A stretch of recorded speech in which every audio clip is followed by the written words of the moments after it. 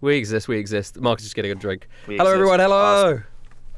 Hello. Do you want to see a seashell from the D&D Pacific finale, Ocean? boys. Oh god, what a fun seashell. What a fun seashell. Yeah, it's a Yeah. seashell. I booped the Pacific Ocean on this side, and then I was in California and I booped it on the other side. So there we go. I've booped the Pacific Ocean. The entire I felt thing. it both times. What? Your boop. I felt it. I'm the Pacific Ocean in this joke. Yeah, nice to meet you, Pacific Ocean. Ah, that's funny. Yeah. Hello everyone. We haven't started the full episode yet. We're just hanging out. This is the Isekai D&D finale. It will be a variable length, so it is just how long it takes to finish, which could be. We just pledged that we're all going to focus for the first time ever in the history of the campaign, and it's going to be a streamlined, efficient. You guys see game. any yen? 45 minutes or less. Let's go. Cool. It could be anywhere between 30 minutes to 8 hours. We don't know. Realistically, it'll probably be around 3. But we'll see. We'll see. I am the son of Satan. I want to watch like the ending of the episode last week. Did Norman go outside or did he close the blinds? I can't remember. No, everyone's gone outside. I made sure everybody went outside. Yeah, everyone went outside. That was a cutscene. Everybody had to go outside. Everybody had left, I think. I know what Anthony's gonna do. I am. Then go back inside. Yeah. So Rustage. Actually, no. Norman might have not gone outside. You're right. I'm gonna watch. Okay. Yeah. Sorry, Tekken. What's up? We're in a city right now, right? Like, yeah, and Palladium is attacking the. Okay, he's kaiju. Yeah. He's quite far away though. Gotcha. He's quite far away. Yeah. I say that. Yeah. He's quite far away. I gotcha. Fuck! I got an ad. An ad. Damn those ads. Okay, actually, I want to mention this for anyone in chat, and I saw a few YouTube comments about this. Anthony also got reverted because even though Wellington made that necklace, it was made with. For it to work as the necklace, it's still made with Vestoria's power, right? Wellington had figured out how to do that. Oh yeah, no. I'm just explaining for people because otherwise it wouldn't have worked in the first place when Wellington made it. Right? He reverse engineered the necklaces, and he. Yeah. He knows. He was a skeleton man. He knows how to make magic necklaces. Yeah. He made it by harnessing a bunch of Vestoria power and put it together. You know. I hope Mr. Wellington. We exist, by the way, Mark. Welcome back. He ended up in the world. Mr. Wellington died. Yeah, wherever he's at now in the world, I'm sure his soul went somewhere. I'm sure he's okay. Hell. I hope he's okay. Hell. He's Jack the Ripper. Anthony never knew that. I think he did. I think he was there for the reveal. It was the first thing you knew about him. That was like ground zero. Everyone else was like, this is a skeleton guy. And then they discovered... First things first, you knew he was Jack the Ripper. Well, you know, it's like maybe Anthony doesn't know much about Victorian history in London. I don't know. He redeemed. I think he redeemed himself in the world of Historia. I don't think he redeemed himself on Earth. Oh no, he's a fucking psychopath. He killed 5 women. Yeah. Yeah. Well, you know, so have you guys. Oh, I've killed more than 5. Yeah. Yeah. Yeah. Put some respect on my name.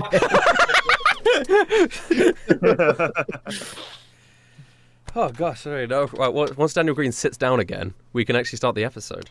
Yeah.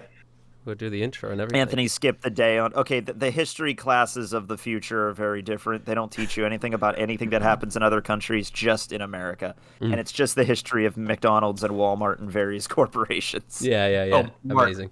You weren't here for this. We have agreed that this is going to be a super focused, lean episode. The first ever episode of Isekai D&D where we don't fuck around. So let's lock it in. Okay, all right. Let's begin. Let's start. All right, confirmed Rustage though before we start. I just started. I didn't. Oh. Oh no! Do it! I'll just have to edit it out. I was just saying. Edit it out. We all witnessed this. We all witnessed the city. We didn't all actually go outside. Like Norman just opened his blinds. Yeah. Okay. Norman didn't go outside, but everybody else did. All right. Yeah. Because okay. All right. Hello, everyone. Welcome to the finale of Isekai Dungeons and Dragons, the final episode. This is where it all ends. For better or for worse, this is the... I've dropped my pen. This is the final everything. We got nipples from Daniel Green. We've got... everyone's here. This episode will be as long as it needs to be. We're going to go until it's finished, which means that it might be longer than 2 hours. It might be shorter than 2 hours. This episode will finish with the series ending or with everybody dying. That is also the end. That is also an end. Is there any other possibility? Could some of us die and some of us live? Well, then that would be the series ending, right? Like if some of you may die, some of you may die. And your characters Some of too. you may die. But that is a sacrifice I'm willing to make. That's a sacrifice we are willing to make. As the DM. All right. Let's kick it off with that clip show of the remaining 59 episodes. Zane, cue it up. Rippa, cue it up. Let's have the montage. Here we It's just go. like really sad music in the background and like clips of you guys talking.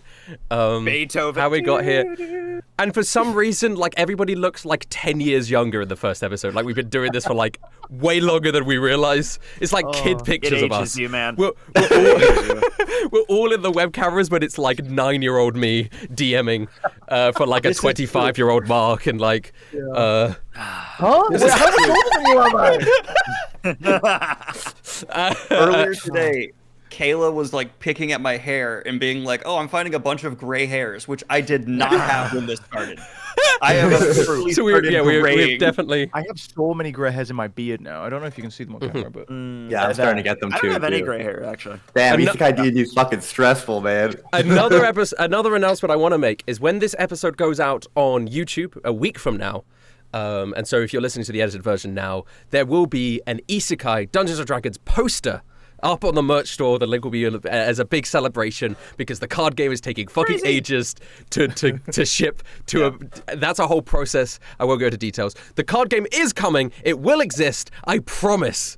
It's just taking time. It's so fun. It's so fun. Please wait for it. This process has been way more complicated. I didn't know there was going to be a poster. This is news for me. Yeah. Can we make the final announcement? What's the final announcement? We're also launching Isekai Coin, which if you want to invest in No! What about the Isekai D&D anime? That got greenlit. What are you doing that? Oh, that would be a good anime, though. I'm not even going to lie. It would be good. Yeah. We'd have to get... We'd have to get the rights to, like, cast Jesus. as Cody, Schwabity got cast as Old Tony, Daniel got cast as Norman, and Briggs got cast as the Shark for some reason. Just That's like just how the which casting character? ended up working. Which of the 4 characters genuinely do you think that you could play in like a live action adaptation? If you had to do a movie, which character... Actually, Briggs is Cody, Which character The Shark would be so much fun. The Shark would be so much fun. Teching. Which character in all of the Isekai universe, like any of the NPCs included, do you think you could play the best in a play or film? Oh, in a play or film? Just like act it. Yeah, any of the mediums. Any character. Mark, what do you think? Like, I got to think about that. Holy shit. Question for everybody. I think the worst part is I would maybe Jimmy. No, he's not an Isekai, but I read Isekai. Oh, I think any of them. I would like to play Rippa. I would like to like. I like Rippa. You could do Rippa. Yeah. For sure. Gosh. It's difficult, right? I think you could do Hops, Mark, actually. I think you could do Hops really well. I could do a decent or Cube Man. I want to do Cube Man. I would be a phenomenal Shakespeare. Be huh? I'd be a phenomenal Shakespeare. I would love for that to be the full cycle.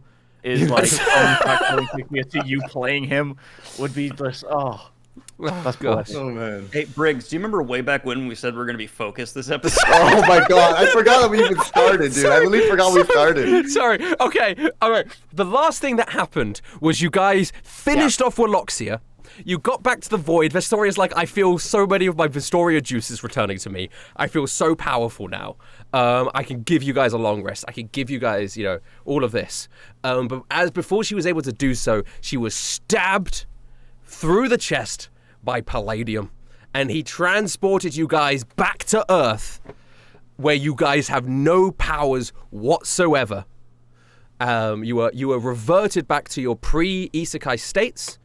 It is a reversion, not like a time travel thing. So, you still missing your arm. Cody, you're still bald, the shark. you still have all of that, but is your pre-Isekai states on Earth, and you've just opened your doors, opened your windows to see a giant kaiju-esque Palladium destroying this city that you guys are all in at the moment. I think Cody and Anthony had both come out together. I think the shark, you can see them, but you haven't approached them yet. And Norman, you're still in your room. I do want Zane will edit this out as well, but I do need an initiative roll for Norman. No, not for Norman. For the shark and Anthony, because we are in combat order now. Because Palladium, I'll say that, but Palladium has seen you two. Give me the initiative roll, and then I'll 3 blocks away. How am I supposed to combat? Like, yeah, I can't. Oh, I have a gun. Okay, I do have a gun. You do have a gun. You do have a gun. Mm-hmm. You do have a gun. That just gave me an My idea. character sheet is not opening. What the fuck? Great. Also, I am here with Briggs, Norman. Yeah. Let's get to that. Also, I am here with Daniel Green the shark. We might actually hit the 30-minute delay. I am today. here with Schwabany Cody. We might get there. Yeah, I'm here too. And I'm here with Anthony Tekken 101. I forgot to do the introductions. That's so funny. On the final episode, I forgot who you guys were. We did as well. We're just normal guys. You didn't recognize us. You're right, yeah. We're just guys. You're just guys. We're just dudes. You're just dudes. You're just dudes. Teching. Can I call you Tech? You can. Yes. Okay. Okay, do we have the initiatives from you guys? I'm just write down. You guys my are little rolling Okay, in the ass, bro. What is happening? Why is mine so bad? Because you're scared. There's a lot of stuff going on. It's okay. No, I'm brave. And Daniel Green, your initiative piece? Oh, I thought it was time. I apologize. There you go, 17. Cool. Okay. Twice. All right, so we're back. So the initiative has begun because the Palladium sees Cody and Anthony across the city. He spots you, and he is making his way towards you. I will say he's very far away, so he will take some time to get to you. And on his turn, he will be rampaging and making his way towards you. You have time. Bear in mind, you guys... Actually, everybody roll me a d4, and that is the amount of health you guys currently have individually as people. So, Cody, you lift a lot. You have 4 HP. Daniel Green, you're a chain smoker. The shark, you have 1 HP. Anthony, modern technology, good healthy habits, 3 HP. Yeah. And Norman, 3 HP because you're young. There. You know what? It all makes sense. It all makes sense. I made it work. It all makes sense. So that's how much HP you have. I think he would still one-shot any of you in your current form. It doesn't even matter. Yeah, it doesn't even matter. Norman, you're still in your room. What do you want to do?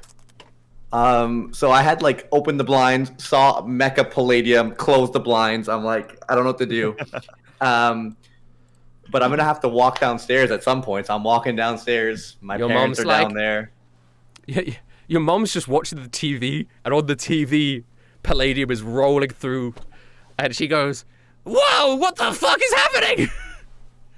Oh, Norman, you finally come down from your room, huh? Yeah, I'm not scared to come downstairs anymore. You're a terrible mother. I walk into the kitchen and I open up the drawer. I see spaghetti. I see blah, blah, blah. And I grab a gun because it's an American-Italian family. What are you... I said your mother goes, "What are you doing, Norman?" I gotta get to work. There's a crazy thing rampaging through the city. Luckily, that's not happening here. It's literally New York. It's literally happening here. So then Norman's just gonna walk outside. Okay. Ned, back here, Norman. and then I guess your father, who doesn't talk, puts a hand on his wife and goes, "He's finally leaving the house. Let him go."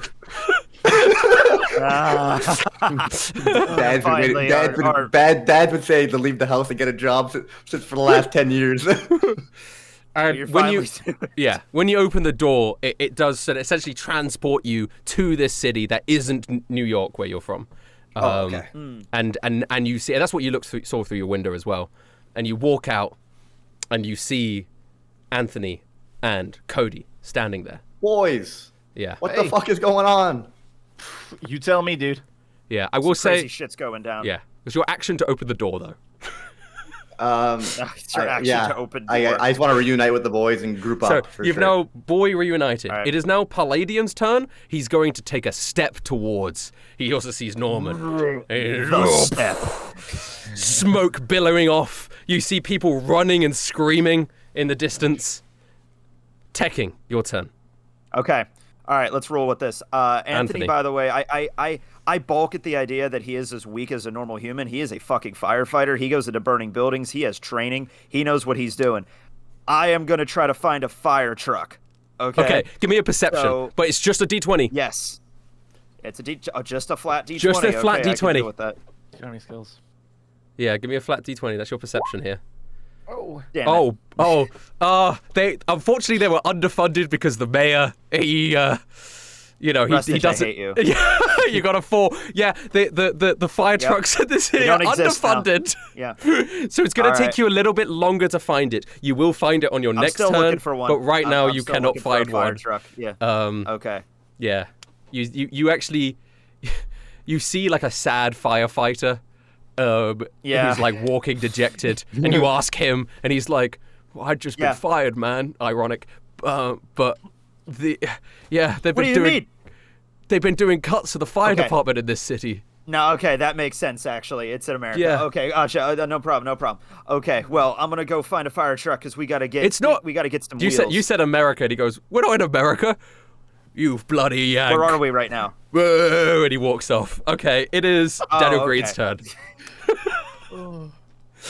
Wilhelm. The way you described it, I am in Chicago for like the block I'm in, and then outside of that, it turns into a different city. Yeah, the moment you leave the alleyway, right, it turns into a different city, and so I wouldn't be able to like call my mafia guys. I wouldn't be able to like do anything. You could try. You have, I mean, I don't know what sort of you don't have a mobile phone. You're from the 1920s. No, I was gonna find a payphone. You could find a payphone. You want to go find a payphone? There's definitely payphones in this city. All right. Yeah, I find a payphone. You rush to a payphone and you start dialing in. No, I stroll to a payphone. You stroll to a payphone. Oh my god! Put shit in my mouth. Sorry, you're right. I mean, Cody, Anthony, Norman, you see the shark leisurely walk, smile his face to a payphone. Oh, do I have any? Norman just face palms. Any quarters or anything? God, you got some 1920s quarters. Okay, I put one in and I call the number for my mafia boss. You call your mafia boss. And a voice on the other end goes, "Hello?" It's a woman's voice. Ooh, I don't feel like this It's an old woman's voice. Oh! It'd be a very old woman's voice. Okay, I say the password to the mafia like headquarters to like get into like the back room. How do you know that password? How did you get this number? Because it's me, Wilhelm the Shark. Now give me the fucking boss. Wilhelm? Father? Is that you? Call him a big gun, but wait. Holy shit. You abandoned your child again. I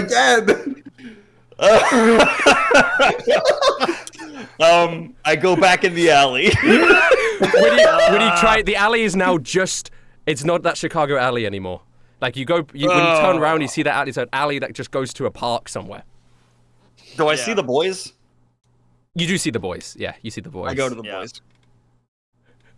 Okay. Wilhelm. Yeah. No, Norman has a gun too. Okay. What's up? Cheers. I may be out of spell slots, but I got these shots. Cheers. You got and options. Cody has his guns. You know, his guns. Sorry, singular. Guns, Singular. Yeah. You still have your arm. Yeah, I'm one-armed. I don't even have Hey, Rustage, did you know that in the future we have laser pulse rifles all strapped to ourselves? Because that's what Anthony has. No, unfortunately, you were spending time with your wife, and I don't think you'd have your laser pulse action. Yeah, I didn't have time. I did not grab a gun. I did not grab a You might actually be in your, like, home pajamas. Yeah, no, I'm not in my pajamas. I'm in jeans and, like, a nice, sensible jacket. Yeah, that's Anthony's casual wear. That's how Anthony watches movies with his wife, is in jeans and a sensible jacket. That's kind of how I watch movies. Oh, yeah, that's fair. You're right. I look at Cody and I go, when did you lose your arm? Am I misremembering, or did the shark not help make my new arm? I think he might have. Yeah. I just sort of like... I definitely like look at him just like, yeah, he's like a little while ago, man, a little while ago. I just want to let you know, in my time period, there was a lot of lead in the paint, and I've learned from Norman that was a bad thing. It's true. Also, it's also been a pretty traumatizing experience, but therapy wasn't developed yet. Probably. I say calling your. I'm pretty sure Anthony also helped make that thing. Yeah, calling your like. Anthony was like your primary one, but it was like a collab. Yeah, it was a collaboration. Calling your daughter, who now runs the mafia organization you used to be a part of, is your action. So Cody, it is now your turn. Shit, man. So when I was in the gym, I like tried to call on like my druidic power, and there was just nothing. Right? Do you still have your protein shake on you, or did you leave it in the gym? I had it on me because I was like looking in it, trying to see if I could get Isekai, so I might still have it on me. Yeah, I don't think I would. You still have it gripped. Okay. Cody, you still have a bond that can transcend dimensions. Call on Little Feather, and summon the entire legion of the bird people. I don't know. I will sort of like I just like look to the sky, and I like raise my hands, and it was like Vestoria. Give me. And a bird like shits on you. Give me a D20. If there's any part of you left up there, anybody out there, please. 15. That's good. That's better than mine. You hear a small voice, very imperceptible, but it's not coming from above. It is coming from below. Ooh, it is coming. You contacted the devil. No, it's imagine. Victoria couldn't be here, but I am. Yeah, Satan comes out the ground. Talking to Satan. No. So it is coming from your protein shake. And when you look inside, it was you could barely see it with just like your passive perception, which would be 10 in this universe. You can't see it. With a 15, you can.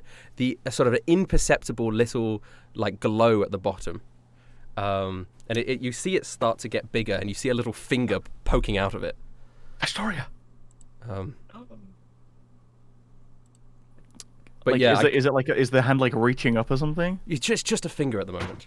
It doesn't look like Vestoria's finger though. Oh. It is Satan. Shit. I like turn the protein shake upside down. I'm like You're just shaking. Unfortunately, dramatically calling into the rain Vestoria's name and looking in your protein bottle is your action. So Norman, it is now your turn again. Guys, we're just normal civilians. I don't know what to do. We need to organize. We need to organize. What are we thinking? I got a finger in my shake. I don't know what that means. I don't know what that means. We're gonna die. Also, that thing is heading straight for us.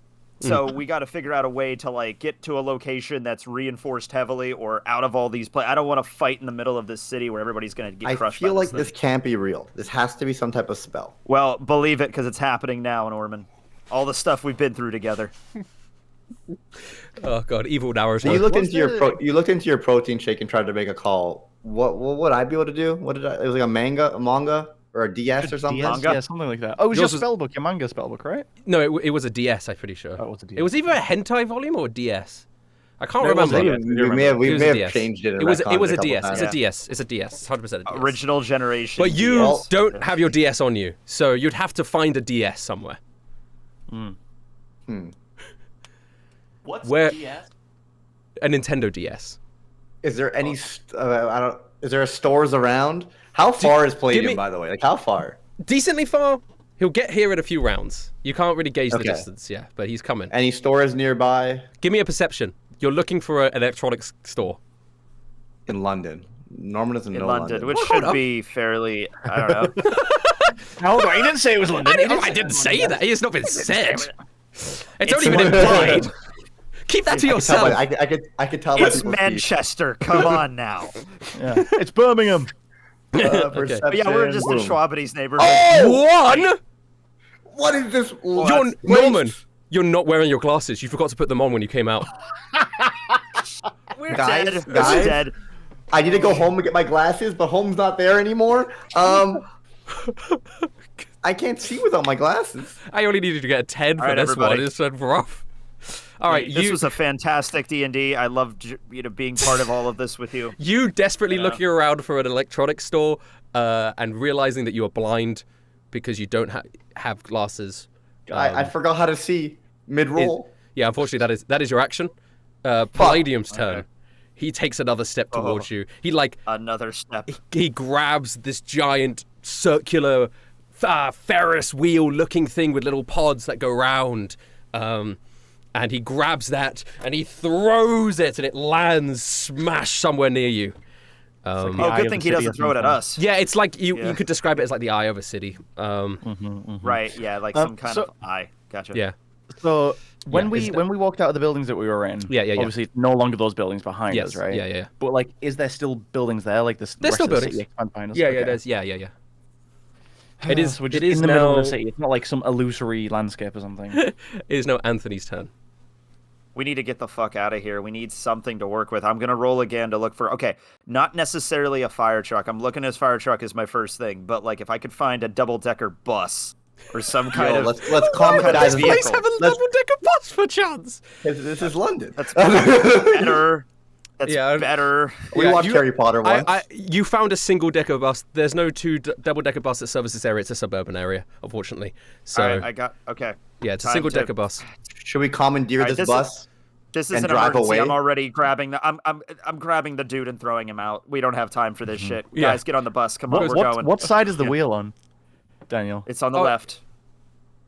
Well, there is no side that the wheel's on in a bus. It's just that's where the wheel is, right? When you enter a bus. Yes. What side of the bus? Right. The right-hand side of the bus. It's not in the fucking center, is it? Yeah. You're right. My bad. It's on the right. Yeah, it's on the right. It's right. It's like the center. Yeah, I mean, all the cars are driving on the left-hand side of the road. Mr. Green, what's up? Yep. The shark's back in Europe. You're really far away from your microphone. Oh, I'm so sorry. You just put it away? He was like, I don't need this anymore. The shark is back in Europe. Does that mean I need to do like a Constitution save or anything? For like, does he realize he's back in Europe? Oh, he's seeing like British shit. Then yeah. Oh no. Oh, is this a Constitution? This is like a traumatic thing, or like the pathogens of Europe are different? Okay. Back in Europe. I was gonna say, does Europe make you sick? Yeah. I don't know. I wasn't sure if this was like shark lore I'd forgotten, where he's like allergic to. All right. Yeah. I guess the shark thinks they're in Europe, so give me a wisdom save, which is just a D20. I don't know why. Wait. What are you trying to do? You're trying to fight back traumatic thoughts, right? Yeah. I don't think that's wisdom. I don't. Well, in D&D, anything mental is wisdom. Yeah. It's not Constitution. I will not fight you on this. You know what? It literally doesn't matter. It's a D20 no matter what. We're arguing over nothing. Literally. Oh my god! Critical fail. Critical fail. I'm sorry. Cody, it's you and me, buddy. Yeah. Norman doesn't have his glasses, and the shark's having a panic attack. The shark is having a panic attack. Norman's just pointing his gun. Norman's on the bus, pointing his gun in different directions, but he doesn't know what he's even doing. So, Tekking, can you give me just you are just a normal guy, and the bus driver is quite strong. So I'm gonna have you do. Can I argue at this point that once again Anthony is a fucking firefighter? Rustage. I agree. They have to be in really good shape. Can I get a +1 to this? Is what I'm arguing. Okay? I was gonna give you advantage. Perfect. I'll take that. Okay. That's what we do in But you never know how strong this bus driver is. You got a 14. This bus driver got a 4. Right. So, yeah, it's just some old bloke. He's like, oh, I love driving buses. Nothing bad ever happens to a man who drives a bus. Oh! I don't like chuck him out the bus, but I do grab him by the scruff of his coat and just pull him forcibly onto the street. Bus. And I'm like, you need to stay here, old man. Get the hell out of here. Not the bus society will hear about this. Wait. Actually, it's a bus. You know what? You can come back on with us, but you have to ride on the bus. Wait, how many people are on this? That's way more dangerous. That's way more dangerous. There is like 5 or 6 people. Some of them are on their phones and they look up and they're like, what the hell is happening? They definitely saw Norman walk in with just a pistol. Guys, Palladium's gonna fucking die. I can't see shit. Okay. One of them is going to call the police. That's fine. And he starts doing it. More help. But as he's calling the police, he goes, what do you mean there's a way bigger emergency right now? And then he looks out the window and goes, oh, fuck. I grab the thing on the bus that you could, like, the intercom system, the radio thing that you could talk to over the entire bus. Okay. And I'm just like, all right, everybody, here's the deal. Giant robots attacking the city. We're the only hope that we have to defeat it. If you want to hang out for this, fine. If not, leave at their back entrance. I don't know what to tell you. We're the only hope? We only have us. Us. Okay, Cody. the shark picks up his gun and starts shooting it, screaming, "Get off the fucking bus!" and pulls the trigger. Okay. Well, a bunch of them. A lot of them are getting off the bus. There's an emergency exit in the back. They can run out that way. There's just a door in the middle of the bus. Don't worry. Yeah, there you go. Yeah, they can get out. Okay. Does anyone stay on? Yeah. Okay. There was 4 of them, right? No, you said 5. I said 5. Plus the bus driver.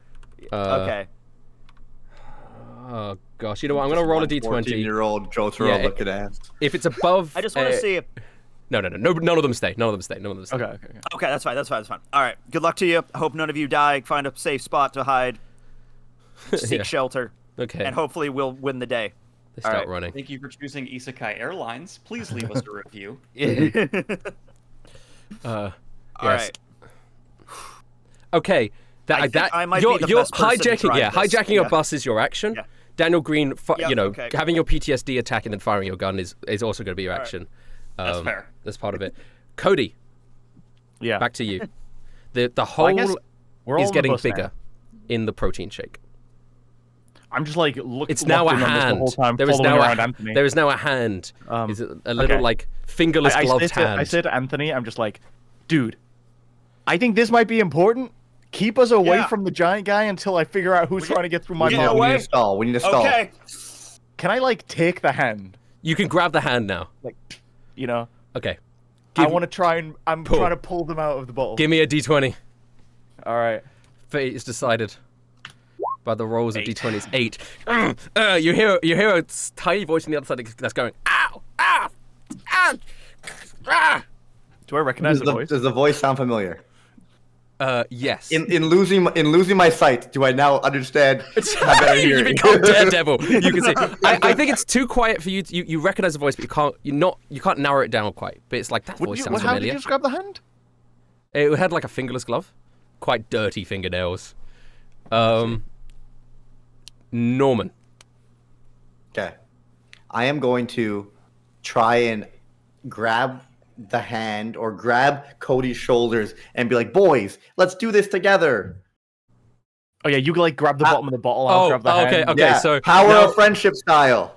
Okay, so Norman, I will let you roll now, but with advantage, because it's like Cody helping. Oh, yeah. A d20? D20 with advantage. Now that I can't see, I've been training with Cody. Yep. 9 with advantage. You have advantage. Go ahead. Second roll. Oh, my bad. 2. Okay. Sorry, Norman. You are unfortunately back to your old ways. So you're just, but you're making progress. You can see the arms coming through a little bit now. The hole is getting bigger. Palladium in the distance is now continuing to walk towards you guys. He picks up a train and hurls it, and it lands like really near your bus. He's got a very good aim. Next to your bus, this guys, train. Why are we not? Are you driving away? What does the train look like? Are we driving away? I'm driving away from the giant. Yes, I'm driving away from the giant. Yeah. I was just saying, Rustage, what does the logo on the train look like? Out of curiosity. You don't recognize it, and it's hard to see because you're driving so fast. By the way, Rustage, if this is a bus that has like the name of this city or the stops would be listed in the bus somewhere. I mean, yeah. The bus. Yeah. So we should. You start seeing a bunch of unfamiliar names pop up on the thing that you don't recognize. Well, wait a minute. Maybe unless this is like a fantasy version, has Anthony ever been to London? I don't know. He might have. Well, you get a history check. Yeah, let's do I recognize any of the names? You recognize history check, baby. Shoreham, that sounds familiar. Okay. I don't know what a 7 is. You don't recognize any of the names. If Anthony's ever been to London before, he's not been to this area. If this is London, hypothetically. It's just none a of us theory. have more than a 10 in so long. Yeah. What are our roles? Yeah, but you are driving the left-hand side of the road. You're going around roundabouts, trying to get away. People are running and screaming. I guess you doing that, unfortunately, might be your action, because you're just spending your whole action, driving a bus. Checking stuff that's like the stuff that would be in a bus, and it would really be nothing. Like, we have probably first aid kits, emergency stuff, but other than that, nothing. There's no gun in here. Yeah. Wilhelm. There might be a fire extinguisher. Yeah. Yeah, Wilhelm. What do you want to do? How bad is my trauma right now? Do you want to give me another d20, like a recovery? Sure. Let's try it. You'll fine now. The moment you were able to fire the gun, you got control back over the situation. It's only traumatic when the shark was screaming and then you shot a gun. He's like, actually, that was really good. Yeah, that was really good. That was the most American moment the shark has had in his entire campaign. Okay. My action, I'm going to be looking around because I was deployed to Europe, and obviously when you're deployed to Europe, you stop in London first to get ready. So I'm going to be familiar with the area, and I'm going to start being like, okay, look around, and what do I roll to see how well I know the area? God, you're comparing 100 years in the future. Yeah. Well, wait a minute. London's been around for a long time. Yeah, fuck you, hypothetically. London. Go ahead. Give me a perception. Still be the Tower Bridge would still be there and stuff like that. Actually, yeah. Give me a perception. Just a d20. You don't have any of your stats. You just roll a d20. It'd be great if he gets a 20 and he knows exactly where we are. Nothing gets changed. Not with the luck we've had now. Oh 19. My God. Wow. Very good. This is a perception check in general, right? So you start zoning in on your surroundings, and you do realize now that you can judge from the signs and stuff that you must be in some sort of suburban area of London. What? I know. What? And first person to realize it. But it looks so much it looks very modern. Also, you can now hear a little voice coming from your pocket. Yeah, that's normal for me. I'm going to go ahead and try and remember, can I remember how to get to where the soldiers were stationed and, the weapons depot and, all the stuff so we can gear up? The armory? Yeah, the armory. You're going to try and find the armory near here. Yeah, I'm going to direct teching towards the armory. I'm going to say, I know where an armory is. Let's go to the armory. All right, yeah, we're okay, he's going to start putting you in that general direction. God, I don't know if the World War I armories are quite. They're museums now, is what they'll be. So you're heading towards a World War I. I know how to use armory museum. I'll say that recalling that this is London and directing yourself to a museum is your action. Cody, it's back to you. That's fair. I'm yanking an arm. You have advantage because Norman is helping you. Yank that arm. And the DC is getting lower. Yes. 13. Not bad. Finally, the hole opens up, and you drag this man through your protein shake. He sort of comes out, and you recognize him as Ripper. You're Ripper! Oh! And he's like, what the fuck is going on? Lens in my arms. I'm like, Ripper! It's good to see you, buddy! There was the fountain was acting up. Things were going crazy. I just point out the window. What the fuck is that? Palladium. What the hell, buddy? I will say, it is Ripper, but you'll notice that it's almost like there's a little bit of glow coming off him, like a wisp. Oh. And the wisp Heavenly Ripper. Yeah, the wisp is making a little bit of a noise. What's the noise? you take a closer listen, and it sounds like a voice, like a woman's voice. Ripper, I think you have Vestoria on you. Oh, get it off! Fuck, get it off! No, it's a good thing. Yeah. Embrace it. You hear the voice that says, I'm still here. Like that. I'm not dead. I'm still here. It's like that. Okay. That's quite creepy. It came off creepier than I expected it to be. It was a Yeah, little that was kind of like that. I want to know, outside the game, that whispering in my ear, these are good headphones. I heard that very intimately. Like, that was, I did too. Yeah. Did you get the ASMR tingle? Be honest. Yeah. Yeah. Okay, I need to take this fucking jacket off. I'm getting hot. It's getting too hot. The action is too intense. Oh, Rustage, take it off, Rustage. It's getting hot up in here in the Isekai finale. Yeah. Okay, so the you hear that little voice, but unfortunately, pulling Ripper into this world and hearing the fractured voice of Vestoria is your action. So Norman, it's back to you. And I also hear the fractured voice since I helped. Yeah, because you're close. But the other two don't, because they're driving a bus. First of all, Ripper, that's Mecha God. You're gonna have to kill him today. I'm a secretary at worst and the CEO of a mega corporation at best. I don't have any fighting prowess. You guys put me to sleep the first time you saw me by chanting some weird words. I believe Ripper, you could do. You're you probably could do the strongest one of us right now. If you can put your mind to it, you can figure it out. I believe it. There is a new invention I've been working on. Ooh. What invention? Is it gonna kill a giant robot thing? No, probably not. I have an invention for you. America, here's a gun. He grabs the gun. Okay. Ooh, I like this. He fires a shot out the window, and for some reason somebody's graffitied a bullseye on a wall somewhere, and it hits the center of the bullseye as you speed past. Can I try and talk to Vestoria? Yeah. Or say something? Yeah, what do you want to say? I'm going to say, Vestoria, we don't know what's going on. Is there anything you could do to help us here? I don't know. We're just normal people. We have no powers. You've got to find your tether to this world. There's a little piece of me in all of my creations. If you can bring them back here. I got it. We got to connect you like Exodia. Figured it out.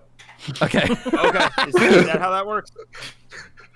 Okay. Okay, guys. Anthony. Tony, R.I.P. Yeah. My goat. Yeah. Where are we going? We got to go to a Best Buy. We got to go to a Best Buy. There aren't any Best Buys.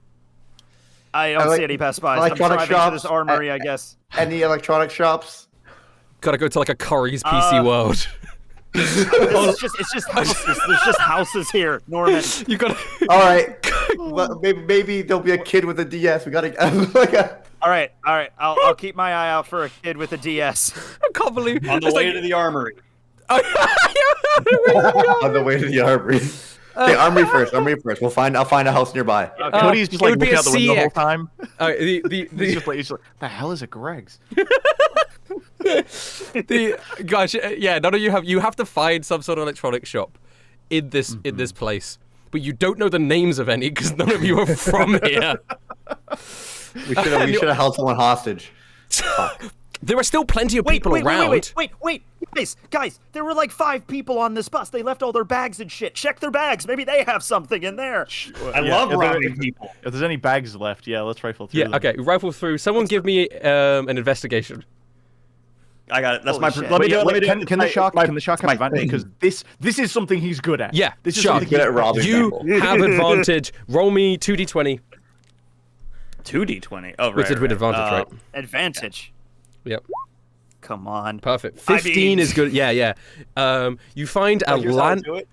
I just start dumping the bags on the floor. Yeah. That's how you gotta do it. You're rooting through. You do not find a Nintendo DS, but you do find a lanyard from one of the people in there, and it has a thing that says CEX on it, and it says Game Store underneath it, or like used game store.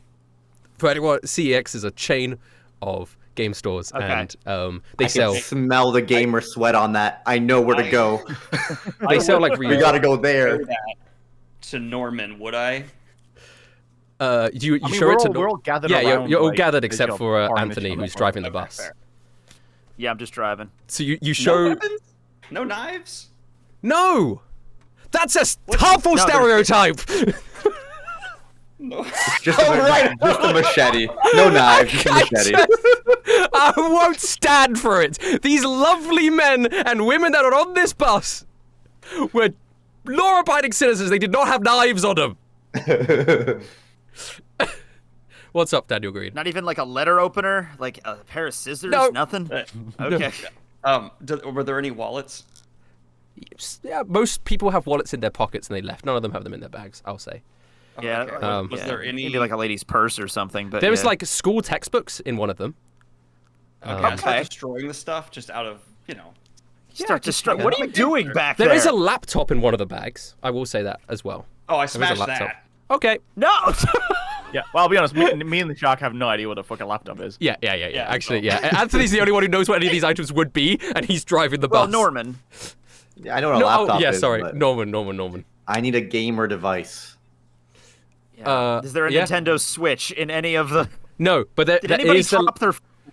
I'm telling you, there's a lanyard of a store that sells gaming devices. Yes. All right. If I see one, I'll stop. But other than that, I don't know. Okay. If you see a CEX, stop at one. We can also I need a D20 perception from Anthony now, as you're looking for a CEX. That's technically Norman's turn. There we go. That's 18. You find a CEX. It's there. There's a CEX. That guy must have been on his. That guy must have been on his way to work. It's right here. Yeah. Oh yeah, it would be. It's on the bus route. It's Ripper, Shark. We're gonna rob this store. Let's go. Bring the gun. Yeah. Oh wait, you Tokyo fucking drift the bus and stop outside the CEX. The doors swing open. You guys come out with guns, and the people at the CEX are like, "Oh fuck." You bust down the door with the guns toted. I need a DS right now or a Nintendo related product. Just a Nintendo DS. Please. And the guy behind. What model? Norman, does it have to be a particular model? Norman. Yeah. Norman. Very well done. I love the energy. I love that you came in with initiative. I feel like you took control of the room. Normally, I would give you all the credit, but you never say just that, okay? First of all, open the register. We might need money later. We might need money. Open the register. You're so right. He's like, hey man, I just, we don't make a lot of money at the CEX, to be honest. You can take my money, take my wallet, just don't kill me. I'm not going to steal from a poor minimum wage worker. I'm going to steal from a corporation, okay? Open the register or I will, I'm going to shoot him in the knee as a warning. I shoot him in the knee. Rusty, how far away is Palladium? Look out the window, he's getting closer. He is getting closer. Oh god. Maybe like a round or two. Guys, make this shit quick. If you want your other knee to stay intact, open the register. I'll roll intimidation. Okay, he opens the register. You don't need it. There we go. It's the most intimidating thing he's ever seen in his life. All right, take the cash. You take the cash. There is a Nintendo. Armed robberies don't really happen in London too much, do they? No. Yeah. There is a cabinet full of DSs and GameCubes and like other pre-owned consoles. Oh my god! Let's just throw GameCubes at Palladium as our. They won't break. I grab one of the DSs. Does anything happen when I hold it in my hands? You hold it. Do you open it or do you? Oh, I definitely flip it open. You flip it open and you see a small little glowy thing, and you see like almost like a little mushroom growing out of it. A mushroom? Can I try and like? I don't know if it's my turn. Whose turn it is? We are actually on Cody, but it's going to go back round to you because that was robbing the store and intimidating the guy was the shark. If Cody wants to do anything, otherwise it will go straight to you. Cody, you want to do anything? All I'm gonna do is those guys like robbing the store. I didn't jump in and rob the store as well. Yeah. Me and Anthony are still on the bus, and I just turned to Anthony. I'm like, I'm still on the bus because like I don't need anything at an electronics store. Yeah. I think we should go to a church. Okay. What I don't know what if you think that's a good idea. I mean, honestly, Shark saying the armory thing, I wasn't really sure the armory was going to pan out, but a church, we could find a church. Yeah. What if we can summon Jesus? Oh shit, that's a good idea.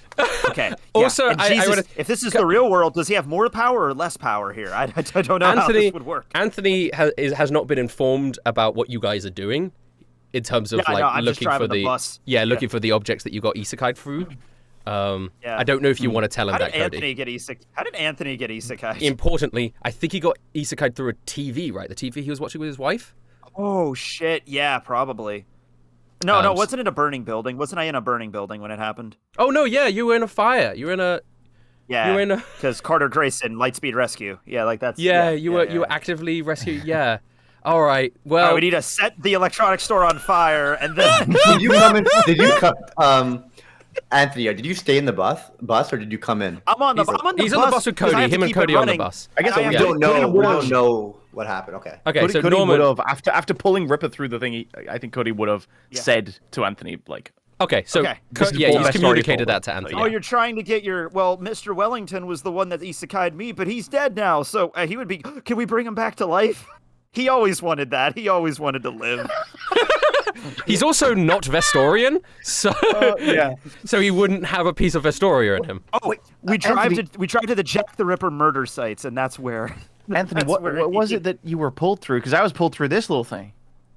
I was in a burning building when it happened. I knocked down a door, and all of a sudden, I was in Mr. Wellington's volcano hideout. Huh. Maybe we just need a door. Maybe. A flaming door? Probably. That sounds cool. All right, try that. Yeah. Norman, it's your turn now. Norman's a little mushroom coming out of his DS, and he's gonna be like, "Is that a button?" And I click it, pull it, try to hit like some cheat codes. Roll 20. 4. Up, you down, can't down. quite get it out yet. You can't get it, but the hole is getting bigger, and you can return to the bus now if you want to. Now that you've got money and a Nintendo DS. Hell yeah! Good job, Shark. Get back on the bus. I love you, bro. Love you too. That's not Norman's voice. That is not Norman's voice at all. He's gone through puberty again since coming back. Yeah. Palladium is getting frightfully close now. Yeah. Oh, that's scary, guys. We got to get moving. I don't care about the door. We don't have time to set a door on fire. We got to get moving. I think that's what we have to do. Wait. Okay. I see Norman's DS with the mushroom through it. I'm like, yeah. Look, see, it's working. There's a puzzle. Yeah. If this is a puzzle and you think that's right, okay. Shark. Cody, Shark, help me light this door on fire. All right. I do it. How was Shark isekai'd is what I want to know. Through a wallet. Through a wallet.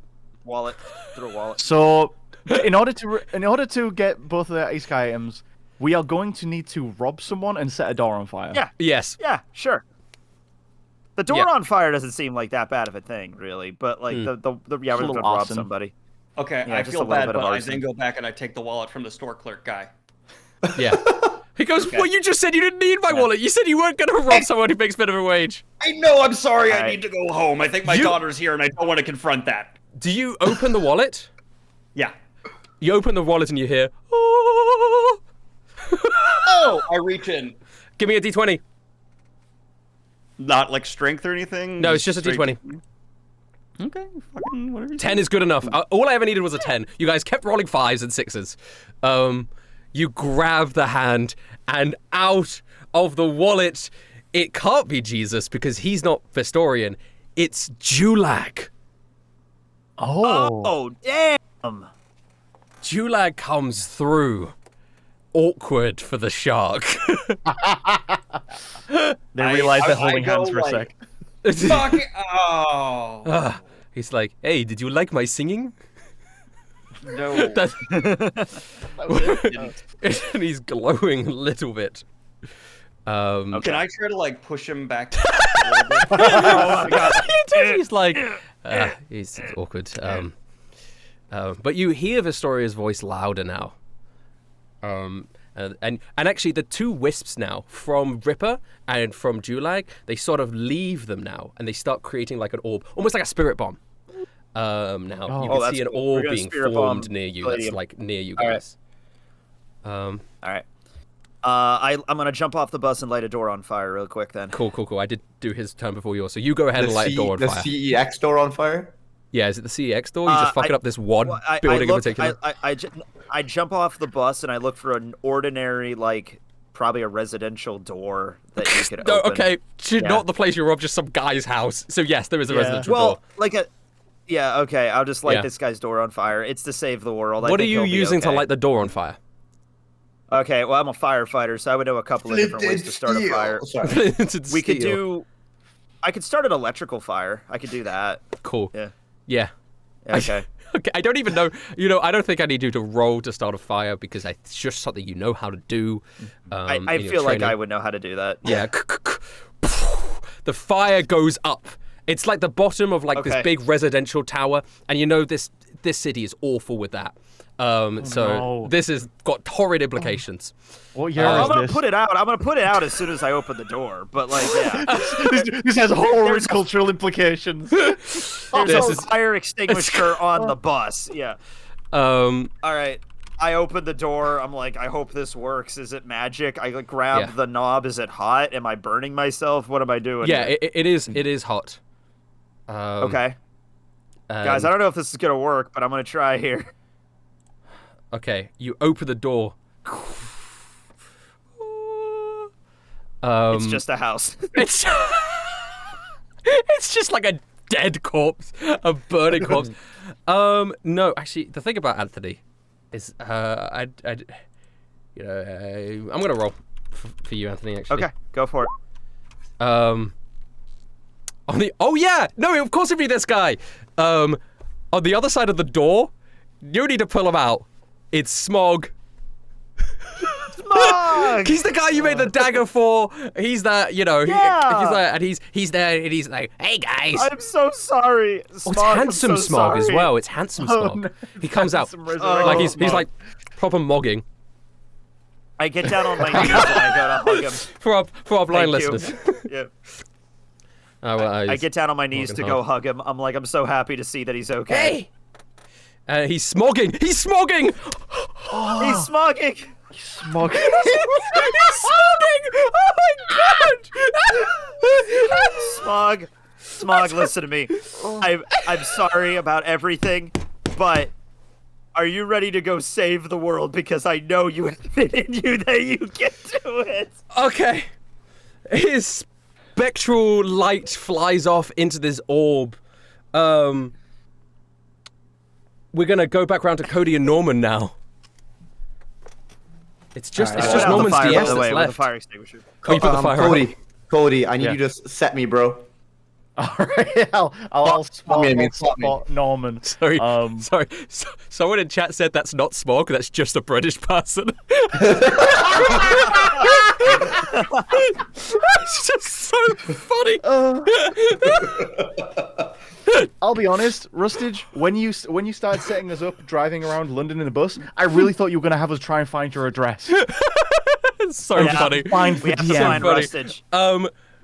Norman. Yeah. Cody. I don't know how I'm gonna help here. Is it enough for us to both get our hands on it, or can we do a similar thing where I just hold the DS? I think you could do a similar thing where you hold the DS. All right. Okay. You just gotta D20 with advantage. 13. That is good enough. As you drag Sir Button free from the Nintendo DS, and he looks really like pixelated, like he's a game character, and then he gets unpixelated as he comes out. Button. He is. I have been called. Weird rifts started appearing on the fountain, and I heard your voices, and I needed to come and help. We must reunite to save the world one last time. Yep. And his energy goes out now.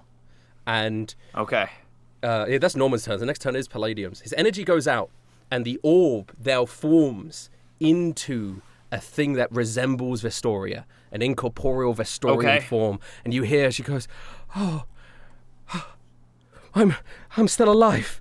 I'm still alive." And she looks over at the wreckage in front of her. Oh God! And Palladium is like so close. I mean, he's gonna get there on his round. Standing come on, guys, behind. We got it. Come on. And she goes, "He's behind me, isn't he?" The bus. I got it. Not again. Let's get out of here. Everybody's on the bus. Astoria, can you get us out of here or give us all I could do better than that. She puts her hands out and she Vestoria restores your powers back from you. The power seeping out from her body. as you guys return to your Vestorian forms in this world. You are all not only back to your original selves, but you have leveled up and long rested. Ooh. Oh, thank God. It's time for final boss. So you're all level 14, long rested. And now Palladium crashes through the buildings. And I will now transfer you to a battle map. Thank you. All right. As the battle now begins proper, holy shit. That was really close. I didn't think you guys were going to roll so many terrible rolls on trying to get these guys out of the devices. You always have to expect that, Rustage. Okay, all right. I'm going to write down. Zane's going to cut this out as I set this up because I got to get the people you got over. Battle of London. Huge. Yeah. I will say this battle map does not resemble London. It's just the biggest city battle map I could find. That's just for you guys. It doesn't matter. This is all happening in our heads anyway. Okay. Where the fuck is... I would love it if we go to Rustage's house. We go to Rustage's house to try to find him, and it's just his brother there instead, or his mom, and it's just like, oh, okay, well, I mean, you're just... Like, oh, yeah, he's on vacation right now. So we got Ripper, Julag, Button, and... Oh, what is Ripper gonna do? Wait, who's the last one? Oh, Smog. Oh my God, what a cavalcade of characters. What a cacophony of characters. Okay, let's bring them in. And then let's bring you guys over. Yeah, Ripper, don't worry, Ripper's editing Ripper this. with gun. Do you guys want to say anything exclusive for the stream so that they get this is the exclusive? This has been an honor being part of this D&D crew with you guys. Fantastic. Oh yeah, dude. Yeah. Oh my God, I can't believe we're at the end. So many memories. I don't remember believe that time we. I think that's a lie. We're gonna come to the end of this. Yeah. It's just gonna be like, and then you're isekai'd to Riverdale or something. Yeah. Okay. Get isekai to the One Piece world, and you just do a big crossover episode. Whoa, he's big. Yeah, Palladium is huge. Okay. Oh, Vestoria is big too, though, so we're good. All right. Let me put your actual turns on this. Oh, I gotta do that as well. That's the other thing. And I gotta roll initiative. You know, I'm gonna roll an NPC initiative. This is first wave of NPC initiative as well. I apologize, everyone at home. Do you want us to do our initiatives again? No, I'm just gonna enter them in because it's the same initiatives. Perfect. That's great because I get a 20. That's awesome. Okay, we have to use the same initiatives. Yeah, unfortunately. One hell of a campaign. Yeah. Ripper's 4. Oh no. Control you. Yeah, Ripper's gonna be everyone for the moment. This first wave. So, 21 for Palladium. Norman was 25. Anthony was 20. Wilhelm is for this 17. Final battle. Please cue up everybody's favorite boss music in the background. Whatever you guys like to. I prefer Persona 3 when they fight against. Okay. We're back. Okay. So here we go. So. She goes, he's behind me, isn't he? And he storms in, destroying the cityscape around you. Everybody's deserted now. The CEX guy has fainted.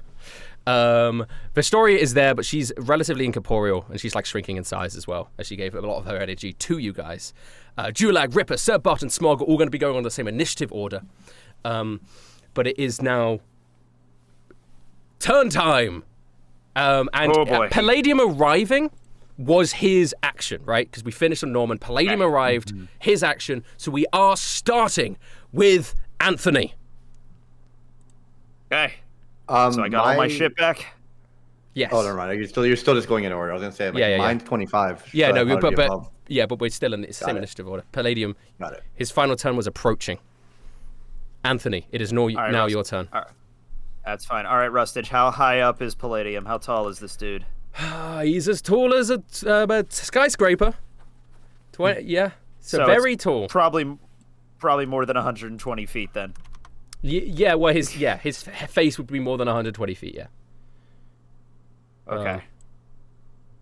Okay. This is what I'm gonna. Oh man, this is all my spells have. Okay, you know what? I'm casting Fly on myself, and I'm gonna start just flying as fast as I can. Can I cast Fly on the entire? Are we still in the bus, or I guess we're outside the bus now? Yeah, well, there is a bus. You're outside the bus, but there is a bus. But do you want to all get in the bus and cast Fly on the bus? I was gonna say that would be cool. Yeah, you guys should be grouped closer together as well. Not everybody has to get in the bus. That might not be a good idea, but I'm gonna do that. I'm an artificer. I'm getting a flying magic bus. Let's do it. Fuck yeah. Yeah. All right. Okay. I cast fly on the bus, and I can you do it on an inanimate object? I'm gonna let you. Just this once. I know. You can now. I'm gonna let you this one. I'm gonna let you cast fly on the bus. You get in the bus. You cast fly. Right. Miss Frizzle mode activated. Let's go. That is your action. Driving the bus into the sky. All right. Yep, yeah. That'll be my turn. I'll take that. Okay. Yep. This Wilhelm. Are you gonna get on this bus? Oh yeah. Okay, Wilhelm. You get on the bus. Yeah. Next stop, Palladium's fat fucking face. Okay, let's go. Wait, do we get all of our equipment back too? That wasn't specified. We got everything back, right? Everything back. Yeah. Your entire appearances. Yes. I'm an artificer. I made a magic flying bus. Yes. Okay. But your pistol is simply an improvised weapon in this case to make things easier.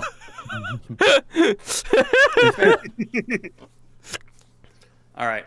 Yeah, let's drive. I can't really do anything at this distance. No, you're quite far away. Well, you can shoot from the bus. I'll let you shoot from the bus. Yeah. You said we're like 40 blocks. That's way too far for a pistol.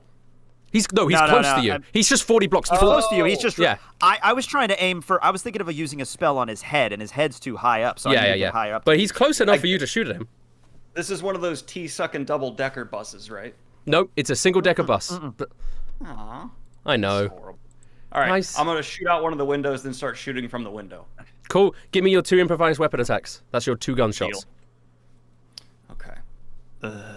So you stop blasting at Palladium from there. You don't. Oh wait, I shouldn't have done advantage. I'm so sorry. Doesn't matter. You don't hit him. Your bullets deflect off his paladin armor. Bing, bing. Oh, okay. This guy's really hard to hit, huh?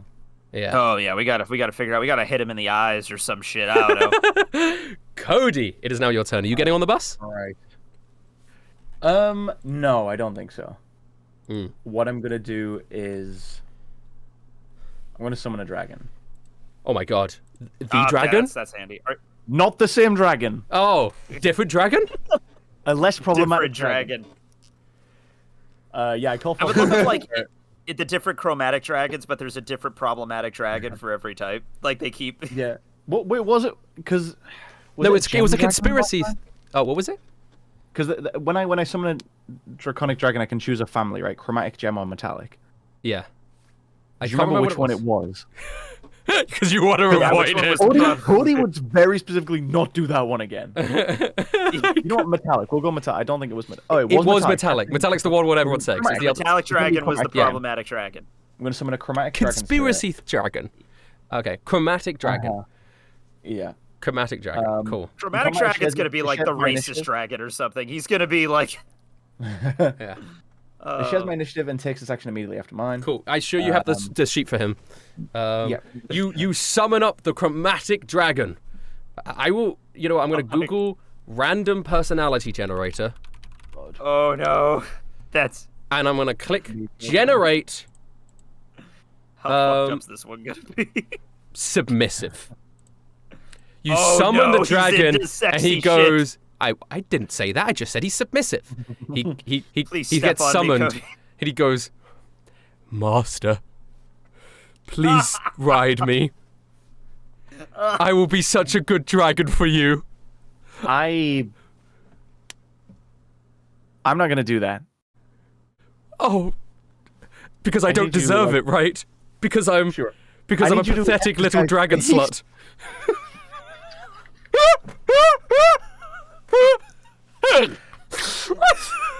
Maybe I don't summon the dragon.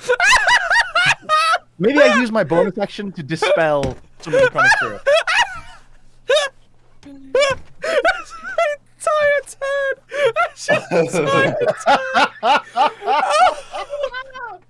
No, okay.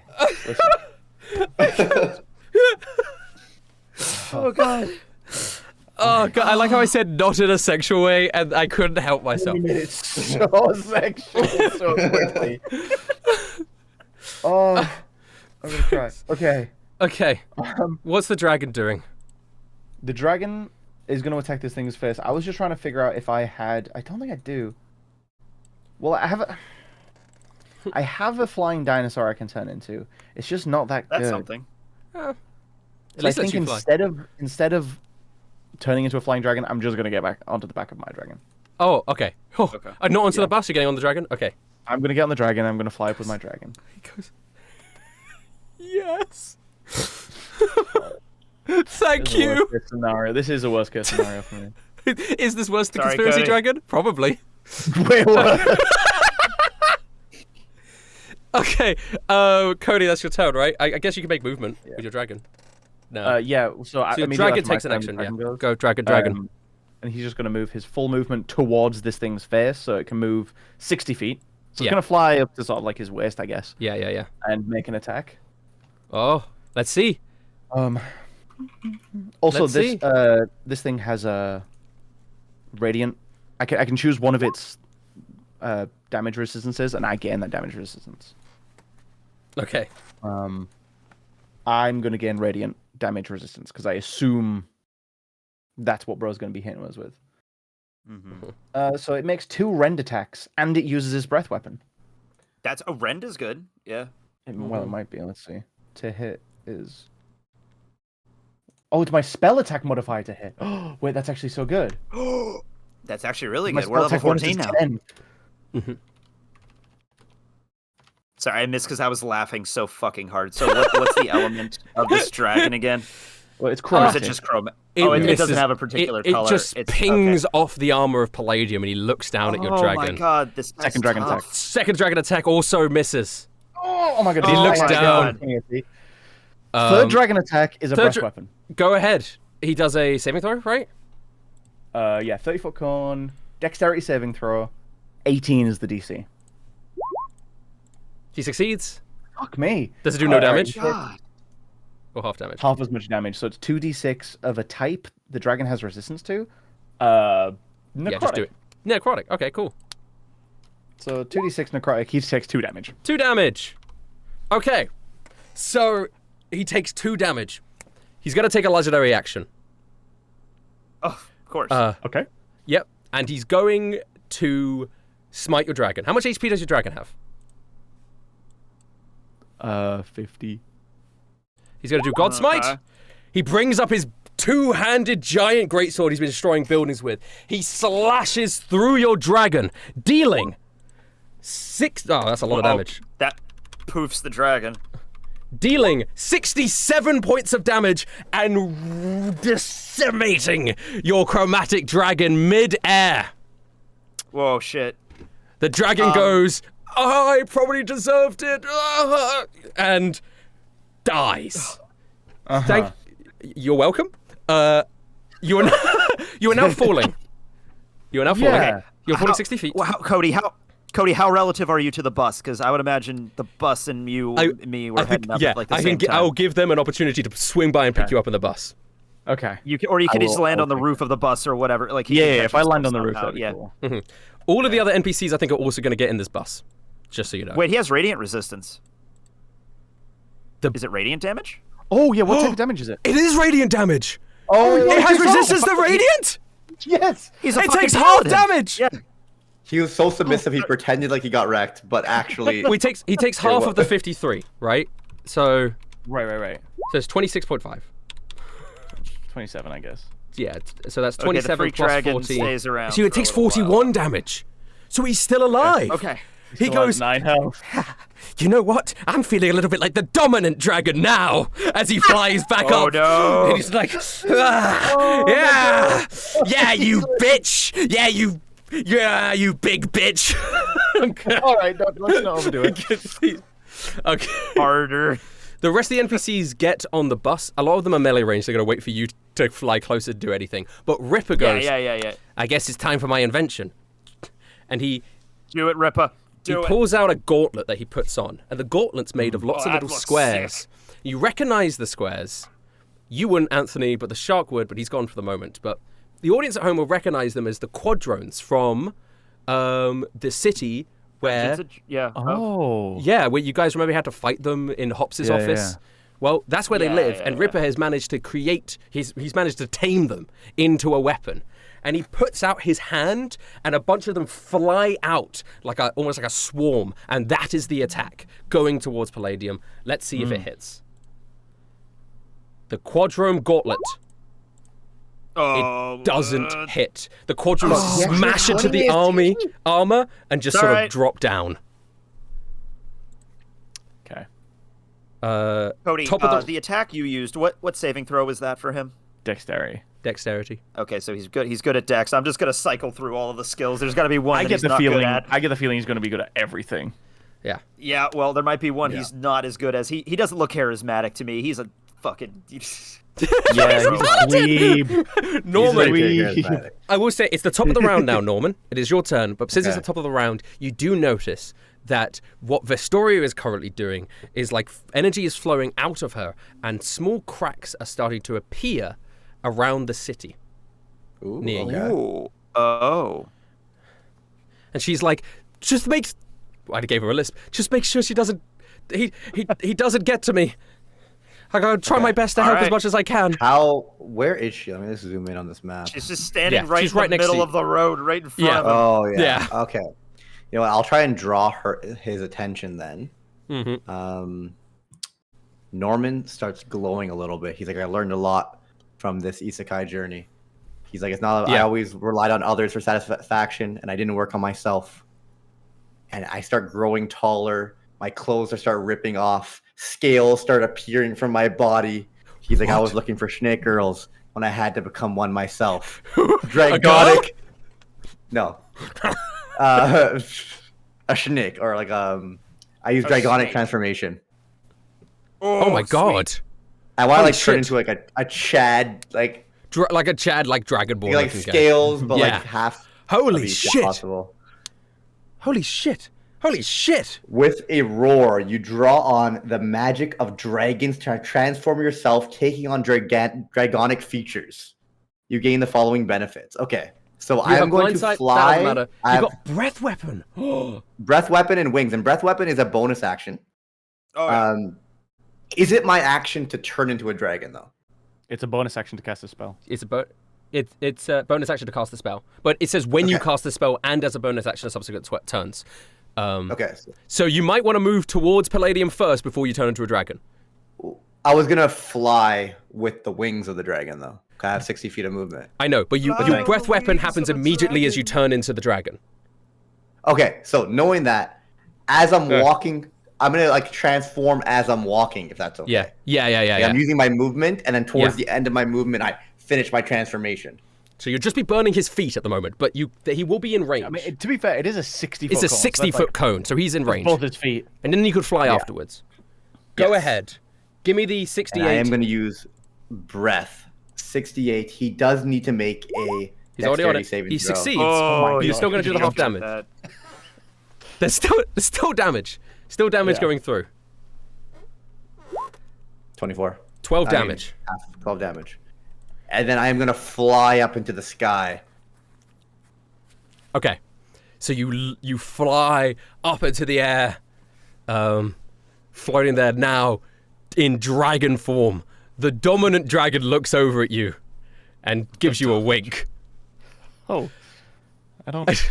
Norman says... No, Norman's voice changes. He's just like, go back to being submissive. and he does immediately.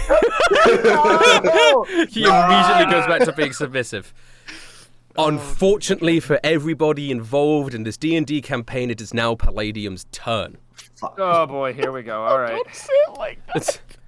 And all right. He's got attacks aplenty. Submissive dragon is probably going to die here. That's the first attack's going to go on. He's up. Unfinished business. 18 misses. 18 misses.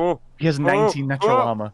Wow! Dominant the dragon! sword Dominant swipes dragon! past. He goes dominant again. I'm the switch dragon.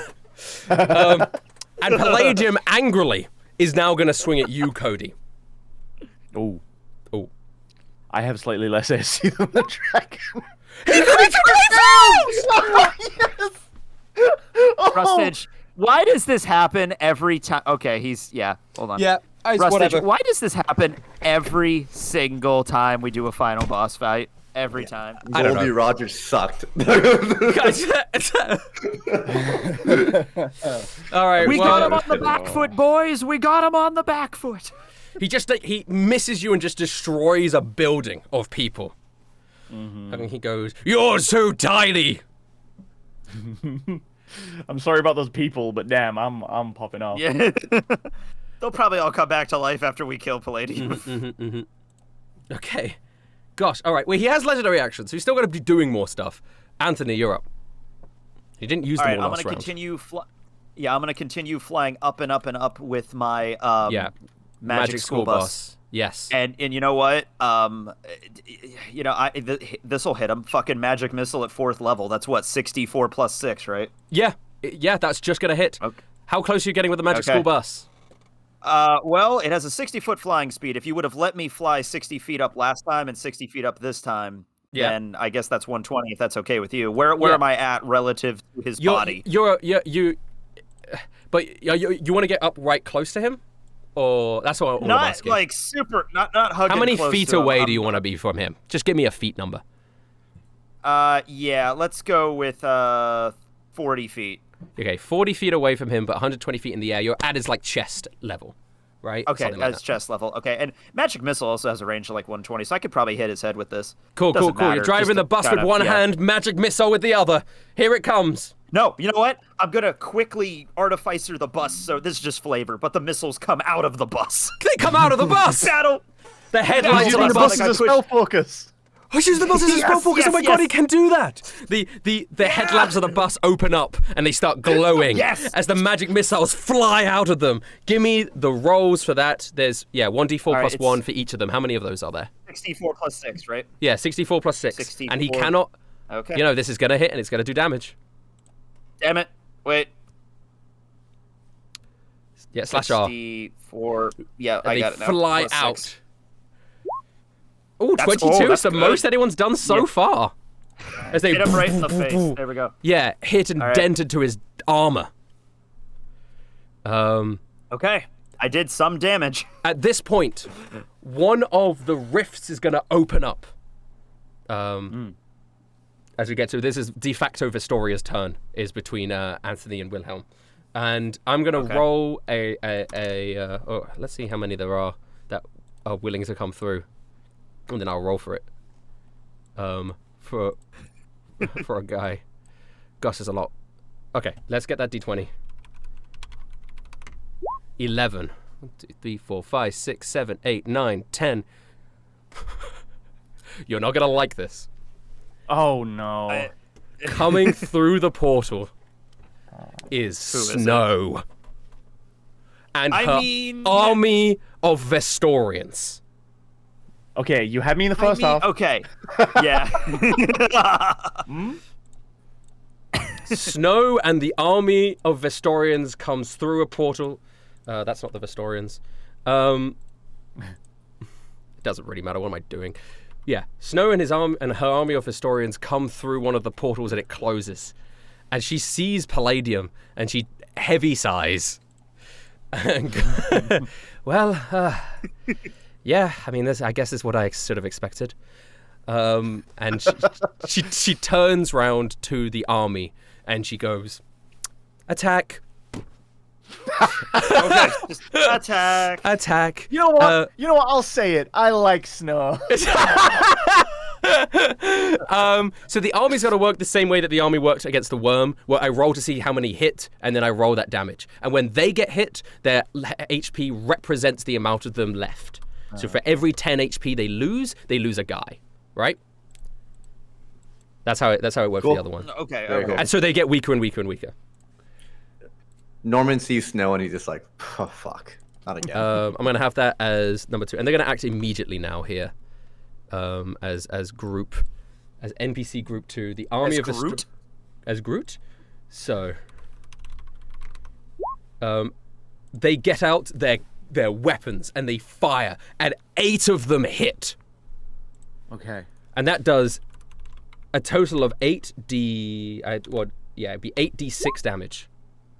Damn. 29 damage as the army of Vestoria fires off bows and arrows and other things, and they fly through the air and hit like a barrage of force onto Palladium.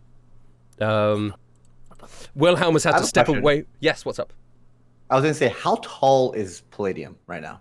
He's tall. He's skyscraper size. I flew 60 feet up into the air. So you're like at groin stomach height. Okay. Yeah. Okay. I'm 120 feet up, and what you said, his chest. Yeah, it's sort of chest, roughly. You want to say like another 60 feet up, so like 180 feet is his head. Mm-hmm. Okay. Eventually, I want to get above him. I want to have an idea. Let's say he's 200 feet tall. Okay. 200 feet tall. Okay. Cool. Let's just make it simple. Okay. Yeah. Got it. All right.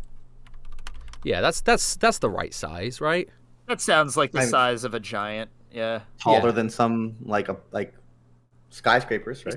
He's taller than a few buildings. Yeah, for sure. That makes sense. Not skyscrapers. That's not the right word. I was just googling to try and figure out if my dragon dies, I fall. But I was like, don't worry, you just position yourself next to the magic missile bus. Yeah. Well, you're currently 60 feet higher than me, but that's fine. I'll get next to you. Probably. You'll figure it out. You're smart. I was just googling how far you fall in a single round of D&D, and it is 570 feet. Yeah, that is a very heavily debated thing. Yeah. It looks to be about if terminal velocity. Yeah. It would be about 570 feet in 6 seconds. Yeah. Which is quite a lot. I am now realizing the danger I'm in being this high on a dragon that can disappear at any moment. Wilhelm's not here, so I'm going to do his turn for him in this moment that he's on the bus, because I think he's just going to do the same thing that he's always doing, which is shoot his gun out the window. So Wilhelm loads another bullet into the chamber, and he says something along the lines of, this is just like when I was in the trenches. And he's going to fire off. It's like he's here. Oh, that's good. He fires off, and he hits. He hits his weapon attack. Where does he hit? Where does he hit, Rustage? He probably in the midsection. Wrong. Both kneecaps. Both kneecaps. Right. I'm so sorry. I don't know. He aims his gun down. Instead, he fires off at both kneecaps, and then boom, boom, and then kneecaps fly off. That's 14 damage into Palladium. Cody, Laurent, it is now your turn. No, it's not. Laurent. It is Palladium's turn. He's taking a legendary action right now. I can't forget these. He's gonna plant his sword into the ground and cast Destructive Wave. Oh, that's a destructive That might be bad for the army that's on the floor. I think the army's out of range of Destructive Wave. Of his Destructive Wave. Range? I think everybody else is. It's 30 feet. Oh. He said 40 feet, so the bus isn't, but Norman and Cody are. I'm in the air. Oh, it emanates from him. It emanates from him. Oh, I it's, see. It's not like a ground thing. Yeah, it emanates from him. Yeah. So Norman, Cody, and the dragon, I need you all to do a dexterity saving throw for me. Do I get any increase in my abilities in this dragonic form? What does it say on the thing? I gotta check, yeah. Else you take 63 damage. How do dragonic features not give me any? They have to. They have to give you something. Cody, you fail. I think your dragon. What type of damage is it? Radiant. It's all radiant. I have radiant resistance right now. Woo! As long as this dragon is summoned. Oh my god, you have this is like damage resistance I said I had. You chose this on a whim, and it's perfect. Well, because I was like, he's a paladin. It might have radiant. Yeah, and then it's 31 divided by 2 again. So you actually only take 31 damage. Sorry, I don't know why I divided it twice. You take 31 damage. Nice, Norman, you are taking the full 63 points of damage. Fuck. Taking 31 damage does put me down to 69. 69, nice. Your dragon, can you give me a saving throw for your dragon as well? My dragon is dead. What? Is he? Does he have less than 15 HP? Yeah, right. He was he was on 9 HP. Yeah. So okay, your dragon gets destroyed in this wave. And he says, I may be a switch, but I guess that means I'm switching to a different plane of existence. Oh, and now he's like a comedian. I like snap, I guess. I'm like... Yeah. Yeah, you snap as you're falling. I will say that you fall on your turn, your next turn. Oh, that's right now! That's right now! Cody, you're gonna fall! That is 10d6 of damage, right? 66 damage. Here's the thing, is that he's using this legendary reaction literally right as my turn was about to happen. It was right after Wilhelm's turn. Yeah. Well, wait a minute. So there's not you're six, falling. There's not 6 seconds between people's turns. There's 6 seconds. 6 seconds in of the round. What I'm saying is like. I will give you a turn. Just because I go. I'll give you a turn. Yeah, it's right that moment. You're right. You are starting to fall, but I'll give you a turn to do something. Okay. But you will be on the falling. Yeah, you'll be on the ground at the start of your next turn. Wait, can we calculate the speed at which he falls? 'Cause I can maybe catch him. Well, the magic school bus is going to plan on catching him as well. Well, the magic school bus is 120 feet up. Yeah. Magic school bus ain't getting there. You might have to catch him. I'm a dragon with wings. Yeah, well, on your turn, you might be able to catch him. I might not need you to. We'll see. It turns into a bird. Well, if I turn into a bird, I'm one shot. Is the issue? You're one shot out of being a bird, and he's not going to take another legendary action immediately. I don't want to waste Norman's DPS potential. Okay. I understand. Also, I just realized I'm concentration. You hitting me with that, does that knock me out? Well, you've got to do it. Only one I use. Con save. You're concentrating on the spell, right? Yeah. So you've got DC is 32. It's DC is 32, but you do have advantage because you're a war mage. Or a +2 or whatever. Can you roll? Can you roll higher than a 32? It's a +4 bonus on saving throws. This is what I'm gonna say, because you're in this situation. I'm gonna let you do the con save with advantage, war mage, and if you crit, you're still a dragon. If not, you're no longer a dragon, and then you'll also be falling. 19, you were 1 away from... Oh, wait, no, that's not a crit. No, it's 16, you weren't even close to a crit. Norman, unfortunately, the destructive wave blasts you out of your dragon form, and you are also falling. So, sorry, Cody. Norman's not coming to save the day. That's fine. Fuck. You are falling to the ground. You know what? Can you turn into an air elemental or something? I can. I don't know if I'll... Air elementals are kind of like weird. I don't know if I'll have the strength to carry him then. Will I have the... Daniel Rustage. Yes, me, Daniel Rustage. Would an air elemental have the strength to carry someone? As a strength roll? You wouldn't need to because you can get trapped in the air elemental. That inherently carries them. Oh, there we go. I see. I just carry him inside of me. Yeah, like no one could just willingly get trapped in your body. That's okay. This is what I'm going to do. Yeah. I hold out my hands as I'm falling, and I'm going to cast Wither and Bloom. Oh my god. As my action. Oh my god. Yeah, go ahead. Wither and Bloom. Wither and Bloom. What saving throw does he have to do? Wither and Bloom at 4th level. Let me check. It is a Constitution saving throw. Okay. 20. Zam. Yeah, no, he succeeds, so he's going to take... He takes half the damage, so you start withering and blooming. I cast sucking out... Is that 2 extra d6? Yeah, sucking out. Sucking him off. Hey? Of all of the moisture inside his flaming body and his armor. He takes 20 damage. We takes half of that. Yeah, well, he takes half of that, but then importantly, I get to use one of my hit dice.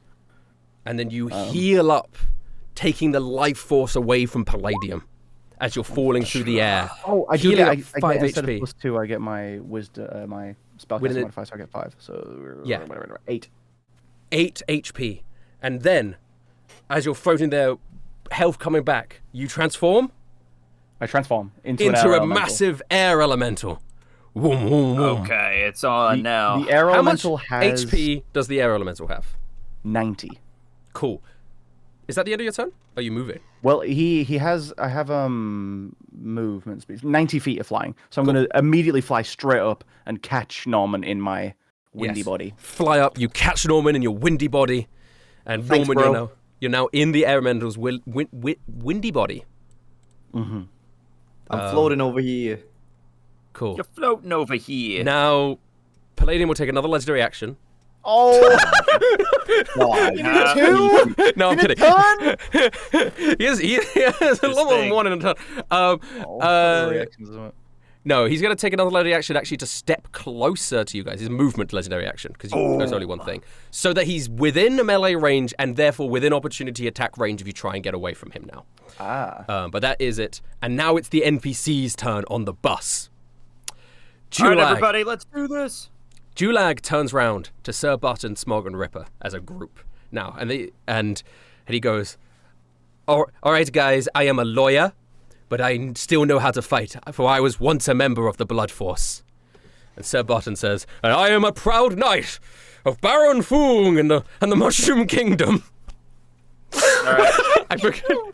And Smog is like mogging, and he's like, well, I got a cool dagger. We together, we must save Vistoria.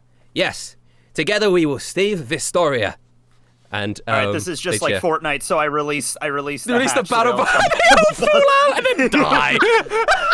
They just hit the ground. Mm-hmm. They have their gliders. They'll be fine. Julag and Sir Button exchange a look, and they smile. They've never met before, not really. They exchange a look and they smile. And Sir Button says, I like your gusto, knight. And Julag says, you too. Let's do this together. And they get on top of the bus. Yeah. Sword out. Dagger. He's a member of the Blood Force, so it's the Blood Force great sword. So, here comes the first sword. It misses. That's okay. Great. He does have 2 attacks. Second sword misses. That's okay. It is now time for Button. Here comes the lightning blade. I have some turns to make up. Yeah, only one. You only missed one. Oh, okay. The second the second lightning blade hits, dealing 8 plus 6 damage, 12 damage total, I think. 14 damage. As the boom erupts when he hits Palladium's armor with the weapon. And then I guess, Smog is going to make an attack. It's unlikely Smog will hit. But there's always a chance. He's going to get this. He's going to get this. I know. I believe in Smog. I mean, that's just not bad, misses. But he just misses. Yeah. But they all stand there, the 3 amigos. And they look at each other and they smile. And Ripper's going to send off more of his quad guys as well. Excuse me, there is a lot of character sheets. Yeah, I would imagine. Who's taller? Button or Smog? Button is slightly taller than Smog. Okay. The gauntlet fires out the quadrums, and they again just bounce off the armor. Norman, it is your turn. Okay. Norman's currently in an elemental spinning around in the air, right? Yes. Untransforming in his dragonic form. He is going to... You move closer now. He is going to, while he's spinning, cast Blight now that you move closer. You dare approach us. Blight. What does it do? We got to do some damage. It's 8d8 necrotic damage on a failed save. Constitution saving throw.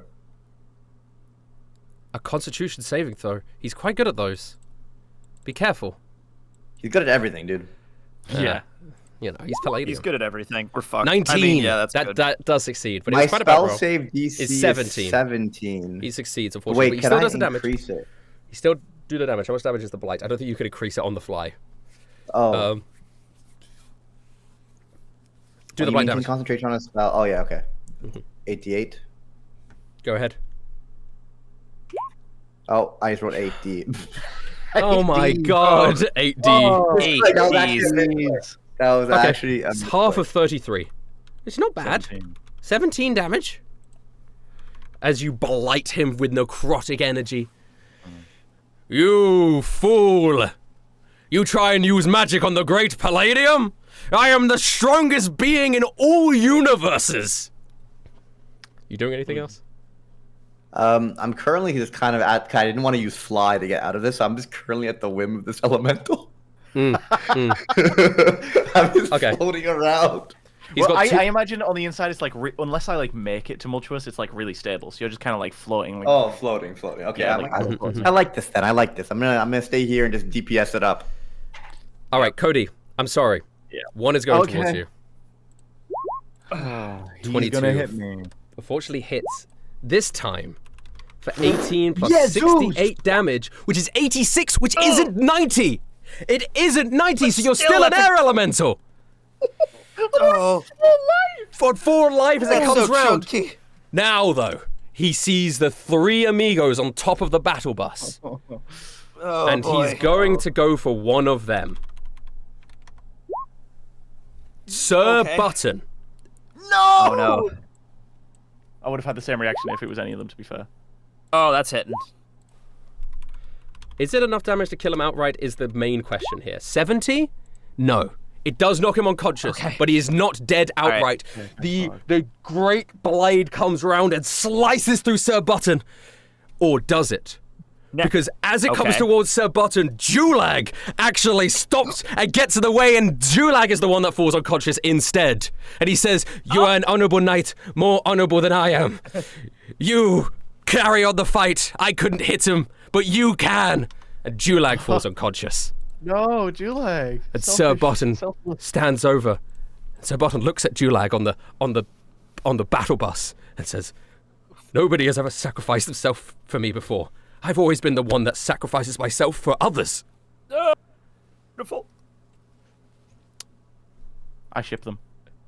Anthony, it's your turn. All right, Rustage. Logistical question: When Palladium attacked the roof of the bus, did he do a horizontal or a vertical? Because if he did a vertical, I think the bus is just cut in half just now. He did a horizontal. He swiped across. So we don't have to worry. Okay. That's how Julag could get in the way. All right. Okay, so I am going to go up another 60 feet. I'm getting really close to him. I'm like 180 feet up, so I'm really close to his, like, the top of his head at this point. Okay, I have... Do I trust in my comrades? You know what? I'm a firefighter. I trust in my comrades. I'm going to do this. Let me know if I'm allowed to do this, since we're just basically making the bus an extension of myself at this point. I cast Mirror Image on the bus. It's a concentration, though, right? No, it isn't. Is it not? Sure isn't. It is not. It just makes three illusions of myself. Yep. Oh, God. I thought it was a concentration spell. It isn't. 3 buses... 3 illusions of Julag and Button and everybody on the top of the bus. So there we go. 3 bus style. Oh, okay, fuck it. Magic mirror bus. If I can't do it, that's fine. I will say for the purpose of this battle, Anthony is a bus. So all of your stuff you're not. Thank you. You create a mirrored image of the bus. That can work too, because if it hits me, we could go by my AC for the bus. I'm an artificer. I've merged with bus. I'm gonna say you've merged with bus. You've like strapped yourself into the mainframe of the bus, and you're now one with the bus. Yeah. It's my mech. It's like let's. This do is how it. they did stuff in the future. Like this is how you pilot machines. Is you become one with it. It makes it easier. Like your hands are in these. You Pacific Rim, like a. Like a single-decker suburban London bus. Okay, so I do. There are now 3 illusions of the bus and copies of everybody on the roof of the bus, and I am parked like right next to fucking Palladium's eye. So it's like next. That's my turn, but next turn there's gonna be some shit going on with this. All right, that is your turn. It is now the last stop. We've reached the head. Is a ton of Historia where she brings out another one of your allies. I'll roll another d20. Get ready for... It could be someone useful, it could be someone bad. 2, 3, 4, 5, 6, 7, 8, 9, 10, 11, 12. It is... Broken Wing. Hey, I'll take any help we could get at this point. Isn't he like... He hasn't done much since the beginning, right? Yeah. I don't think he's gotten any stronger. Broken Wing comes through. Oh, no, it's the duo, though. It would be the duo. They come as a duo. Oh. Broken Wing and Little Feather come through. Oh no. I'm worried. Yeah, I have them as duos. So Broken Wing and Little Feather come through the portal. They're going to act on this 19 initiative turn. And they go through. Little Feather looks up at the air elemental. Knows it's Cody. Yeah. Cody! I'm here! Is everything okay? Oh my god, what is going on? Okay, I've been training for this. She loads in her bow. Broken Wing looks down at the staff in his hand and goes, "There's not much I could do with this." Little Feather goes, "Big brother, you must hide. You are not strong enough anymore." Broken Wing turns around and says, "Oh, you have grown so much.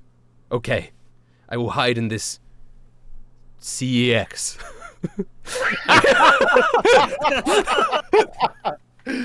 He has no idea how to even pronounce it. He's like, I'll hide in the sex. What it is. Wilhelm, your turn is coming up in a second, but we're going to have the army attack, which right all of them fucking hit. No, not 1d6. 10d6. A flurry of arrows fly out and hit into Palladium, and then Little Feather's also going to make her attack. The army was such a clutch to get an entire army on your side. Huge. Little Feather doesn't hit, unfortunately. Wilhelm, it is now your turn. First, I just wanted to say I am very sorry to everyone for having to step away. It's all good. Don't worry. We handled it. Yeah. So I appreciate everyone understanding. You are on a bus that's flying in the air. You have a gun. You've just fired it at Palladium. Duelag, Sir Buzz, and the Smogger are on top of the bus. Ripper is next to you with a gauntlet of little guys. May I ask, when I shot my gun that you texted me I shot before, did I hit? You hit both shots. Yay! Yeah. Cool. So how many bullets are left? I shot one in the bus. I shot one in the guy's knee. I shot 2 and missed. I shot 2 and hit. I think I'm almost out. Typically, if it's a revolver, I'm out. You have ammo on you, though. I did use your bonus actions to load the gun as well. So you have 4 left in the chamber. Okay, nice. Is he telling the truth? Did he actually use my bonus action? I said he loaded the gun. I didn't say a bonus action, but that's what it would have been. Okay. So. I'm calling you out. Yeah. There. You don't think the shark comes with extra ammunition on him? Of course he does. You said the bus is flying? Yeah, the bus is flying. The way Tekking just emerged from the darkness back there. Yeah, it's so funny. Like, it's everything. Yeah, the bus is flying. You are on a bus. Yes. You've got a gun. Come on, what are you going to do? How many bullets do I have in my pocket? I'm going to roll a d4, and that's how many multiples of 6 you have. You have 12. 12 bullets. Okay, so it's reloaded. I am going to... It's just this big giant that we're fighting against. At the moment, it's just this big giant. But I know for a fact that my bullets are not the most damaging thing, so instead I'm going to do a commander's strike. What is everyone else's situation? Cody is currently an air elemental right next to Palladium. Norman is in the... You can't use it through spells. Question, can he commanding strike the army? I would let you commanding strike the army. If you want to. That is beautiful. Yeah. Glorious. Would you like to... Where the fuck did an army come from? It's the army of Vestoria. They came through a portal. Okay, cool. Now, if I do missed a thing. Don't worry about it. If I do a joke with the commanding strike, does it add to everyone's attack? No. No. Damn. No, you're... No. Okay, you shout a commanding strike, and the army load up their... Oh my god, they keep everyone... They all hit! They all hit. Yes! He doesn't shout it. He doesn't shout it, Rustage. He can say it however you want. How do you say it? How do you just take that from me? I'm so sorry. I'm so sorry. We were getting into the semantics. How do you command this army? You know what? Because you took it from me, I'm gonna make it underwhelming. I'm just gonna go. Yeah, that's my commanding strike. Right yeah, there. and Snow goes, look at the weird mafia man. He's going, yeah. That means attack. And they go, okay, vroom, vroom, vroom, vroom, vroom, and the arrows fly out. Cool. You still have a second attack. So. You can't do 2 commanding. No. We found that out last time. So. Okay, then I'm going to do my action surge. Okay. So with my action surge, that's still not available. But what I want to do is I want to try using my first time ever using, I think, my draconic discipline. I don't know if it's the first time. You've definitely breathed fire before. No, not I haven't done my draconic strike though. Oh, okay. I didn't know that was a thing. No. You aren't close enough to punch Palladium. You're in a floating bus. You're about 40. Oh, it doesn't work with throwing stuff. I am parked right next to his head though. You would have to get on top of the roof of the bus. You couldn't do it through a window. You'd have to probably jump off or do something. Get on the roof. Yeah. Yeah, you have to get on the roof. Okay, then I'm just going to do. Since I did my action surge, that means I have 3 more attacks. You got 3 more shots of your gun. Yeah, so I'm just going to do 3 full shots with the gun. That's improvised weapon. Let's go. Bang, bang, bang. Wow. One of them hits for sure. One of them critically misses. One of them just misses. What happens when I critically miss with a gun? You're gonna you shoot somebody in one of the buildings. No. I'm just gonna. You're firing out the gun. Somebody in one of these buildings that's watching gets shot. I'm sorry. They fall and splatter on the ground. Millions are dead. You do hit one of them. So do you want to do the damage for that one gun shot? As that one does make card data, does do 7 damage. Palladium will do a legendary action here now, though, as your turn ends. Okay. To attack the bus. All right, so here's the way. Yeah, let me just pull up that real quick. All right, so there's 4 buses. 3 of them are illusions. Whatever he's targeting for. So he's doing the illusion of buses. Okay. Yes. So you guys are all dragons. I'm a bus for some reason. Just let it. So I have to roll a d20. Yeah. And if it's 6 or higher, he's hitting one of the illusions. Whether it doesn't matter if it's a spell save attack or a ranged attack or a melee attack, he's hitting one of the buses instead. Yeah. The DCs of the buses are 13, but I don't think that really matters here. I think he's hitting no matter what. Yeah, he's going to destroy the illusions, so he'll whittle them down. Roll your d20 I just need to get. Yeah, I just need to get. Is it higher than a 6? You must roll a 6 or higher. Okay. Go ahead. All right. 15. Yeah, he's hitting one of the illusions. Okay. Yeah, he's gonna destroy the bus. Well, he needs to hit it. Yeah, he might miss. 10 plus dex. He definitely hits. That hits. Yeah. It's 13 his dex. He's probably hitting no matter what. Okay. So he destroys one of the illusions. But so there are less illusions now. But that is his legendary action. That mirror image is the best. It's so good. It's so good. No concentration either. It's so fucking good. Cody, you're up. All right, I'm gonna fly a little bit higher up. I think I want to not that I think it does anything mechanically, but I do want to split his attention a little bit between the bus around his head and me and Norman sort of flying around his chest area. Can you Norman's gonna whisper. Can you fly somewhat near the building next to us so I could jump off if I have to, and not die? Oh, true. Yeah. How tall? There are giant buildings. Yeah, the buildings. Yeah, you would be able to safely get. Can I just deposit Norman on the top of? Deposit Norman on top of a building. Perfect. You could do that. You don't have to disengage for Palladium to do that because he's right next to the building. You're still. Thanks for depositing me. Norman, you are deposited, engaged with Palladium though. Still. Yeah, for sure. We're still very close. Yeah. I get 2 slam attacks. Then slam away. Slam away as you raise your fist to the sky. That is 25. That hits. Hold on, I'm gonna roll both the attacks. 20. That also hits. Oh my god! Do the damage. Do the damage as you slam Palladium. 4d8 plus 10. 34 damage. 34 damage. Oh my god. Christ. Oof. Huge shocks into Palladium. It's going well. You doing anything else, Cody? That's me done. Cool. Second legendary action. He's gonna move. He's moving past you guys, so it's not breaking. He's so big. He's not disengaging from you, because he wants to deal with this army. Oh no. Okay. So he's moving as his legendary action. He will attack on his turn, is what he's going to be doing. So now he's shifted round, and the army is at his feet because the army has done the most damage to him at the moment, and he is not happy about it. But it is the 3 people on the bus. You've got Sir Bussard is over the unconscious body of Julag. We're going to do a d20. Julag has 1 success, so we're good there. Okay, good. Julag's Sir Bussard and Smug turn round. They're like, "You slayed my friend," he says. And lightning blade. They don't hit. Oh, we're so close to I don't even know why I'm rolling for Smog. He's never going to hit. He might do it. He can crit. He can crit. He crits. He got it. Come on, Smog. No. He'll get there. No, unfortunately. Top of the round, there are more portals coming through. Next, there are going to be 3 people who come through next time. Norman, it is your turn. Question. Yes. We have Palladium. What did he summon, and how many are there?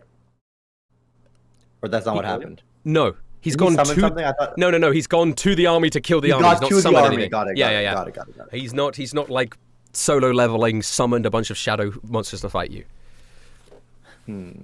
No, he's right at the army. I'm trying to use something where it's not a saving throw. The problem is most of my things are saving throws. It's like saving throws are guaranteed to hit. You're still gonna save. Saving throws still guaranteed damage. It's just not a lot. It's gonna be half damage probably. It's gonna be half damage, but there's a chance on his health bar. He doesn't look that wounded. I would say if you were to apply a percentage, sort of 70%, 60-70%. Okay. I have an attack. It says yes, up to 5 creatures within range. I just want to attack just him with it. You could do that. That is up to. I am going to use Steel Wind Strike because it looks like there's not a saving throw, but I do need to try and hit him with something. It's an attack roll. Go ahead. What am I rolling? It's the same as your Chromatic Orb. It's your spell attack. So you can just roll Chromatic Orb for that. Come on. Oh, that hits. Baby! You hit him. Do the damage. Dude. How much damage does it do? It does, like, it's actually decent. 60-10. Roll the 60-10. Oh, shit. I forgot that if the session is longer than 2 hours, my camera's not going to last. I didn't charge 2 batteries. Oh, no. Take 36 damage and no camera. His true form is revealed. Rustage has been a black void this whole time. Okay. It just revealed his heart to us. Yeah. Okay. So, you do 36 damage with a Steel Wind Strike, which is a big chunk. And where you landing? Because you can. The Chromatic Orb. Well, no, the Chromatic Orb is what he rolled for. I can just I'm just gonna teleport 5 feet back to where I was because he's so big that I can do that. Yeah, fair enough. Yeah. Fair enough. Palladium's turn now, if you're not doing any movement or anything, is he is going to do 2 things. You just hit the Steel Wind Strike on him. Mm-hmm. But he is still focused on this army. He is going to do a God Smite on the army. Oh no. 17 is going to hit this army. I know it's a low roll. Such a bad roll as well. Yeah. The army 67. So that's a sixth of the army is dead. Oh my. So he acceptable casualties. Decimates. You know, let's imagine this is like 1,000 people. 600 people die in one swoop of the sword as he rips through. Then he turns to... 6 of them die, right? A 60th of them die. No, 60% of them. 60% of them die. Yeah, there we go. 60% of them die. Numbers, not our strong suit. He then turns to Snow. And what is Snow? Yeah. The commander. And Snow goes, no, I'm not the commander. Actually, you know what? I love the gods. How about I join you? Snow. How about I always pray to you every night. I said, oh, Palladium, the greatest god of them all. Palladium goes, ha ha ha, that's right. Okay. God damn this woman. Okay, maybe his intelligence is really low. Ooh, you see, like, get to the stress. Okay, all right. And melt the snow. Okay, well, he has a second attack. Actually, I think he might kill this army with a second God Smite. Nope. Well, critical roll. Cuts his own toes off. He just, he completely, the remaining army, like, all put their hands up as one and grab the sword. Individually we are weak, but together we are strong men. And Snow looks over and goes, yes, my men, I'm with you.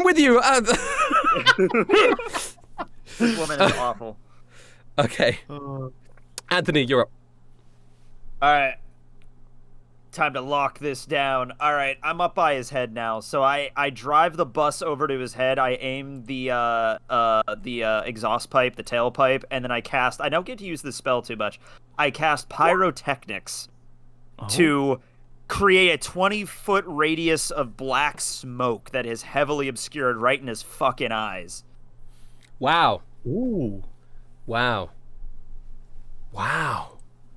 That's dope. That is dope. Because heavily obscured is the same status effect as blinded, I think. Sort of. Yeah. Yeah. Cool. That's very cool. It's very cool. So, okay. Is he blinded, though? Does he have to do a saving throw? Con saving throw. It doesn't say anything. It just says heavily obscured, but I'm doing it right in his eyes, so... Oh, yeah. Con save to be blinded. It's the second one right there. Yeah, that's fireworks. You create either fireworks. That's fireworks. Oh, my bad. Okay, yeah, a heavily obscured. Oh, I'm sorry, I'm stupid. Yeah, heavily obscured. Exposed proceeds for 1 minute. It's the same thing as blinded. I'm pretty sure. Yeah. Okay. Yeah, unless a strong wind disperses it, is very funny. Cody's just like. Yep, they have the blinded condition. Yep. Okay. Yeah. Okay. Yeah. So he's like, "There's smoke in my eyes." And is that your action? Are you doing anything else? Yeah, that's my maneuver. Yeah. Cool. Well, actually, wait. Given the fact like, let's say I was at his like neck region, like right here. Then I move up, hit the smoke in his eyes. Then I can move up, and I'm like kind of hovering on top of his head right now. I'm like right above him. Let's go with that. Cool. So all of the people on your bus are now above him. Yeah, they're above him. Yeah. Cool. So it's battle bus time. More people are coming through the portal now. Yep. Please be good. It is another army. King Brute and his army of Hull Guards come through the portal, and that's not all, because there's because that counts as 2, and I said there was going to be 3, so not just King Brute and his army of Hull Guards, but someone else as well. Okay. And that someone else is Cody. It's Corey! Get it! Oh, I don't know what he does. I don't know if he can do anything. Corey comes in. He has the brain power. And as he enters, he sees Vestoria. And then his eyes widen. And he gets on one knee. And he says, "Okay. My God. I'm here." And Vestoria turns round and says, "Corpus, you're smaller. What happened?" "I died. And then I came back." I thought... There's almost a little tear in her eyes. And Corey stands up and says, "I am Corpus, the guardian of Vestoria. And I will protect her!" And, yeah, they all attack now, so we got another army, boys. Dude, I knew it was a good idea. If he's blinded, then they have advantage. Amazing. We're gonna do the Hull Guard army. 3 of them hit. They actually run up, they're not ranged. So that is 4 damage. Ooh. It's not a lot of damage. We have the remaining Vestorian army, which is also only 3 of them left. There's only 3 of them left. No, that's not what I meant to do. Sorry. No. Sorry. That's good. That's good. Let's go with that. Hold on. I like that. So 1d3. 3 of them hit of the remaining Vestorians. The 3 platoons hit. So that is 3d6 damage. That is 6 damage. Little Feather, King Brute, Corpus, they're all here.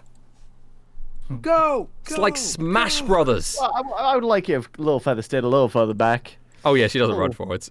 Yeah. Little Feather with advantage. Hits! Huge. 7 damage! That's my wife! We're not Corey.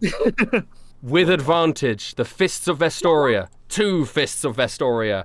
One of them 29. hits. 9 damage.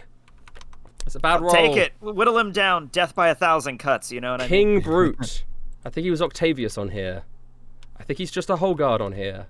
I think he's just a guard on here. Man, it would have been funny if we could have summoned Caesar right about now. Caesar would have been able to fight this guy mano a mano. Yeah. He misses. Well, hey, at least it's not a crit fail. Wilhelm, it's back to you. Okay. Y'all, I need to do a full character moment here for the shark. This needs to be all the way to the end.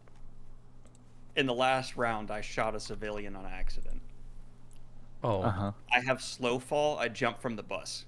Well, I'm right above his head. I'm right above his helmet. So you would land on Palladium? I'm trying not to. I don't think you can.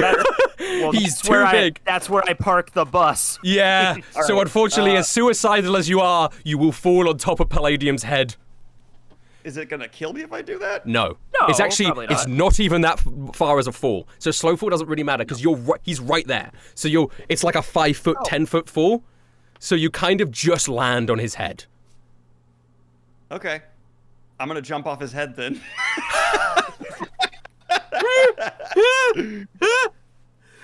Okay, now you're slow falling next to Palladium's body. It's a long way down.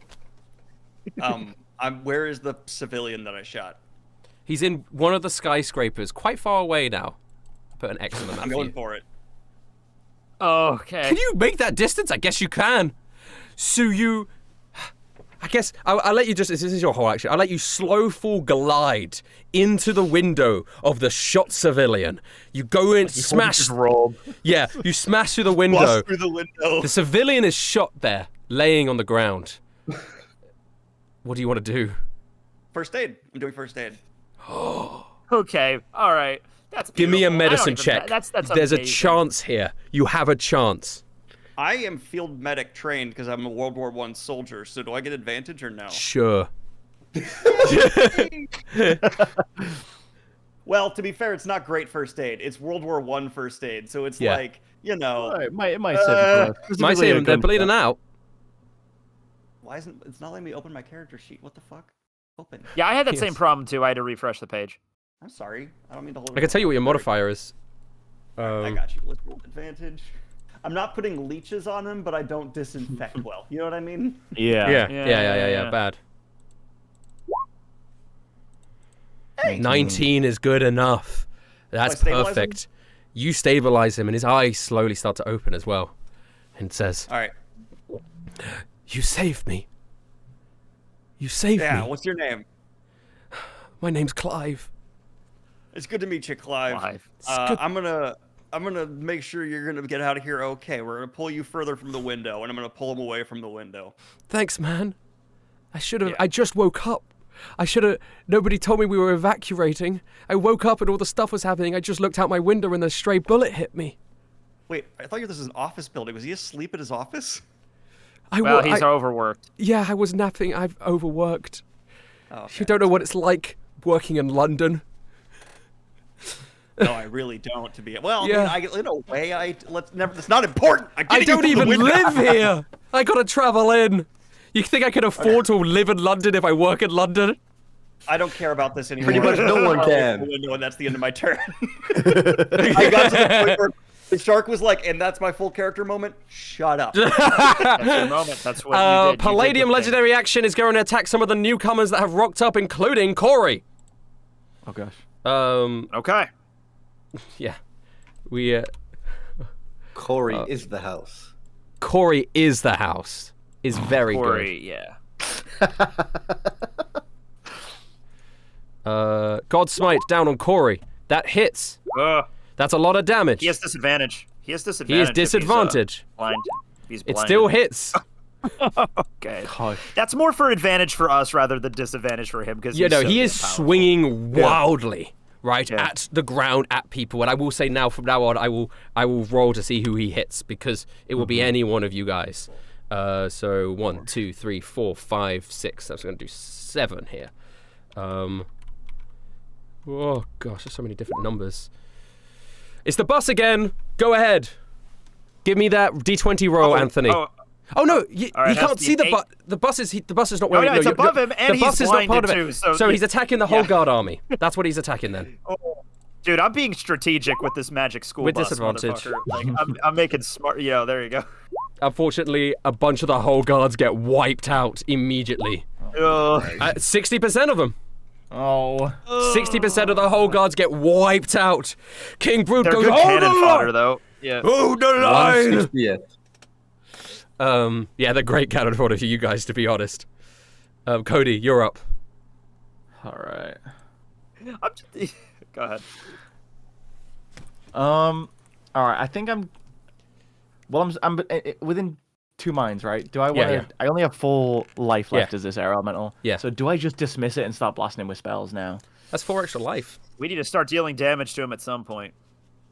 That 4 could save you. I did a little bit of damage with my fists, but we did some damage, but he's. Who's gonna say no to 4 extra HP? Where? No. Okay, that wouldn't work. Fine. Yeah. Yeah. He stands over you. I'm still hovering around the top of the building with Norman. So I'm hovering around specifically here so that if I get knocked out of this air element, I might land on the building rather than on the floor. Yeah. I'm going to swing it in with my 2 slams, so it's 1d20 plus 8. Yep. Critical hit with the first slam. That's the first crit of the session. Second one also hits. So give me that total damage as one big meaty roll. 37. 37, and I will say, this is going to cause him to take a legendary action now, because you chunked him down quite a lot. Yeah. And he turns around. The smoke the wind is quite high up there, so it is slowly going to dissipate. That's fair, yeah. Fine, all getting up on me like this. I know what this is. I see right through you. And he disappears all of a sudden. Okay. All right.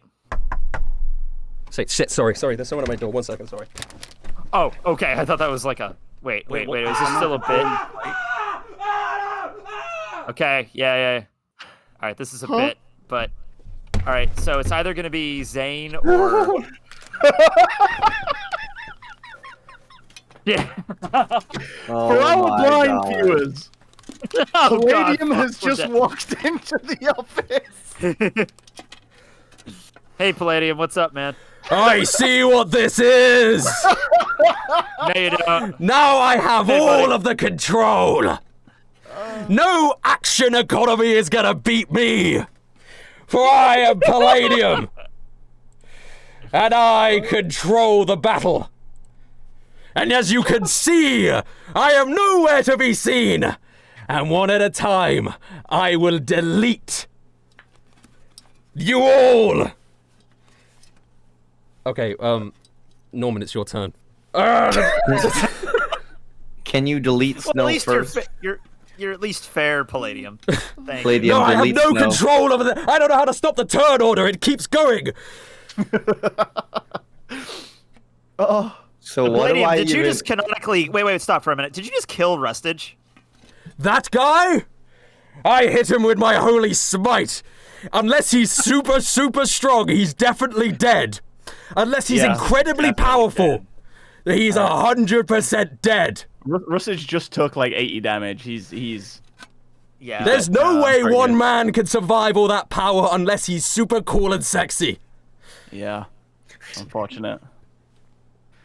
Fuck, he's dead, boys. I'm gonna miss him. Yeah, we never saw Rustage again after this. Weird.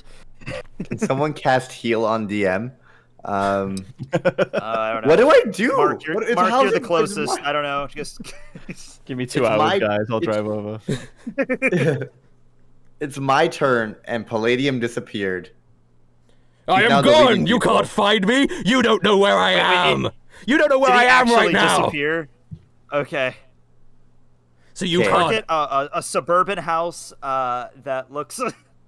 If only I could turn Dragonic again, I would have the ability to see people that are invisible and blind light. Anyone like around any corner and stuff like that. I don't know what to do, guys. Oh, I'm gonna cast You hear my voice in your heads, but you can't find me. I'm not actually doing that. I hear a voice in my head. Can't find him. Does anyone have locate creature? No. No.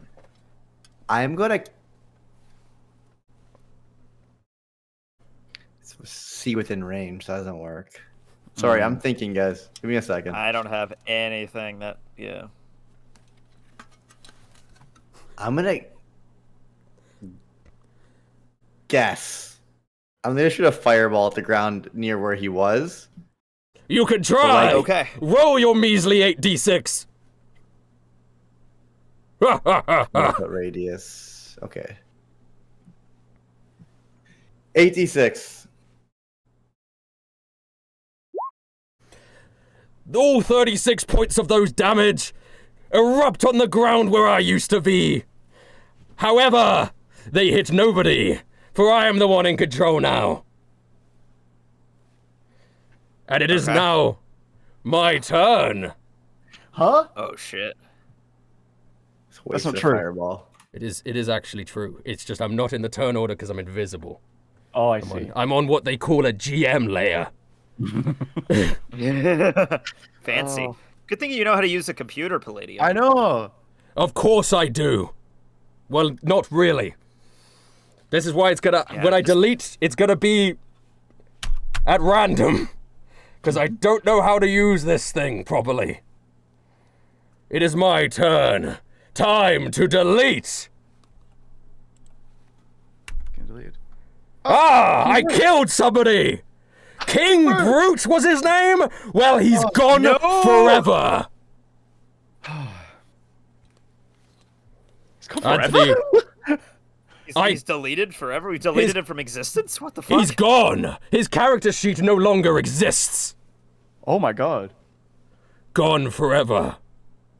Now, what are you going to do to stop me, Anthony? Why couldn't it have been snow? Alright. Well, you know what? I have a magic school bus. And that was so hard for me to fight, but now you can't find me. And I'll just delete the school bus. I'll delete it all. I'll delete it all, and then I'll delete this weird magical device. And then I'll delete all of you! I put the school bus into top gear and I fly into a cloud. Good luck finding me now, dickhead. Two can play at this game. Okay, is that your turn? I mean, is that your turn? Yeah. I fly into a cloud, yes. Oh, I see. So this is how Vestoria was summoning people? Well, no more of that. No more summons coming your way. He's gonna delete all the tokens on the GM layer. I see. And that guy in there was controlling all of these people? I guess they aren't going to do anything now. Oh. Wait, no, Vestoria doesn't do anything? Oh, she's an NPC. Oh, the one they call Wilhelm. Unfortunately, it's your turn on the turn order. Oh, you're not deleting me? It's just my turn? Oh, it's not my turn yet. I unfortunately, I still have to abide by the rules of the world I was created in. Okay, so I just out of question. Are we hearing him as like a disembodied voice? He's right here in front of us. Can't you fucking see him? You are hearing me as a disembodied voice. In the game. This is my life, but for you, it's just a game.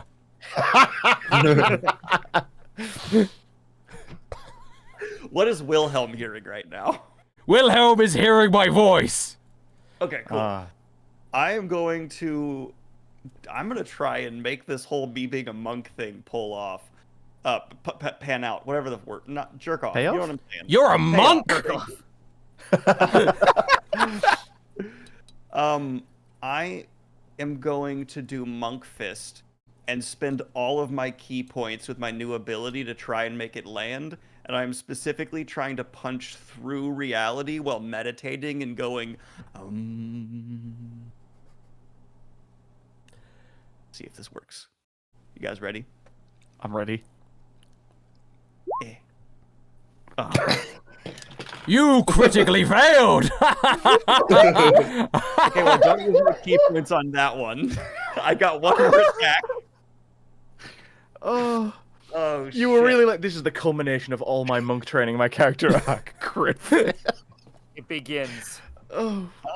Then I'm gonna okay. I don't use my key right because you decide after the fact, so I don't use my key points on that one. Correct? Cool. Yes. You use them when you hit. I got Rustage to drop character. No, I was. Rustage is dying or could be dead. I didn't check to see if his pulse. I didn't need to.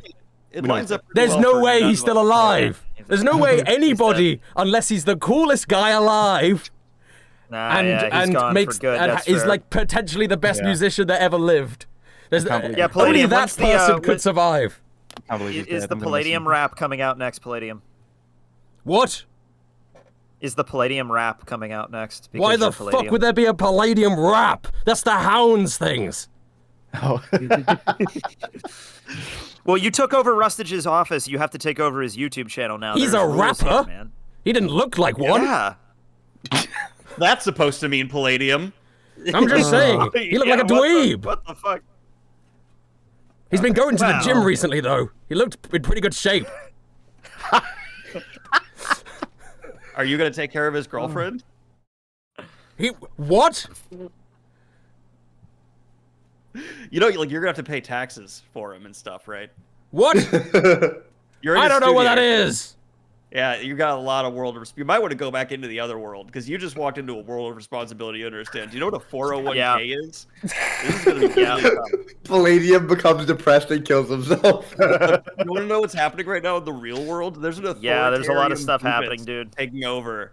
This is like the opposite of Drew. It's great. Yeah. Like I would go back into that world because there's like, have you ever heard of genocide? That's happening right now. That's what I'm doing right now.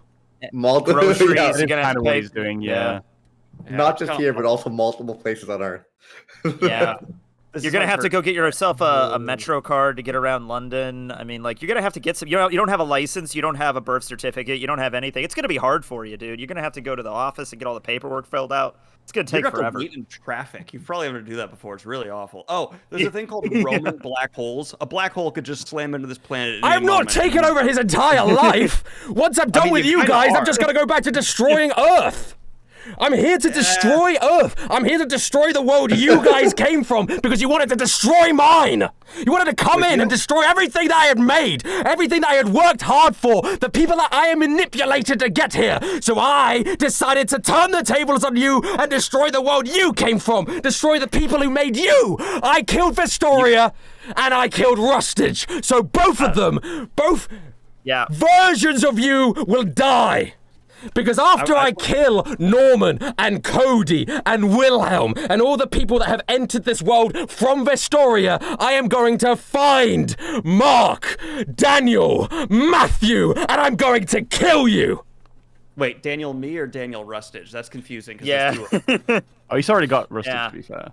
Well, we don't know that. We didn't. Also, I'm not home right now. I'm in another country, so like there's nobody in my Palladium. It's really bad. You're gonna have to transport your passport over here. They're not gonna let you into the country if you don't have a passport. That doesn't matter, for I will destroy everything. I will rampage through the cities, the streets. Can you survive like a bunch of nuclear bombs to the chest? Because unless you could do that, I think you're gonna get stopped pretty quickly. Actually, that's a very good point, Teching. And on top of that, I don't think he has the immune system to survive this world. It's like the common cold's gonna. Oh, that's a good point too. Yeah, there's this thing called COVID. No weapons forged on Earth can defeat me. Wait, no, he's a paladin. He has divine health. I have divine health, so I'm immune to disease. Okay, but there is an episode of Buffy the Vampire where he's like, no human weapon with the bazooka. Can destroy me. Yeah. And then they pull out an RPG, and you've never seen an RPG before. So, like, I don't know if that's going to work out for you very well. I'm pretty confident. Anyway, whose turn is it? You can't knock my confidence.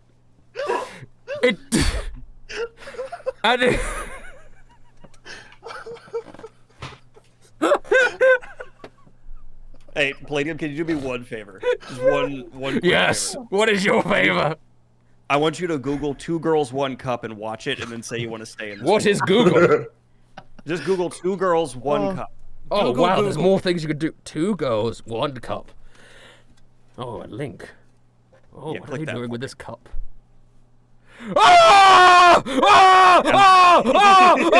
Oh, you bastard! I took some damage from that. I could feel it in my HP points.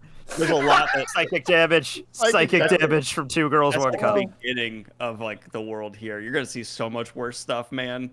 Yeah. Oh. You know. Well. Type in Rickroll. Hurry up and get through your turn so I can kill someone else. Wait, there's no more turns. It's you and I are just talking right now. Yeah, we're just chatting now. Yeah. Yeah, actually, Palladium, you're kind of just in our domain now, so I think... What? Yeah. What do you mean? Yeah, I don't really think you have any power here. I think you're just a guy. You're kind of mortal. Get through your turn so I can kill people! No. Get through your turns! Get through your turns! No. No! I need to take. I can't do things unless it's my turn. Yeah, exactly. Yeah. So like, we actually all agreed that this session would go as long as it takes. So Yeah. All of my legendary actions are attacking and moving, but I can't use a legendary action to delete or interact with this magical object. It's not on my list of legendary actions. well, as long as you're not on the game board for us to see an attack, we're not going to do anything on our turns. We're just going to wait. No! No! You can't do that! No! Oh, you know what? You know what you might enjoy? Art from our world. I think you could enjoy art from our world. That'd be a good way to pass the time. Look up the newest song by Kanye West. Okay. Look up the newest song by Kanye West and tell me your thoughts on that. Let me Google it as a free action. Okay. Kanye West. Oh. Well, you reminds me a lot of myself. That you don't want to say that right now. God. What do you mean? Stop playing your earthling games on me! I am evil! I am genocidal! I am literally the worst person you will ever meet! Yeah. Nah, I can see, I've seen worse. There's nobody worse than me! Okay, here's I need you to Google Daniel, do you want to have the Pol list of horrible people in the history of ever? Because, yeah, Kanye West has the same birthday as Rustage? That's crazy. What? Oh, is that true? Yeah, they're both born June 8th. Rustage actually told me that Kanye it's my West parents' anniversary. Yeah. No. Huh. I think Rustage very much dislikes Kanye West. No, he said that he was the last thing he said before I killed him. Was, let them know I don't like Kanye West. That's my imitation of him. He said he really loved everything about him, especially his political views. So listen. I don't need to defend the guy. He said he's potentially dead. He's dead. He's definitely dead. I didn't check. I didn't check if he was dead.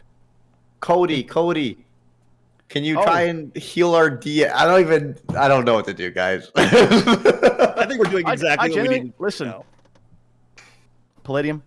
Yes. We will continue to fight you if you go back into the game. You gotta heal the DM. We gotta heal the DM. This is the only way. You're dragging out the inevitable here, man. This is the way it has to be. Okay. Yeah.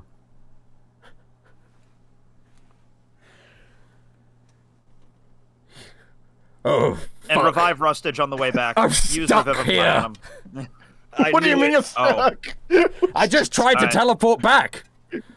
Oh. Does that mean we win? This is easy. Mark.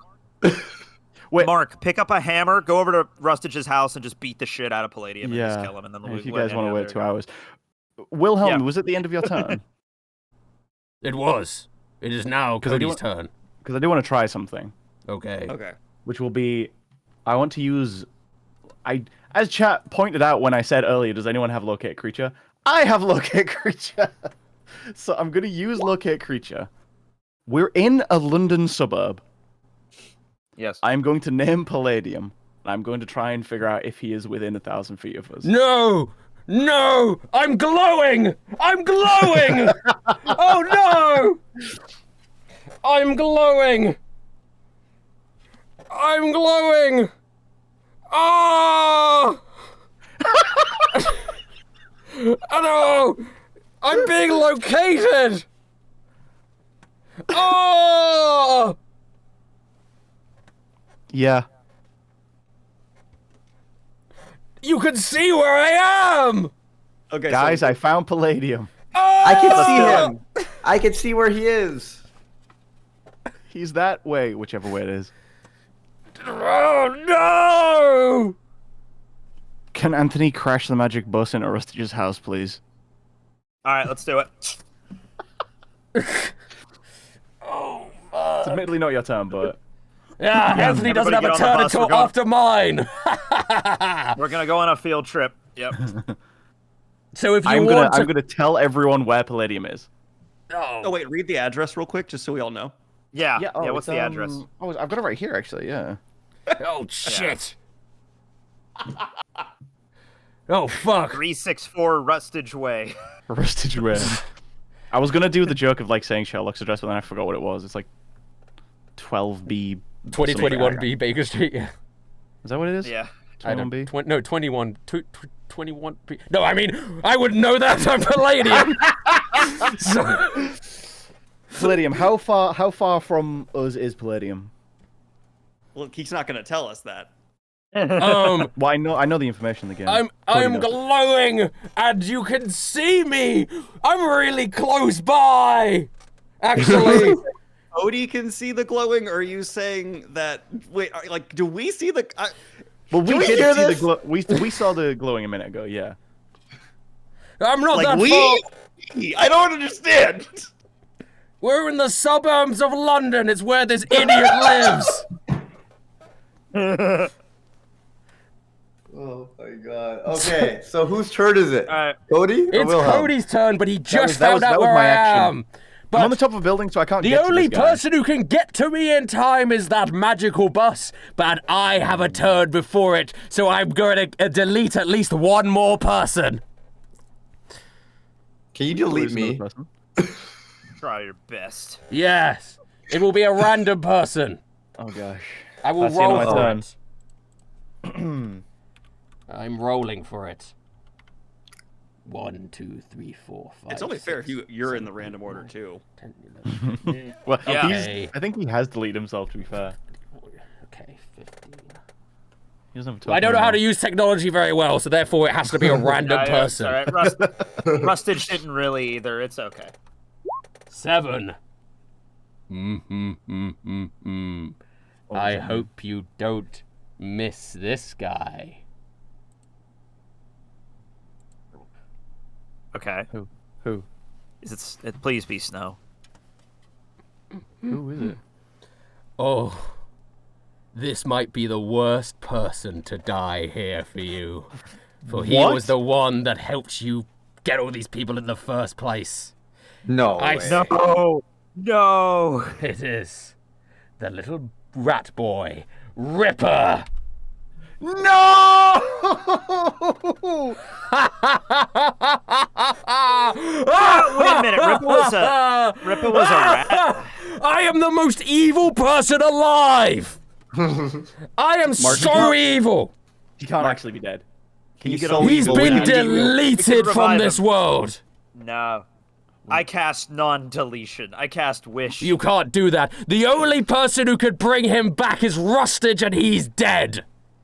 Oh god. Now, Anthony. Guys, how much of a mindfuck it would it be if Rustage just walked back in and it wasn't really him the entire time? Like, what the hell? His brother. That's his brother right now with the mask on. Anthony, take your turn. Crash your bus into Rustage's house. It won't matter. He's dead anyway. And then I can fight you one-on-one in this room. And then I'll kill you and your bus, you stupid cunt. All right, can I reach the house with the bus? Yes. It's like you've got like 60 feet of flying. You can get there. All right, fine. But if you dash, you have to dash. It's 120 feet. Rustage canonically lives right next to a CEX. Yeah. Yeah, there you go. I do. Right, I mean, he does. On the way there, I'll pick up anybody that wants to come with me, like Broken Arrow, Little Feather, anybody Broken Wings. You don't have to do that. All right. Well, let's. It's a bus. You know, I have the magic school bus. Okay. Anybody coming along? All right, let's go. I drive over. I'm so confused. Yeah, no, I'm just rolling with it. Okay. Oh, I drive over to Rustage's house. I hear the engines of a bus. I park nicely in front of his house, and I set the bus in park. I don't drive through his. Well, his family lives there. I'm not gonna kill his. He actually lives by himself. I pull up into the shed. Okay. So I get out and everybody's there, and I'm like, okay, let's go into Rustage's house, I guess. Guys, no, stop. We need to first meet Rustage's family, because otherwise it's rude. Yeah, I'm gonna go up on the front door. Okay, so you're with me. Everybody's with me, right? Okay.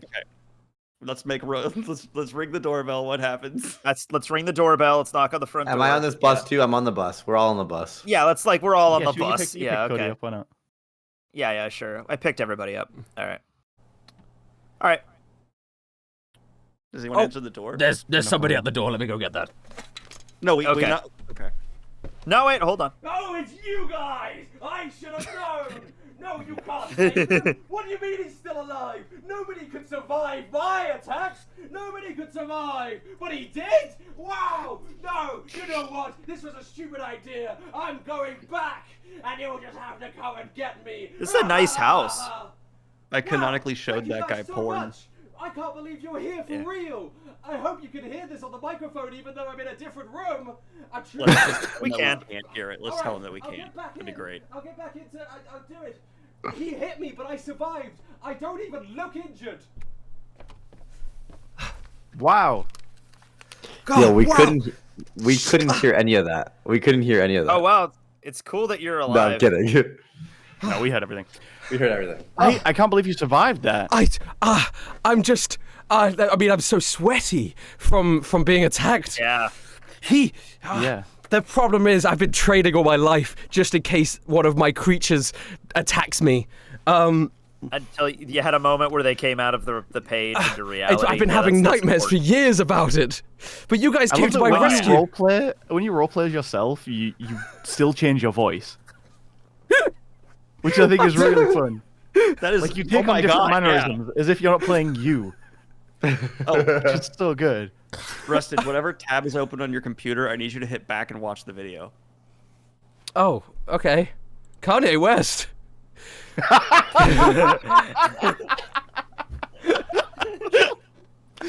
Welcome back, Rustage. Oh, hello.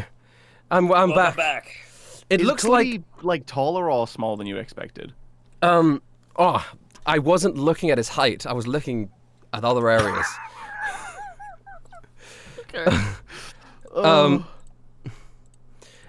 While you were gone. Yeah, Palladium got away.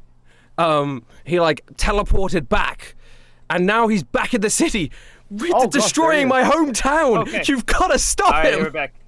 You've got to stop him. Bus in reverse. Yeah. He also deleted Ripper. I don't know if you could bring him back. He deleted Ripper. Yeah, just hit Windows and Brute. Yeah, and Brute. Undo. Yeah. I mean, you don't need to bring back Brute, but Ripper. I would like if you brought back Brute. I just pressed Control Z, and that actually undid it. Yeah, there you go. Hilarious. Okay. All right. Well, welcome back, easy. Ripper. If I do it again, does King Brute come back? No, if I do it again, Ripper dies again. Oh no! Oh no! Alive. Dies alive. Oh no! I killed. Oh no! Oh no! You redeleted them. I redeleted both of them. How did you do that? I just kept pressing Control Z, thinking it would bring them both back, and then it killed them both again. Ripper! Control Z the entire campaign. Oh my god! It resets to episode 1. Ripper! Because we've now seen that the game is real. If you could click on the boss and hit delete real quick, I think that'd be a really smart move. Unfortunately, cool, Palladium's power is too strong for me to affect his. There it is. You have. He cannot be. Palladium cannot be affected by my doing. He can only be affected by your doing. Oh, but okay. So that's fair. Could you just quickly long rest all of us? Because I think that would be great. I don't have the power you think I do. Damn. Unfortunately, but I could use all of my energy as the DM to do a big attack that does takes off some of his HP. Take that, you cunt! Anime DM attack. Hey. You and him have a similar taste in swear words. Yeah. He loves it from me. Only 2 people in this campaign have ever said cunt, and it's Rustage playing Rustage and Palladium. Ripper's back, guys. Ripper's back. I brought Ripper back. That's all. All the power that I had over this world has brought Ripper back. Holy shit. Gosh. Golly gosh. Wilhelm, we're just gonna go to you. All right, Wilhelm's turn. It's Wilhelm's turn. So we were this world you're in now, but Palladium then left this world. So is he in the battlefield with us now? He's in the battlefield. We're back with you on guys. the battlefield. Everything's back to where it was. Guys, so Mark, Mark, Daniel Green, Briggs, etc. You guys have to use your characters to take down this threat that's threatening both of our existences. He can only be defeated by your D&D characters. Okay. Our characters who are in real life outside of your house. They are in real life outside of my house, and they look awesome. Right. They look really cool. I can't see them right now. I would film it, but this is way more important. True. Your camera broke when you were attacked, obviously. Yeah. Where are my As glasses? it goes, as it happens. I don't know. I've been asking myself the same They'll question. be outside because you were attacked by Palladium out there. And probably okay. Does that mean did you get to see Rippa at any point? Rippa, no, he was deleted. No, Ripper was deleted. That's right. But he's back now. Mm-hmm. I undeleted him. And honestly, he looks awful at the moment. He looks like he's been through it. Guys, there was nothingness. Guys! Yeah. Oh, no. That's what he said. I think he's been through this a few times in this campaign. Yeah. My turn. Okay. Oh, hey. God.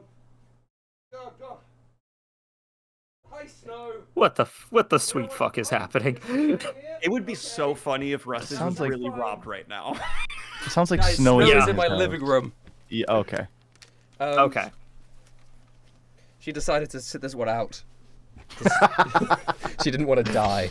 Broken Wing is here too, actually. Okay, good. Oh, good. that's cool. Tell him I said hey. They're hanging out.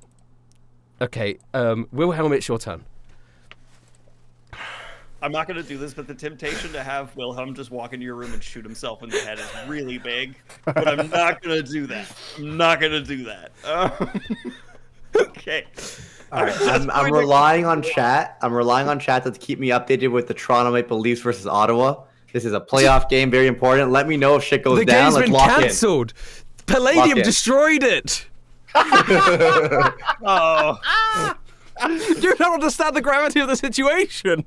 I thought it was just fake believe, but you're in real Earth. You've got to do this. You got to use your D&D characters to win it. To save the day. Rustage is saying things he's never said in his life. He just said, I thought it was fake believe.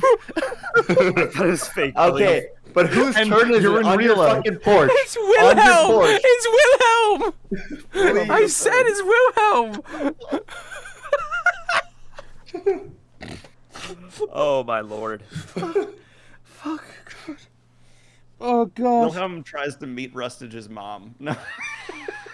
Alright, I'm going to do let's do Monk Fist for all of my attacks. God, unfortunately they don't hit.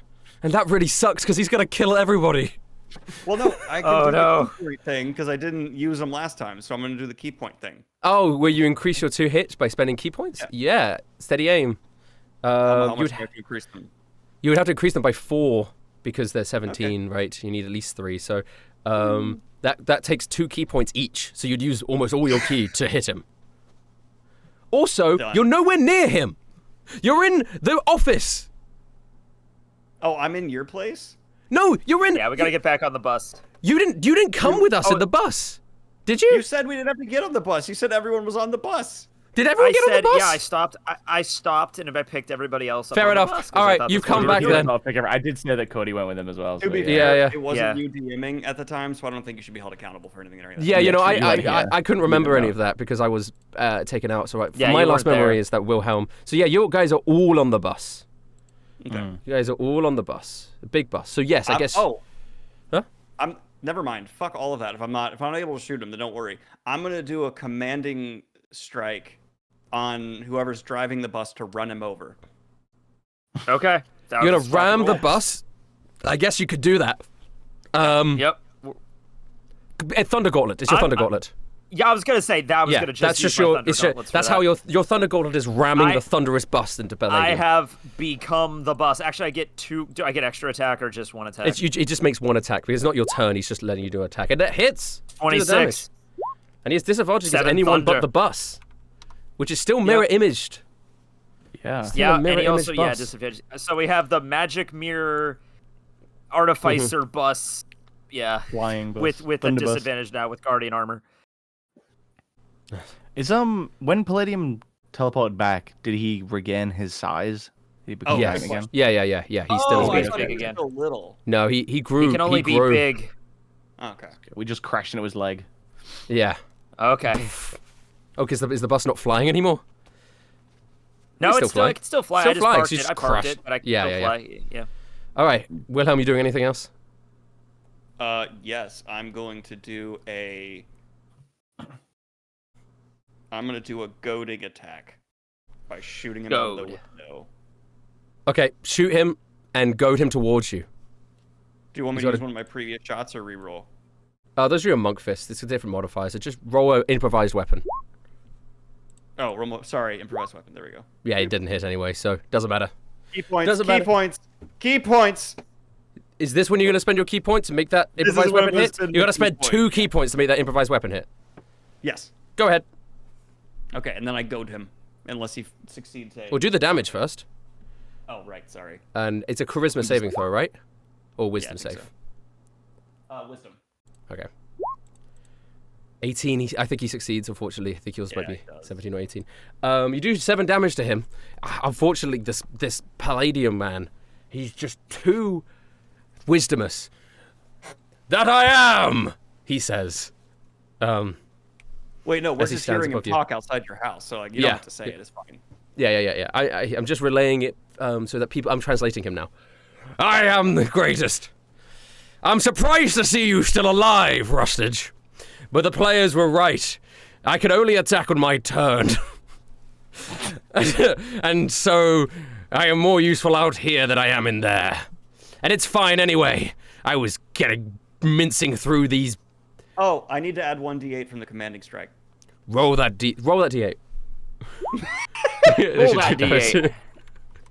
Cody, sorry, I love you, Rustin, so goddamn much.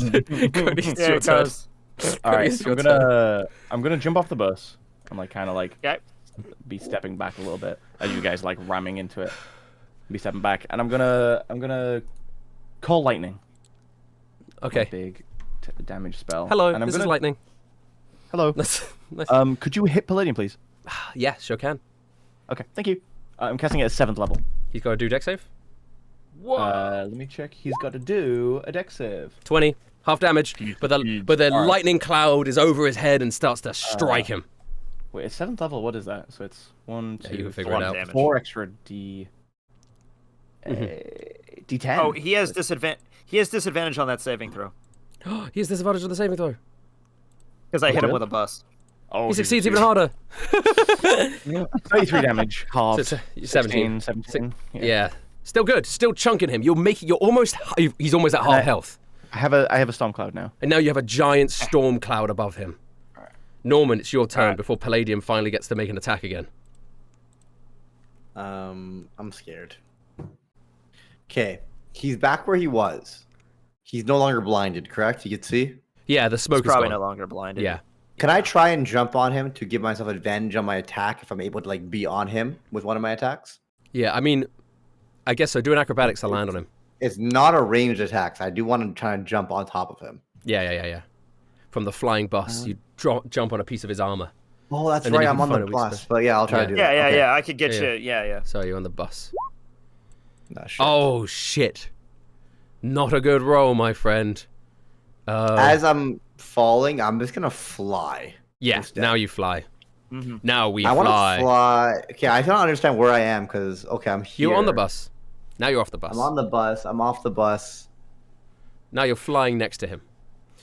Hovering next to his body. Get away from this group as far as possible. You just fly away? 60 feet. Yeah. I will let you just disengage and fly away if you want. I'll let that happen because you could have left from a different angle of the bus.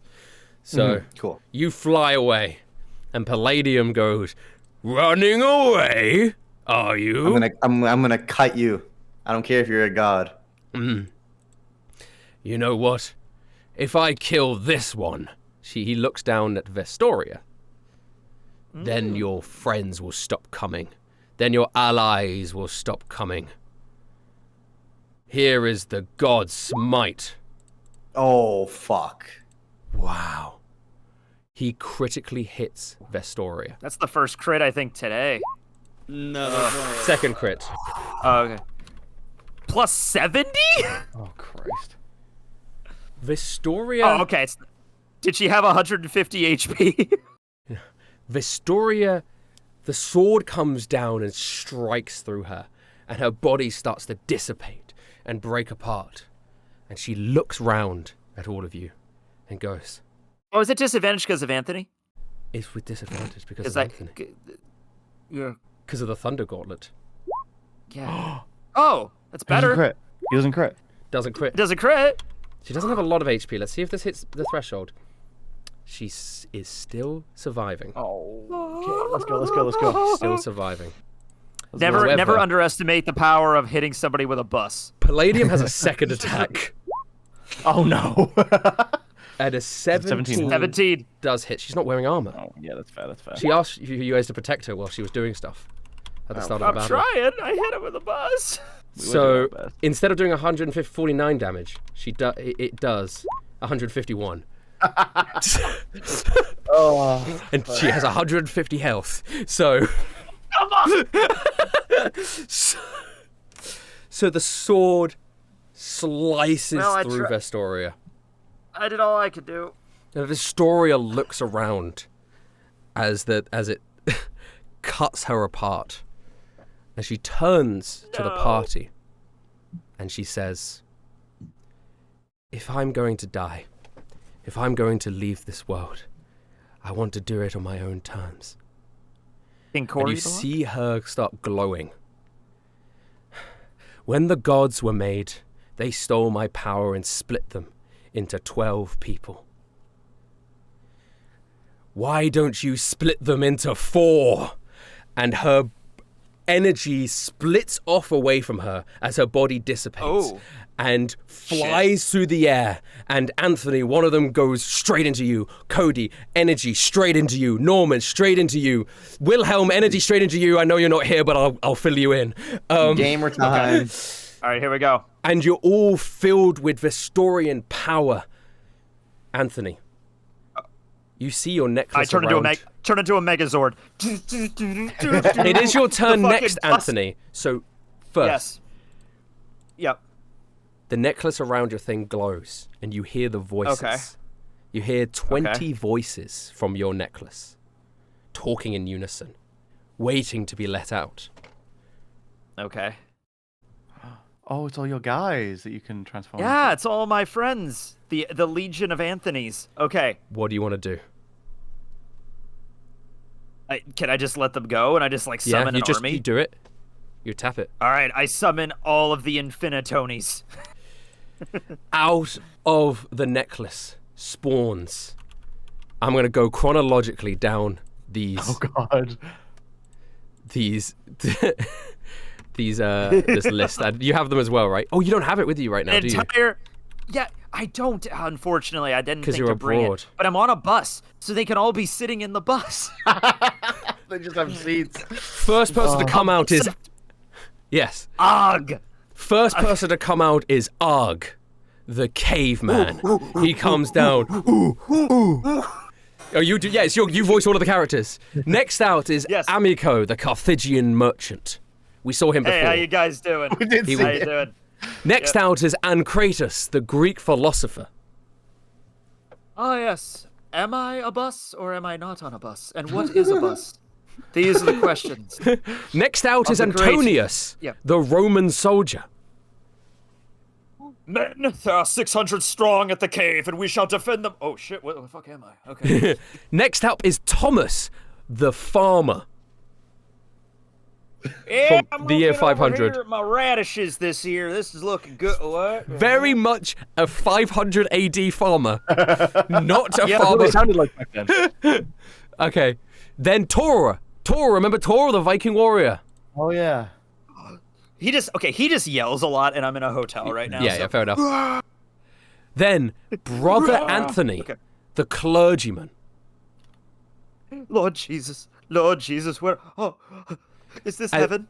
And then Anne, the plague nurse. Hi, I'm Anne the plague nurse. Okay. Then Anton, the crusading knight. Men, we charge to liberate the Holy Land! And then Agnes, the barmaid. I'm back, ladies and gentlemen. Yeah, let's do this. Edmund, the sailor.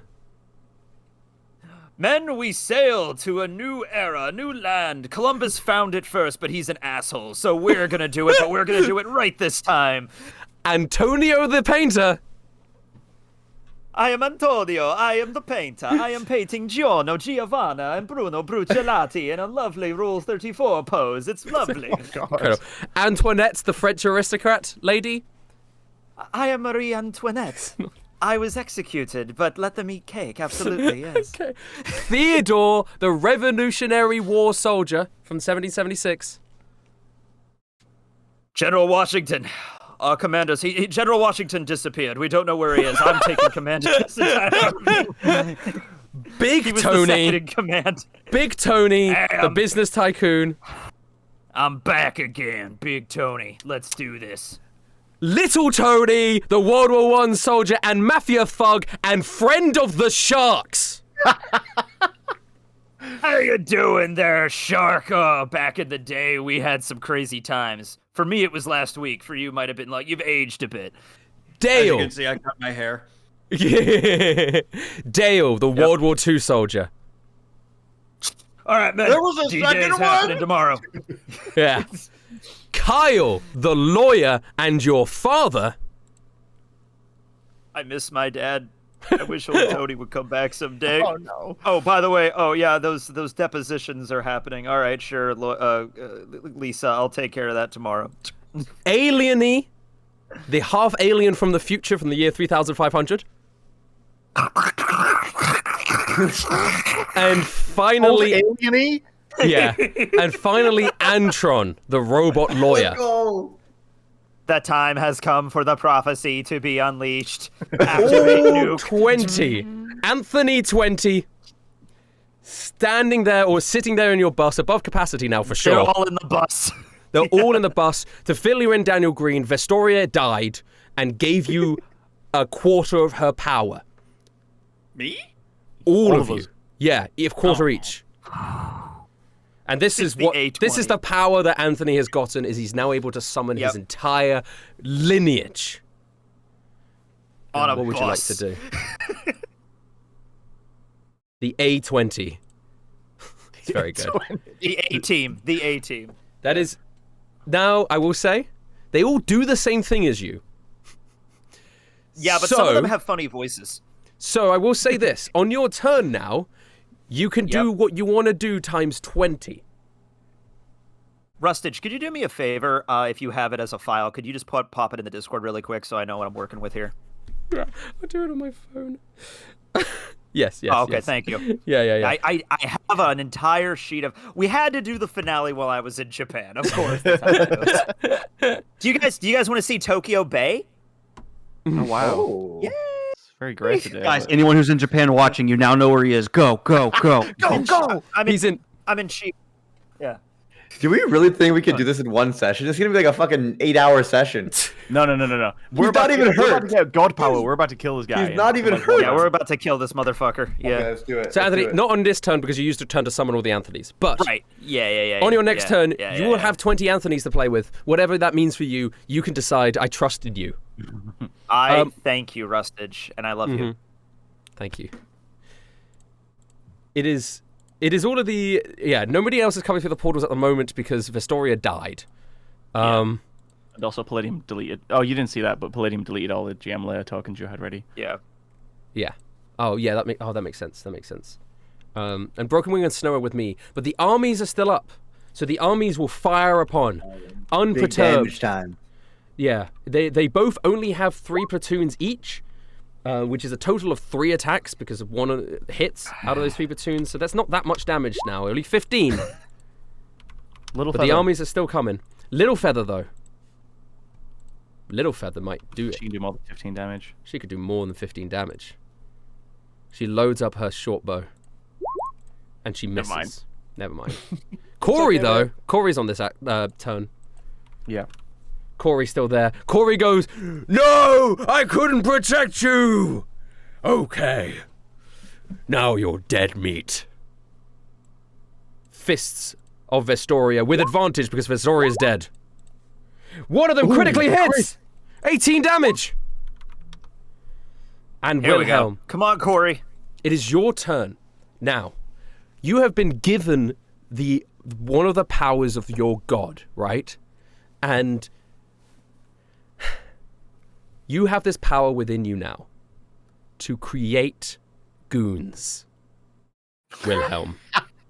Ooh, just all the goons. Oh, like in the Frank image of the Luciano mafia family. Where do they come out of? Love. I would have thought your necklace, but yeah. No, they would come out your necklace, and then they would appear as like similar to Frank the Fighter Fettuccine's goons that he created. You can goon spawn. How many want the goons? Shark just starts gooning. I would make you roll a d4 for the amount of goons you make at any given time. A bonus action to create goons, and you make a d4 amount of goons. How big are these goons? Like human size? Or like full size human goons. Coming out of me. Yep, they come zoom out of your necklace. Oh, out of my necklace. Okay, cool. Yeah. All right. I'll start with the goons. One goon. Fuck. Who's it gonna be? Choose a mafia move, because you're molding them in the image of your old mafia gang. So you got to give me a name now. Ooh, this is Steve the Sticker, and he always used 2 ice picks. He's got one in each hand. Yeah. He's a little ice pick guy. Steve the Sticker comes out. He wears a pinstripe suit. Oh, I'm Steve the Sticker, and I'm here to stick a real bad one in you, ha! Why are you making him sound like a goblin? He's an Italian gangster, and you're Hey! like, That's what Italians sound like. That's what Italians sound like. Some do. oh god. Anyway, I have the goon sheet, so they're gonna use goon sheet stuff. Goon sheet. I've heard that one before. Okay. Okay. So goon sheet is ready. He will attack after you. He'll just act on your turn. Independently act on your turn. You've got a goon. I got a goon. He's also on the bus. Goon is on the bus, so the bus is full of two. Yeah. I get to make this decision. He's also very moist. He's deeply moist. Hey, I'm so moist over here. I got my moisted skin is so moist. Oh, I'm damp. Do you want me to throw out my ice picks at the bigger man? I will do it. There we go. Yeah, I can do it. Cool. Then I'm going to just shoot out the window again. Let's just wait. Yeah, you do your shots. One of them hits. Go ahead. Do the damage. Yeah. 10 damage. That's a good hit. It's a pretty good hit. And the goon is going to throw an ice pick.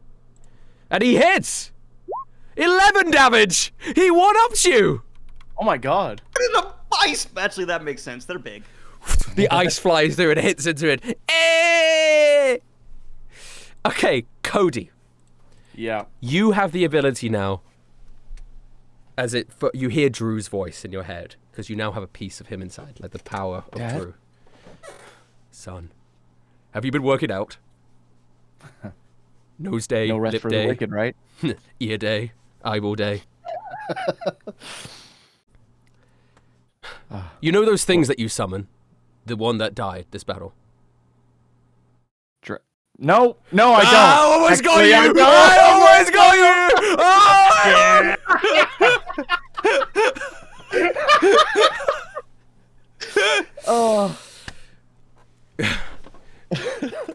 Listen, when I was a druid, I could, turning into an ape is cool, turning into a lion is cool, but you know what's cooler? Turning into a hybrid of these animals. An element, whatever you want. You can mix your elemental form with an animal form. You can mix 2 animal forms together. Whoa. Yeah. Whatever you do, it will be decided how that works once you do it. But feel the power inside you now, Cody. This is the power that you were supposed to have. It is much better in your hands than it is in mine. Look after my grandchildren. What did you name him, by the way? I named him after you, Dad. It's little Jody Jr. Thank you, son. You're the greatest son I've ever had. Your web camera is also frozen.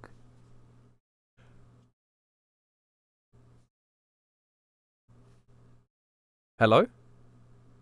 Is everybody? You still there? I think it's just Mark is gone. I think Mark just left. Oh. I think Mark is gone. Mark, He was no! killed by Palladium got him. Palladium got. Oh, hi, Mark. Oh, hi, Mark. Hi, Mark. Hi, Mark. Hi. Did your internet go out? Yes. Ah. That's hilarious.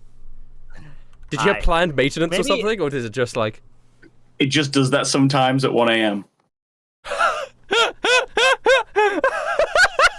Palladium got you. Canonically, Palladium, and I'm gonna shut off one of your internets with my powers. Vroom. And your internet. Well, he wasn't ready for 4G. He wasn't. He doesn't know what a phone is. He doesn't know what data is. Check me out. Drew's like my son. I'm gonna transform. Into what? I'm gonna transform into a giant ape as like the main form. Yeah. But I'm gonna have the natural armor of a tortoise. Yeah. And a scorpion tail. And also both of my hands are gonna be giant snakes. Sorry. Tortoise, snake, scorpion? Yeah, I have 5 character sheets up for the creatures. Great. Oh my god. Great. It's like yeah. And I also have Drew's character sheet up for if you picked one of the ones that he did. So, do you have a scorpion tail? You can use Drew's scorpion sting. Yes. Do you have? Oh hell yeah. You have snakes? Snake? Yes. So they're giant coral snakes in my hands. You can use his snake constrict move. I'll just yeah, I'm gonna give you access to his sheet. I can't use it right now because I don't have any internet. But I will use it for you then. Thank you. Now, here's the thing. The giant scorpion, its multi-attack is 1 with each hand and then 1 with its tail, which is kind of what I was trying to do when I scorpion. Yeah. I let you snake scorpion. So snake, scorpion tail is what I'm going to try and do. All right. Snake. You crit with one of the snakes. The construct's not going to work because he's too big, but the damage is going to go through. And my god, is it big damage! You essentially become the character Drew for this fight, is what's happening. What the fuck? That's so cool. 61 points of damage straight into Palladium. Holy shit. And then my scorpion tail. Whoosh. Here comes the scorpion tail. That also hits! 15! That's less impressive. Oh, huge. But he's going to do a con save now. Okay. Discord's gone off, but I can still see roll 20. It's like I'm seeing the roll. Let's go. Con save, he doesn't get poisoned. But your snakes are coming out, your tails come out, you're going crazy on him. I assume you're out of the bus though when you transformed. You leapt out of the bus. Oh, I left out the bus earlier because I called my lightning. Just on the ground. Yeah, you're right. Yeah. Yeah. Speaking of, I'm still concentrating on that. It's up there for later. Up there for later. Norman. With the I'm looking at my DS and I'm looking at my necklace. I'm like, is Vistoria gonna give me something? The power comes through you. Norman. You know how Vistoria could always restore your spell slots? Mm-hmm. How does it feel to have unlimited spell slots? Oh! So all those extra 7th level spells you picked up when you were leveling up, you can use them aplenty. You can use them aplenty. As the power courses through you. You also learn you also learn the spell Summon Snake Wife. You don't do that. That's that's your signature spell. Dragonic Summon is a 5th level spell. I guess you can just do that. But it does mean because you have unlimited spell slots, all of your spells that you cast you can up level to level 7. Right? Ooh. So if you could do Fireball at level 7. All of your spells are level 7 spells now. I was actually just about to do Fireball at level 6, so I might as well do it at level 7. What damage is that? Or should I Dragonic Transformation now that I could do it again? Yeah. I'm gonna Fireball at level 7. Go ahead. Yeah, you definitely could do that without hitting anybody. Yeah. Can I hit Snow? No, I'm kidding. Snow's at my house. She's in there. You have to do a dexterity saving throw, though, still. Yeah. Palladium. We'll do that. Palladium. It's an 86, but then plus 9, 1, 10, 2, 11, 3, 12. 4. 12d6. Wait, was it 2 each level? 1 per level. And you're at level... It's a 3-level spell. Yeah, so 4, 5, 6, 7. So it's 4 added to the 8 is 12. You're correct. I'm a stupid guy. I'm a stupid guy. I can't remember. 12d6, 37. 36. That's a low roll for your crazy fireball. It's not a great one. And it does get halved. He did succeed, but the fireball, you fling it forwards and it explodes on Palladium.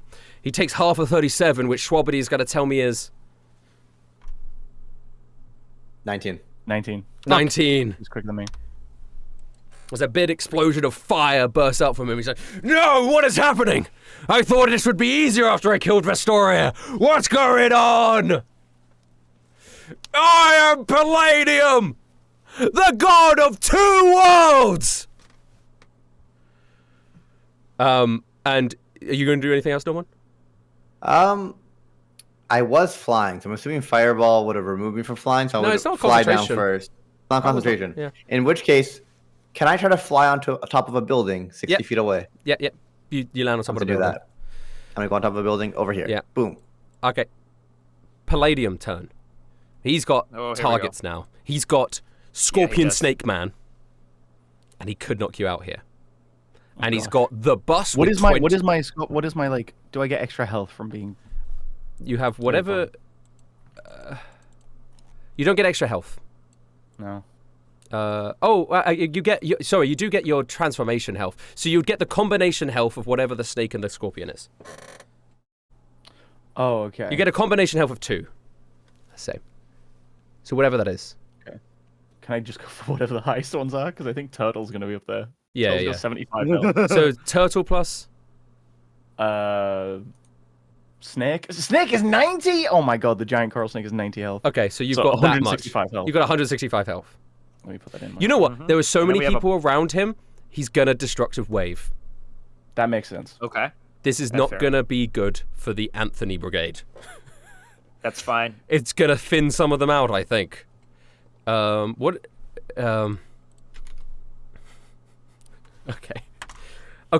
Let's hit the butt. Let's hit the... So, what is a Destructive Wave? His one's really good. It is 20d6. I need everyone to make a dexterity saving throw. So that's you, Cody. That's the armies. The armies, even with half that damage, that's going to wipe the armies out. The remaining army. Yeah, I was going to say it might be right. The armies get wiped out by this destructive wave. Smog. Even Steve? Even Steve. No. Even Steve. I am Steve. Anthony, can you give me 20 dexterity saving throws? Okay. Actually, yeah. I don't know. You could do it based on a percentage. 1d20 plus 2. Yeah. I don't. Roll. Yeah, 20 d20s. Roll 20 d20s. Yeah. Let's fucking do it. Well, it's my dex. Well, you've technically rolled 2. You've already rolled 2 already. So yeah. All right. Yeah. And then I'll do the Corys and the everyone else. Okay, so 1, 2. That's a lot of crits. They're 1, my 2, 3, they're my 4, boy. 5, 6, 7, 8, 9, 10, 11, 12, That's 20. 15, 16, 17, 18, 19. I don't think I got anything lower than a 7. Oh, 5. Everything over 20 succeeds. So 1, 2, 3, 4, 5, 6, 7, 8. 8 of your Anthony's. I'm just gonna say aren't gonna take any damage. To make this easier. Okay. And then the remaining rest of them is going to take the 80 damage, and all of their HP is at 89. So now half, or whatever, the remaining amount of Anthony's now have 8 HP. Now Rustage, they all have the same stats as me, right? Exactly. Yeah. How many just took damage just now? How many just took damage? 1, 2, 3, 4, 5, 6, 13, 7, 12. 8, 9, 10, 11, 12? Yeah. 12. Okay, so 12 reactions, 12 hellish rebukes. Oh my goodness. Oh my god.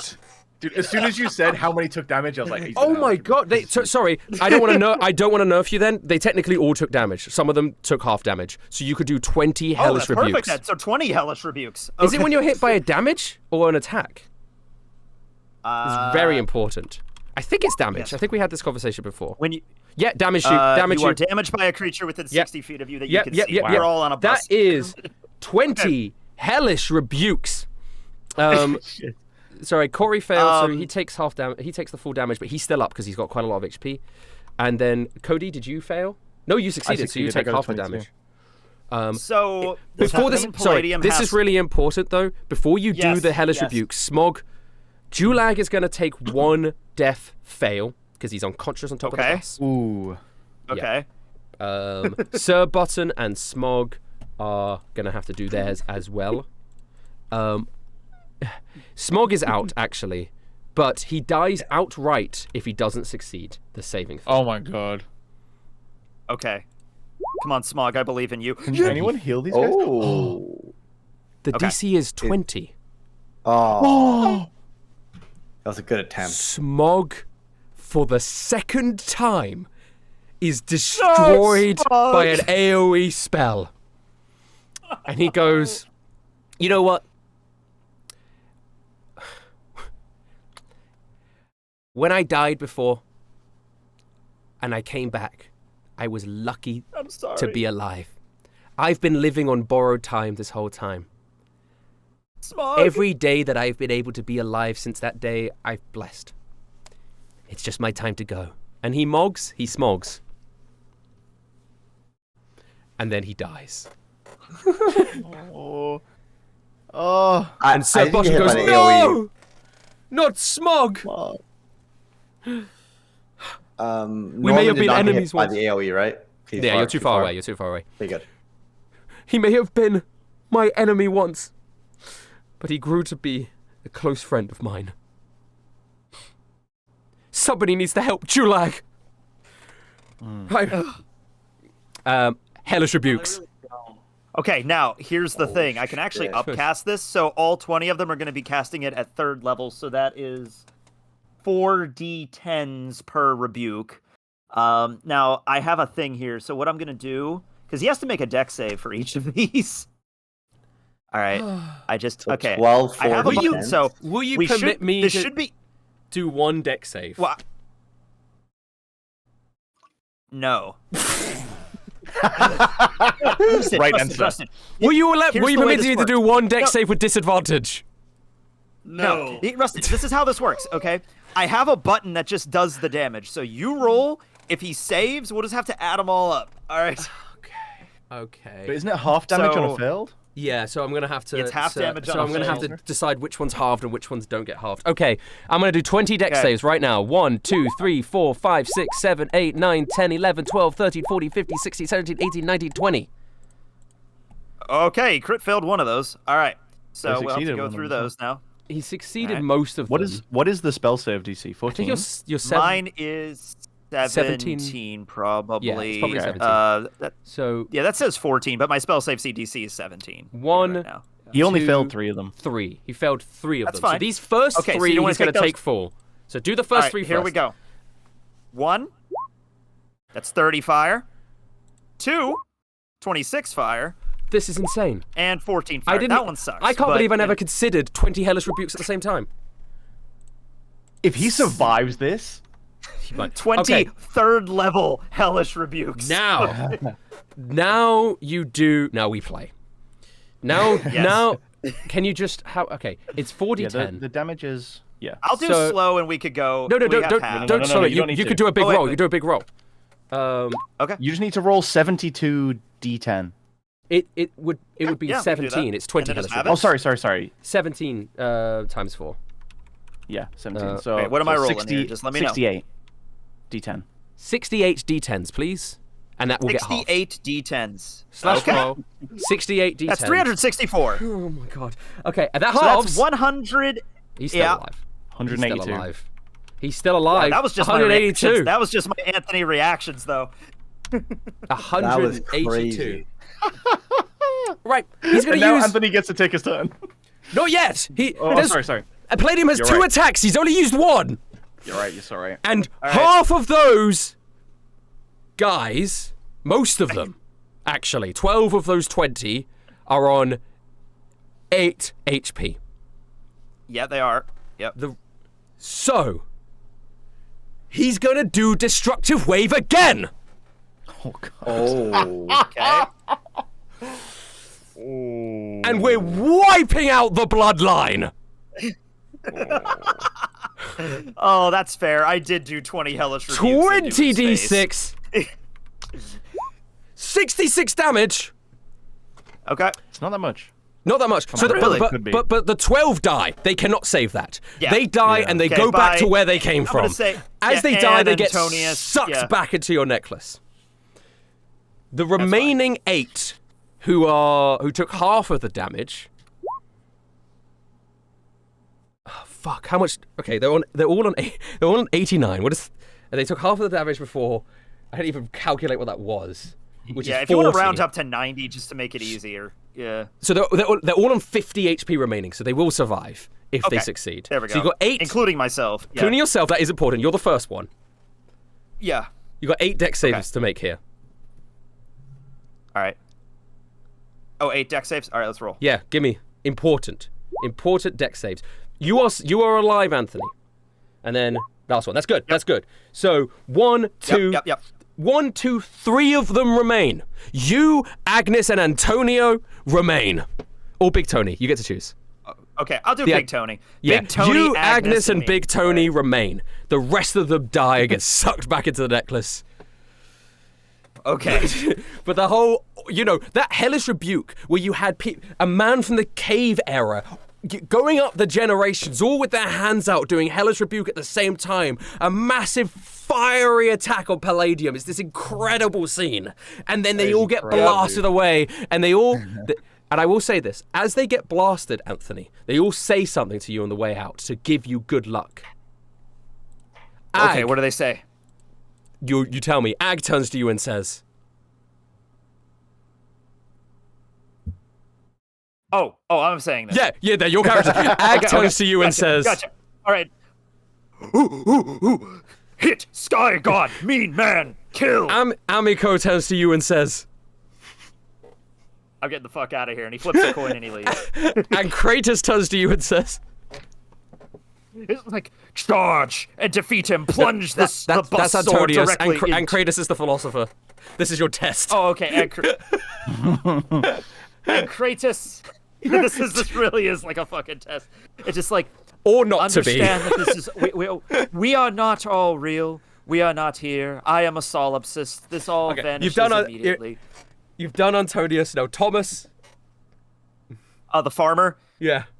Make sure to just weed him out. Tor. I love these one-liners. It's just like, can you think of 20 one-liners? Tor. The rage of Thor lies inside of you, bus man. Brother Anthony.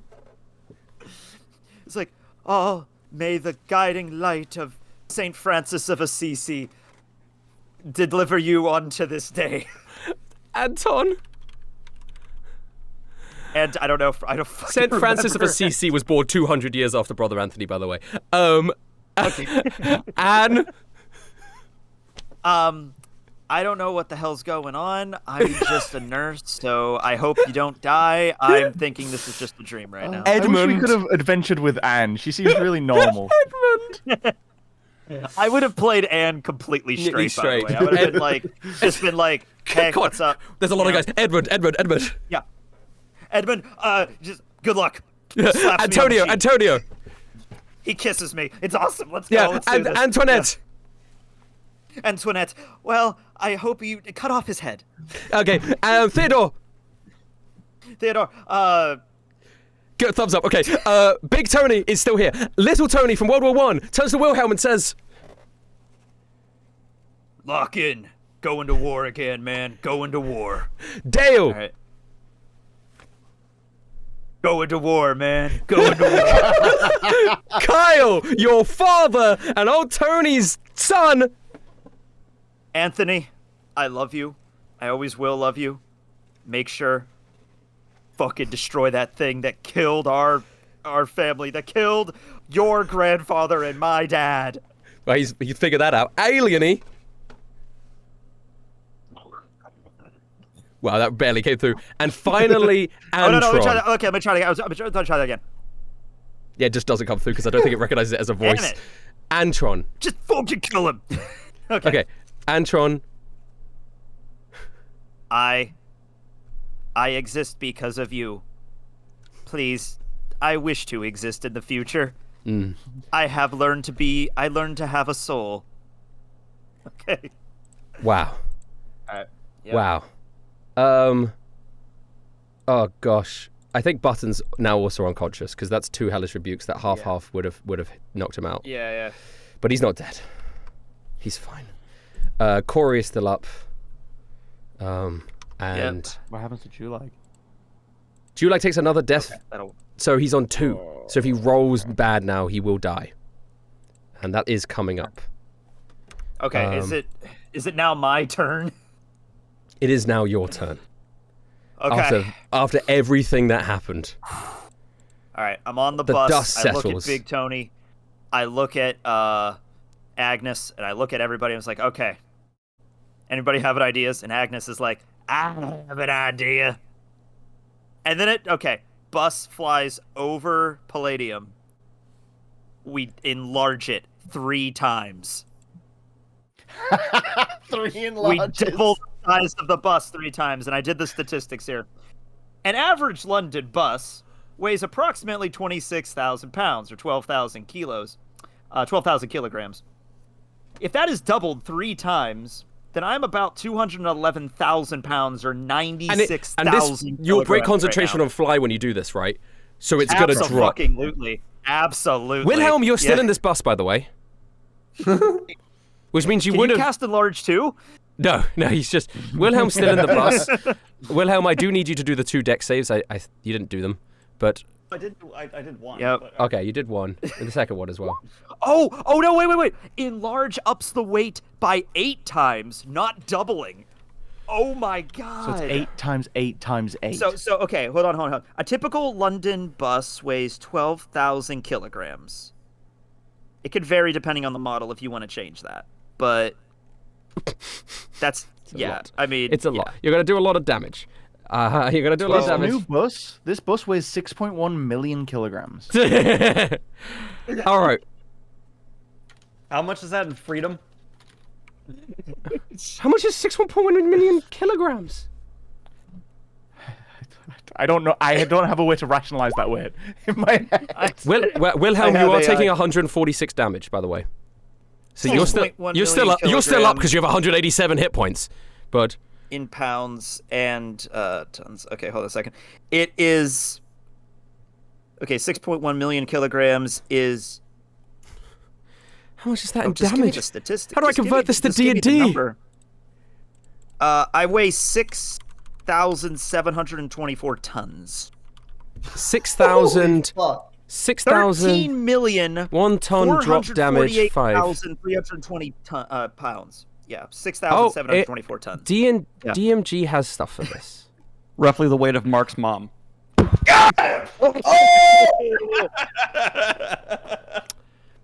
Mark's mom stays remarkably in shape. I got a crazy stray there. What the hell? Yeah. Okay. Holy shit. Yeah, 13.5 basically million pounds of bus is going to be crushed. Okay, it's about 200. Okay. How many pounds? Do you want it in kilos or pounds, or what do you want? Do in pounds. It's 13 million. 13,448,000. You just want to round up to 13.5 million pounds. Okay, first before we do this, I'm gonna look at the enlarge spell. Because there's a very good chance that you can't stack them. Well, we'll see. I have it here. Yeah, no, sorry. No, you can't stack spells. It's not how spells work in D&D. Hold up. You can't stack spells because the spell is an effect. So what happens when you cast enlarge on an object, it becomes enlarged. It becomes the effect enlarge. When you cast that spell again, it's just giving it the same properties that it got from becoming enlarged in the first place. It's just under the same spell effect, right? You can't cast more than multiple copies of haste. You can't cast multiple copies of enlarge. I will say... Well, we can cast 20 copies of Hellish Rebuke, though. That was a You thing. can cast 20 copies of it. I will say, just because, listen, it's still cool. I will say you can still enlarge it. 8 times the size of a bus is still very much a lot of damage. But it's not a million. Pounds. How many pounds is it? Yeah, I'm still dropping 200,000 pounds on You're still dropping 200,000 pounds? I'll take the 200,000 pounds, yeah. But that's fine. That frees up 2 other guys to do other things, so that's fine, too. You still might kill him with that. You still might kill him with that, because there's still going to be a lot of damage. Yeah, no problem. I'll just, okay, I'll cast Enlarge, crush him, end concentration. Agnes casts Enlarge again, does the damage, ends concentration. You would need somebody to cast, fly to bring it up again, but yes. You would be able to do this. Just like, yeah. Oh, yes, because it's just the weight. It's not a drop. It's just the weight. Just the weight. I'm not dropping them. It's just, imagine if you put like a big heavy weight on me and then took it off and then put it back on and then took it off and then put it back on. Yeah. I guess you can do that. That's within the rules. You can do that. So yes. So it would be the damage you do 3 times that amount as opposed to a babillion million damage. That's fine. So 200,000. So it would be like 600,000 pounds. Yeah. So wait. So 200,000 pounds first. We need to calculate how much damage getting crushed by a 200,000 pound bus is going to do to him. And the first one's going to be from the air, so yeah. Okay, I'm going to use a chart I found online arbitrarily, right? Where this person is for every 50 pounds he's done a d6 of damage. But then you double it based on the... based on the... Oh, wait. Yeah, right, it's not... Yeah, I get you what you mean, yeah. Okay, so what was it? 200,000? 200,000 pounds. It was 200,000 pounds. Let's just say 200,000 pounds is even, just to make it easy. Okay, so 200,000 divided by 100 is 2,000. So we do that's okay. So give me Yep. Fuck it. Give me 2,000 d6s. Okay. Fuck it. This is just the damage it's gonna do. It's gonna do 2,000 d6s. 2,000 d6s. 3,542. Fine. This is just what's gonna do it. I don't care. We're on a call. This is just what's gonna do it. I mean, you just grow it to a colossal size and you're crushing it with a giant bus. Oh. He's gonna crush with a bus. You're gonna crush it with a giant bus. Oh, Briggs, you're muted. Fuck it. I guess so. I think any variation would make sense. Even if it was 200 d6, I think that'd still be enough. Rustage, it's how much HP did this guy have? He currently has about 200 left. So, okay, I dealt 3,000 damage. Yeah. Can you give me 200 d6 just to see what that would have done? Absolutely, probably I can. Briggs, your mic is muted, by the way. Yeah, Briggs, you're muted. 200. Sorry, I was just like so hungry. I scarfed down a wrap. I come back, I see 3,000 damage. Isn't palladium gigantic though? Like, how is this big bus? It's because it's so dense. So it's just dense like a giant rock. It's dense as fuck. It's dense as fuck. Its weight is 8 times. The size doubles, the weight octuples. Yeah. And it doesn't matter if one of them would have done enough damage, because he's doing it 3 times. So that's crazy. So whatever it would have been, even if I rolled it like 20 d6, I still think that probably would have ended up being enough. As this impossibly large weight is crushed into Palladium's head over and over and over and over again. As the hell crazy. And he goes, Have you ever seen a final bus get crushed by a bus? Destroyed by London public transportation. The worst. Thank you, Transport for London. No! TFL, my worst enemy. It was low enough already. Oh my god! As he continued to pummel him, bus over bus, coming down endlessly on this. He attacked the city of London. The city of London fucking fights back with the public transportation. 19 million knives stabbed into him. Okay. And as an American, I'm having a really hard time imagining public transportation. It sounds communist. Yeah. And he crushed. Sorry for stealing the kill, guys. You're good. you can have it. If it's have it. Save our lives. Bus meteorite. If it's bus meteorite. Antron. I think it's Antron's prediction. His premonition of a nuke landing came true. Yes. This is what just he meant. in the form of bus, thermonuclear bus. Rustage, way back at the beginning of the session, like 3.5 hours ago, you let me find that bus. I love you for it, man. It all goes back to then. The bus driver walks up and sees his bus, and he wipes a tear and he says, "You've done me proud. You've done me proud." Crushing into the armor, flattening him like a Coke can as he collapses down into a puddle of blood and armor and radiant magic. My God. The last thing he thought of, 2 girls, 1 cup. Last thing he thought of, 2 girls, 1 cup, dude. and Kanye West. It's the most Isekai end to the final boss fight I could possibly think of, to be honest. With a truck. I wish Truck was here to see this right now, Briggs. I know. You know what's kind of beautiful? Uh-huh. The shark was still on that bus and just died. No, fine. Right? There was like 4 of you guys on the bus. Agnes held the shark close. Yeah, give me a second. Snow, Broken Wing, Palladium's dead. You could go. Sorry, they're heading out to you guys now. Oh, okay. Yeah. You see Broken Wing and Snow arrive, and they go, "Wow, what happened here?" I guess I can drop my transformation now. I'm just like, bus. How? The bus. I'll like run over and embrace Little Feather as well. Little Feather hugs you tight. Oh, Cody. It's over. But Vestoria is dead. Please don't tell me we have to live in London now. You still feel Vestoria within you. No, I don't think she's quite dead. Is it? Can I like? I don't know. I'm just operating off instinct here. But I want to draw on the power of Vestoria. I want to try and pull that power out. I want to channel it in somewhere. You channel this power, but you only have a quarter of her power. Yeah. Guys, I need the rest of Vestoria's power. Oh, sure, you can have it. There you go. Mm-hmm. We did what we needed to do. I think both Agnes and Big Tony are going to give you a thumbs up and go back in. They just give me a thumbs up as they disappear into the necklace, yeah.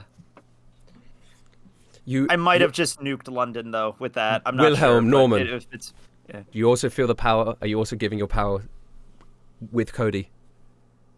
Yes. Wilhelm. Sure. I see. Sure. I saw that smirk on his face. And a fountain appears in the center of London. Oh, beautiful. Is it? And active? It looks identical to the one in Vestoria. Wow. And it is active. Oh my gosh. Okay. And you can go see that fountain now. In real life. We all walk up to the fountain. Palace. Beautiful. And you walk up to it, and Snow goes, "Well, that must be my way home." And she just jumps in, and she disappears. Yeah. Well. God damn it, Snow. I guess we should head back. Yeah. For the moment, I'm sure we'll be able to find our way back. Yeah. This isn't our final farewell. Okay. Well, there's a guy here I kind of got to take care of because I shot him. Yeah, and there's also Julag is unconscious, by the way, guys. Oh, and so is Sir Button. Julag told me he really wants to stay. He likes this place. I'm gonna cast Mass Healing Word. Ripper's mostly for the benefit of Sir Button and Julag. Okay, that's fine. Can I bring the bus with me? Do you want to drive the bus into the fountain? Oh, yeah, let's do it. Everybody, all aboard. I think we all get on the bus. Julag Back gets home. up. Sorry, Julag gets up. Is the battle won? It seems so. We did it. And Sir Button goes, "I'm so glad you're okay. You fought honorably." And Julag said, "I'm sure you did too." Ripper goes, "Hey guys, I gotta get back to my office. This is too much for me. I've seen shit. I saw crazy stuff. When you don't exist, I was created by a man. I was created by some weird British freak. Yeah. You guys don't understand. You guys don't understand what I've seen. You don't understand. I'm just a sheet of paper." Ripper. Let's calm it down, okay? You sound a bit crazy right now. All right. Just get on the bus, okay? These aren't my words. Get on the bus, Ripper. Ripper, just get on the bus. Come on, Ripper. These aren't my words is crazy. Ripper, we just won the fight. You kind of bring the mood down. Yeah. It's created a moment. He gets on, haunted look in his eyes. Corey goes over to the remnants of where Vestoria is and puts her knee down. I'm sorry. I forgot you. What are the remnants of Vestoria? Nothing. He's just where she died. Oh. She didn't leave anything behind? No. She left it behind in you. We can make it like a little sacred spot. We could draw on it with like chalk or something. To be honest, the remnants of Vestoria is now the fountain, to be honest. That's where she died is where the fountain sprung forth. Corey kneels by the fountain. That's nice. I'm sorry I forgot you for so many years, and I wasn't there to help bring you back. You created my heart. Thank you. Thank you. He stands up. Guys. Thank you. You hold a piece of her, so I will protect you for as long as I live. Appreciate that, man. And we can play mini golf. You've done everything you need to. Yeah, we can play mini golf. I'm sorry, I'm not in the card game. Aww. I should have been in the card game. I just didn't make the cut. It's all right, buddy. All right, those don't sound like they're your words, Corey. No. Yeah, no, they sound like somebody else. Probably Vestoria still speaking through me somehow. Something like that. Right. Is everyone on the bus? Yeah, let's get on this bus. Yeah. Okay. Next stop, wherever. What about Smogs' corpse? We'll take it with us. Yeah. I'm bringing it with me. If we can maybe be revived or give him a proper burial at the very least. Mm-hmm. Do you want to? I could revive him, is the thing. Because he died very recently and I have Revivify. But I don't know, man. He kind of seemed okay with it. He was blasted, so he is mostly in pieces and ash. Doesn't it say, I might be thinking of another resurrection spell, but doesn't it say in Revivify if their soul's willing to return? Yeah. Or is that like resurrection or something? I think that might be his soul's willing to return. His soul might not be trying to say arise on it, yeah. Mm-hmm. Revivify can only restore them like if they're not missing body parts. So if he's missing body parts, he's definitely missing body parts. He was blasted. All right, let's not even try. Poor Smog. Poor Smog. He'll get a burial. He'll get a funeral. Yeah. You bus. He'll be fine. Back. You bus into the fountain, and the bus appears in the capital of Vestoria, and a crowd of people watching. The whole guard, everyone who died is gone. The whole guard army, a bunch of the royal knights are gone. King Brute is dead. Rest in peace to a real one. And you guys come out, and everybody cheers, seeing you survive, with the fountain still activated in the background. Mm-hmm. Well, Snow immediately she had already got in, and she's like kissing the ground. It's good to be home. And everybody's there. When the bus goes through, where it's all appeared. Yeah, your bus has come through, and you're back in Vestoria, and you're there now. It's good to be back. That London place was terrible. And everybody's there: Boneslaw, Hachiko, Katia, Jesus Christ, Polmo, Blackbeard. Blackbeard's no longer mentally inept. He's got his wits back. He got his wits back. He's got all 3 of his intelligence back. Balloon Man, Juna, King Crunkle, Zarina, General Silas, even though everybody hates him, for a good reason. All the friends we've made. Nerve, Yog, they're all there. Oh, standing see there. You guys. Mm-hmm. What a win! That was crazy. That bus. That bus, Never underestimate the power. Can you imagine if we just had a bus earlier than this? My God. Finished in four episodes. I mean, yeah. Do we know how to get back to Earth now? Yeah. Like, will we just be able to use this? You innately have the power inside of yourself to be able to access. We are gods. And go back. Yeah, you essentially have the power of Vestoria now within you, that you would be able to travel back. And it won't teleport us just to London. It won't teleport you just to London. Okay. But London is the only way you can get back to Vestoria. Oh, I see. Right. Okay. Well, I hope just like not anyone can get in now. I hope it's just us. Barack Obama comes through.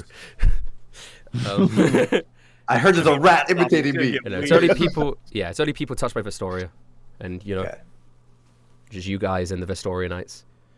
I mean, this place has AC, and where I'm from doesn't, so I think I'm gonna stay. This place has AC. This place doesn't have AC. Oh, yeah, unless you're going to London. No. Like there's magical air. London doesn't have AC. Yeah. You are so much quieter now. I don't know what happened. Oh, really? Yeah. Oh, maybe. Sorry. Okay. Is that better? So, yeah, it's a lot better. So. Who just went live? Sorry, I was trying to show a picture of a bus. There we go. You could have just sent the picture. Okay. It's not gonna show up. It's not gonna show up on stream because I'd have to. Yeah, no, you're fine. There was a bus. Okay, there's a bus. Oh my God, I love you, Tekking. Okay. You're welcome. All right. Jesus Christ is here, and he goes, "You did it, huh?" He walks up to Wilhelm. Hey, man. God bless you. Good. Mick. I should stay here, right? Like I have superpowers here and back there. They haven't solved syphilis yet, so I feel like I should probably stay here. Don't you have a daughter? I mean, she called me. She seems old. Sounds like she had a great life. So if I came back now, hey it'd be man, weird. It's your choice. But just know that your actions will have consequences, man. And there are other people out there that rely on you and that love you, despite your flaws. Okay, I'm heading back to my people because I've got a religion to start and the word of God to spread. Okay, I gotta tell you something real quick, Jesus. Yeah, what's up, man? I was like literally in the middle of stabbing a guy when I was Isekai'd here. Like the blade was in him, and I don't want to. You know what I mean? It's like, like if I go back. No, hey man, but you've changed. You can take the lessons that you've learnt whilst you're here, man, and apply them and become a better person. I know it's going to be hard, but it's your choice to make. You can stay here as much as you want. You can go home. But I'm heading back. I feel like you told me I'm going to go to hell if I stay here, and that's kind of rude. Who's to say? Oh! Anyway, I'm going off to go get crucified now, so I can forgive you for your sins. Oh, wow. Way to one-up me, asshole. Okay, wait. No way. Keep it tight, homie. I have a son here, Finn, so gotta take care of my boy. Yeah? That's true. Hey. You make your choice. Hang tight. I'm gonna go back and take care of my daughter. Fuck! Yeah, hang tight, Broseph. I'm out. Radical-like. And Jesus Christ, he leaves. I think that's the first thing that Jesus said that Cody was like, oh, dude, yeah. And he goes. All right. I guess, Wilhelm. Well, I guess we'll start with you then, because we just had the conversation with you. What are you going to do? Are you going to stay, or are you going home? I turn to Norman. You said there's like a World War II in my future, right? Yeah. Oh, there is. God damn it. Oh, Jesus. All right, who can I kill that would stop that from happening?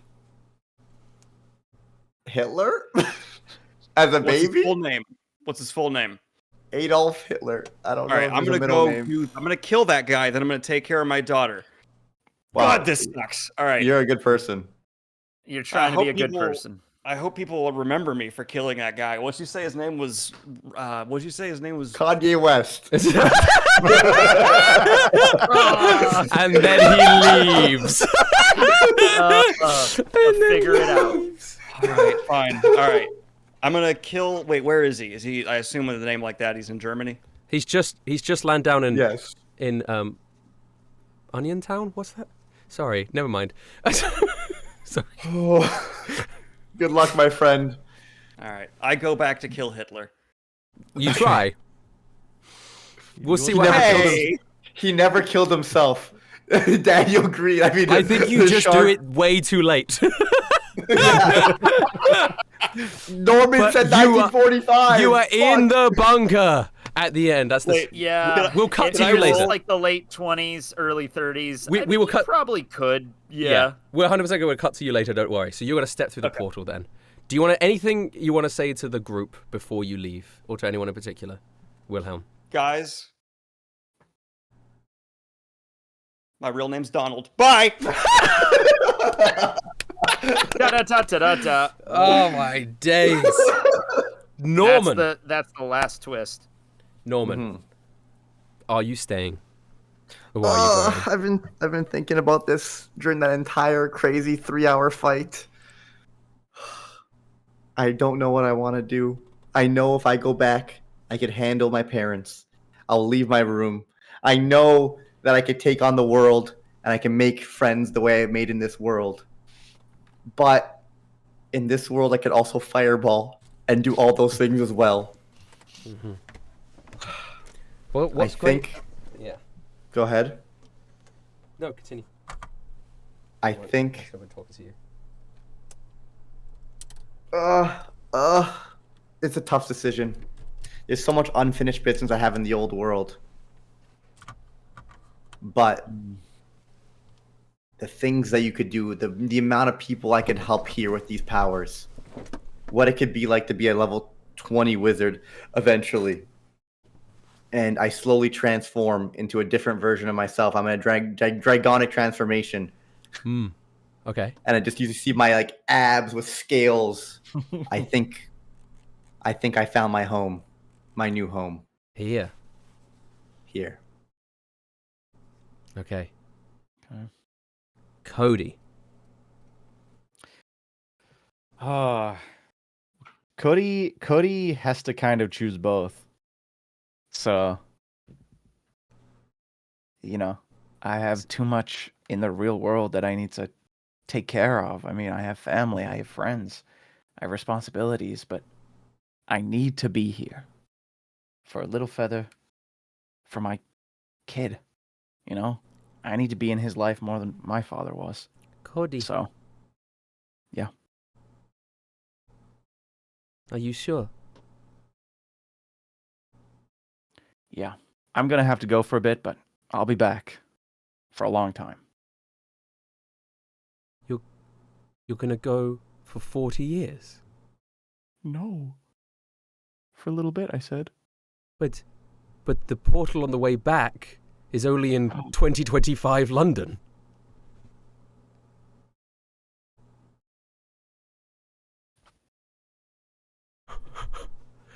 If you go, I can't come back for 40 years. So I'm oh, wow. All this stuff and we can't time travel. There has to be a way. Oh, no. Wait, dude. Did you say 2025 London? Yeah. Dude, nobody could go back. He left in like 2021 or 2019. Yeah. No one's the only one who could eventually come back. Yeah. But would he come back with powers? I don't know. Cody, come back with me. And who's to say how long it lasts for? Fountain will still be there when in my timeline. But if I go back with you, all my family's gonna be dead. Yeah, but you'll be able to come back here immediately. It's pick or choose. You only got one option. Little feather.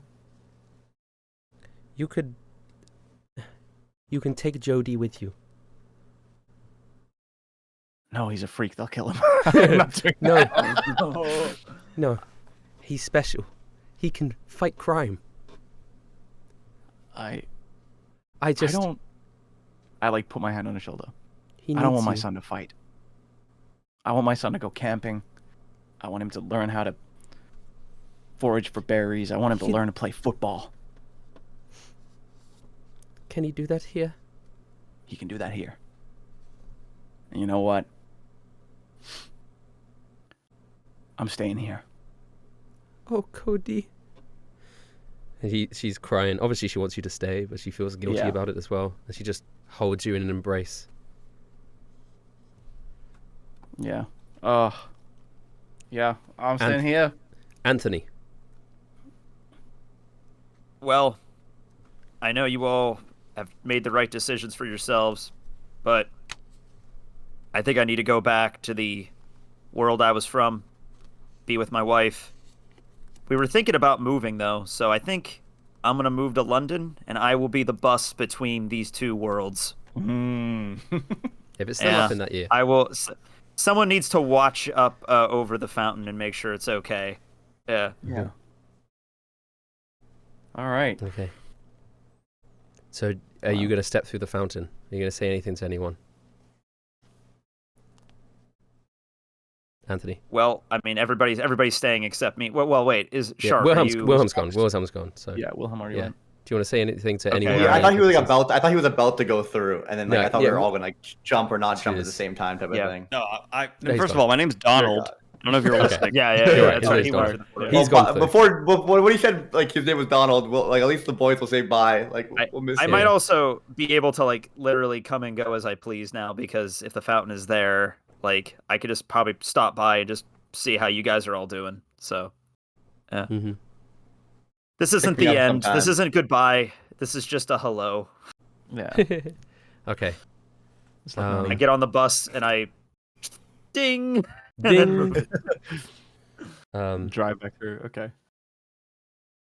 Okay. We'll go to you later, Anthony. Yes. So you go through you take your bus and you go through. Now, Wilhelm, back again. Yep. We go to you're back in not World War I. You're back in 1920s Chicago, for real this time, and you know it's real. Mm-hmm. What's the first thing that you're doing? Pull my knife out of the guy and go, I'm so sorry. I don't know if you know, but a lot's happened, and I'm gonna just do some first aid real quick, help him out, not take his money, and leave. Good. He goes, what? That was weird. Yeah. Where are you heading to? Don't worry about it. And then, wait, are you asking or? No, me. The guys. I buy a one-way ticket to Europe. Wow. I don't want to reconnect with my daughter and then get arrested. Beautiful. So I figured let's get away just with run it away. And then maybe go back and hang out with my daughter. Do you have the money to afford a one-way ticket to Europe? I'm a 20s criminal gangster. Yeah, you're right. You can travel. Right. Yeah. Sure. You buy your ticket to Europe. Probably would take a while in the 20s, but you could get there. Yeah. Oh, I have to go to a steamboat. I shave my head, start wearing robes. It's weird. Yeah, you'll be fine. Everyone thinks I'm fucking insane, by the way, because the entire time I am telling everyone what happened to me. I am holding nothing back, and I think I am preaching to the choir, just saying all kinds of stuff. But yeah, do I arrive safely in Germany? How old would Adolf Hitler be at this time? This is not where I expected this to go, but how old is Adolf Hitler? What year? What year he fought is this? in World War I. He's in his 40s. He did. By the time he rose to power. So, you know what? 20 something, right? Is this the 20s or the 30s? 30s. So if Norman told the shark about World War II, I feel like this is very in his character. Mm-hmm. Yeah, in the 1920s, he was already the head of a political party. Yeah, but they were a rebel in the late 20s, party, not in power yet. They were He joins the German Workers' Party. He becomes the party leader, speaker, propagandist in 1920. The group changes names to National Socialist German Workers. He's already a Nazi at this point. So, yeah, he is. But let me just say this: if anybody out there finds a time machine and you want the best time to kill Hitler, I think there was a period in the early 20s, right after World War I, where he was basically homeless, living in Vienna. That was probably the best time to kill him if you want to. If you don't want to kill him, that's where I'm going. That's the year. Well, this was the early 20s, though. This is okay. I don't know if it is the early 20s. Is it? It's if I think canonically, I said it's the mid 20s is when I was Isekai. Yeah. He's definitely. He's a party chairman at this point, so he's actually somebody of some renown. This might be a lot more difficult than you realize. Unfortunately, history remains unchanged. No, let me roll for it. Okay, give me. All right, yeah, you're fine. Okay, you land in Germany. You find out he's still. Okay, give me a D20 roll. Oh my god, here we go. Okay, just a straight D20 roll, nothing else. Yeah, fate. This is. I'm trying to think what I can say here to maybe wait. The shark joins the Soviet Union, and that's how. Guys, I'm rolling to kill Hitler. Yeah, let's do it. 4. Oh, that's not good. Unfortunately, as you just think it's going to be easy. You think you're so used to being in Vestoria and just like attacking people that you go up and you charge in, ready to, and you're outnumbered by his entire party, and they get you, and then you get deported, and you're no longer allowed in Europe. And you change your name to Donald? I'm so sorry. This feels awful for me to do. I'm just trying to keep the timeline intact. No, it's fair. That's what you gotta do. You can't have the enemy Sky D&D being I'm the reason why Hitler existed.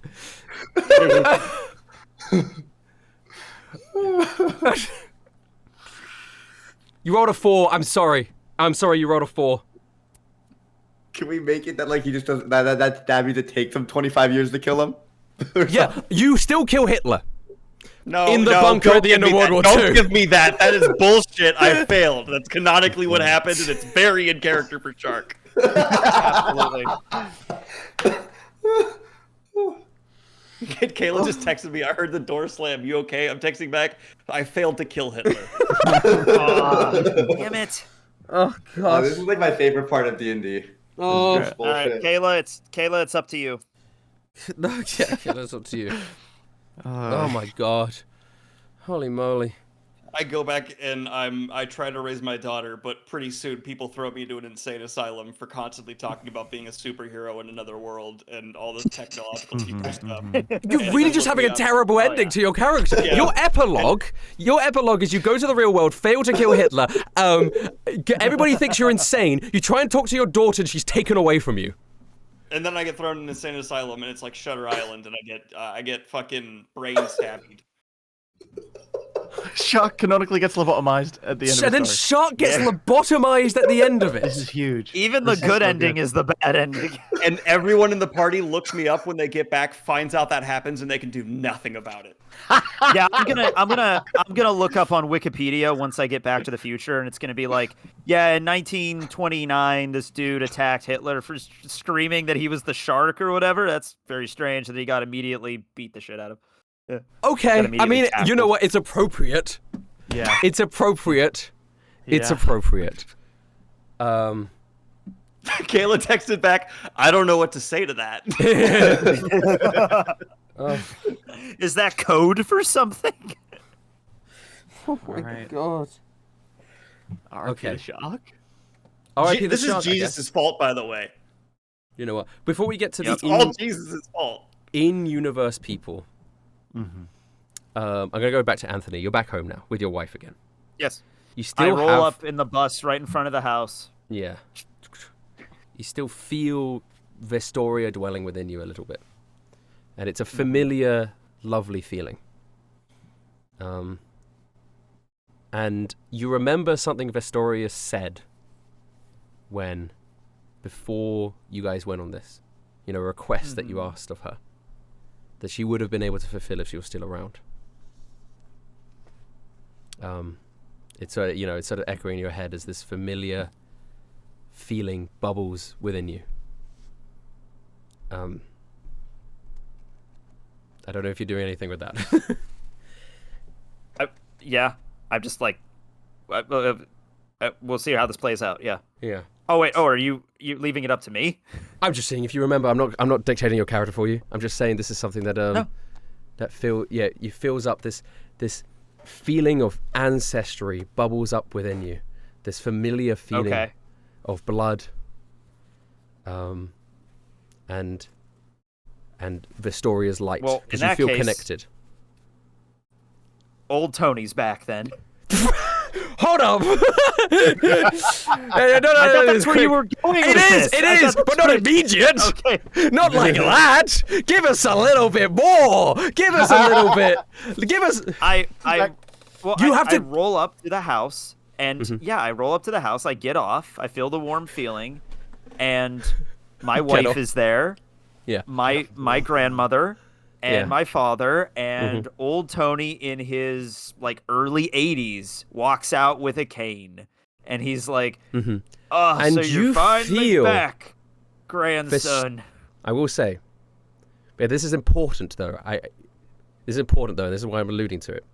Is that when you think of old Tony, you imagine him coming back. You feel Vestoria's light fading. Okay. Oh. And you realize that if you want to bring old Tony back, you have to use the last of Vestoria's power, and therefore will not be able to go through the fountain again. Okay. Oh. Easy. Okay. Yeah. No, I'm gonna stay with my family. Yeah. I'm gonna do that. So then, now you can. Now you've let Vestoria's light leaves. And I said I was going to see them again, and now I'm not. But I'm sure things will work out. And obviously the light fades through worlds back in time to bring old Tony back. And so now he walks through the door like nothing ever happened. I mean, like stuff happened, but, like the last 20 or 30 or so years or whatever it is, like 20 years or so, he had been alive. And you see him walk into the room. I go up and hug him. Grandpa, I missed you. Does he have a pendant? Does he know anything about any of this, or is he just like a senile old man? No, of course he knows. Yeah, he knows about it. He knows about it, but I don't think he would have a pendant anymore. Okay. He doesn't know about you doing it at all. Yeah. But he's like, I met Cody and the shark and Norman and Zarina and Cody and Corey. I just like, but like, yeah, I met them all. They're all doing good. We finished the Palladium off. I crushed him with a giant bus. I think we'll be all right. I think the family line's going to be intact. We're going to be okay for quite some time. And what does old Tony say in response? Well, grandson. Well, grandson, when I got attacked by that giant flaming salamander thing, I thought I was done. I had my life flash before my eyes. Now I'm here with everybody like nothing ever happened. I'm going to have just a nice, peaceful, quiet life. Let's go drink some coffee. Okay, Grandpa. That's perfect. And the bittersweet aspects of this, which I really want to hone in on, is that Cody and Norman will never know that old Tony is found. We'll never know. And I think that's really important here, that this is just for old Tony. Until I become a level 20 wizard. I was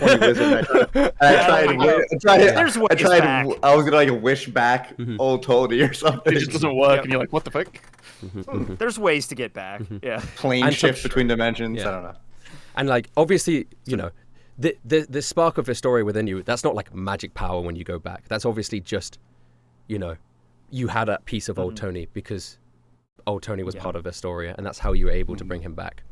Like if anybody else went back, they would have that piece of Vestoria that lets them use the fountain if they find it, but it doesn't give them magic powers anymore. It's just that, Anyway, yeah, so it's very down-home rustic. Like we just go into the kitchen and sit down and have a cup of coffee and just chat about Vestoria and the world and everything and all the stuff that happened.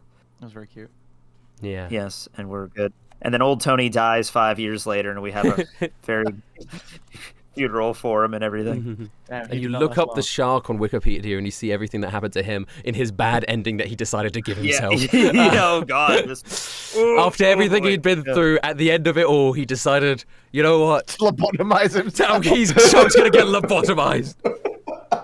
I visit the shark's grave. What does it say on the shark's grave? It's like in the hospital graveyard out back. It's like where they bury the patients that no one cared about anymore. You go up and you just see the name. You just see Donald Smith. You're like, what the fuck?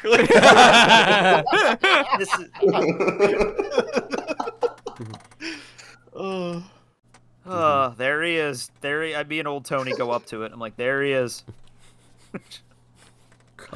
Yeah, well, he was a little bit of an asshole, but you know what? He was a good guy. Shitty father, but a good guy. He killed William Shakespeare, you know. He went back for his daughter. Yeah, he went back for his daughter and ended up killing 2 children. Like, abandoning 2 children. Finn and Julia. Okay. Right. We'll get to you, Cody. I pour out some whiskey on the grave, and that's it. Okay. Norman, so there's gonna be some passage of time now, right? As the city starts to rebuild. As things. Rustage, can we get a Hitler for the thumbnail?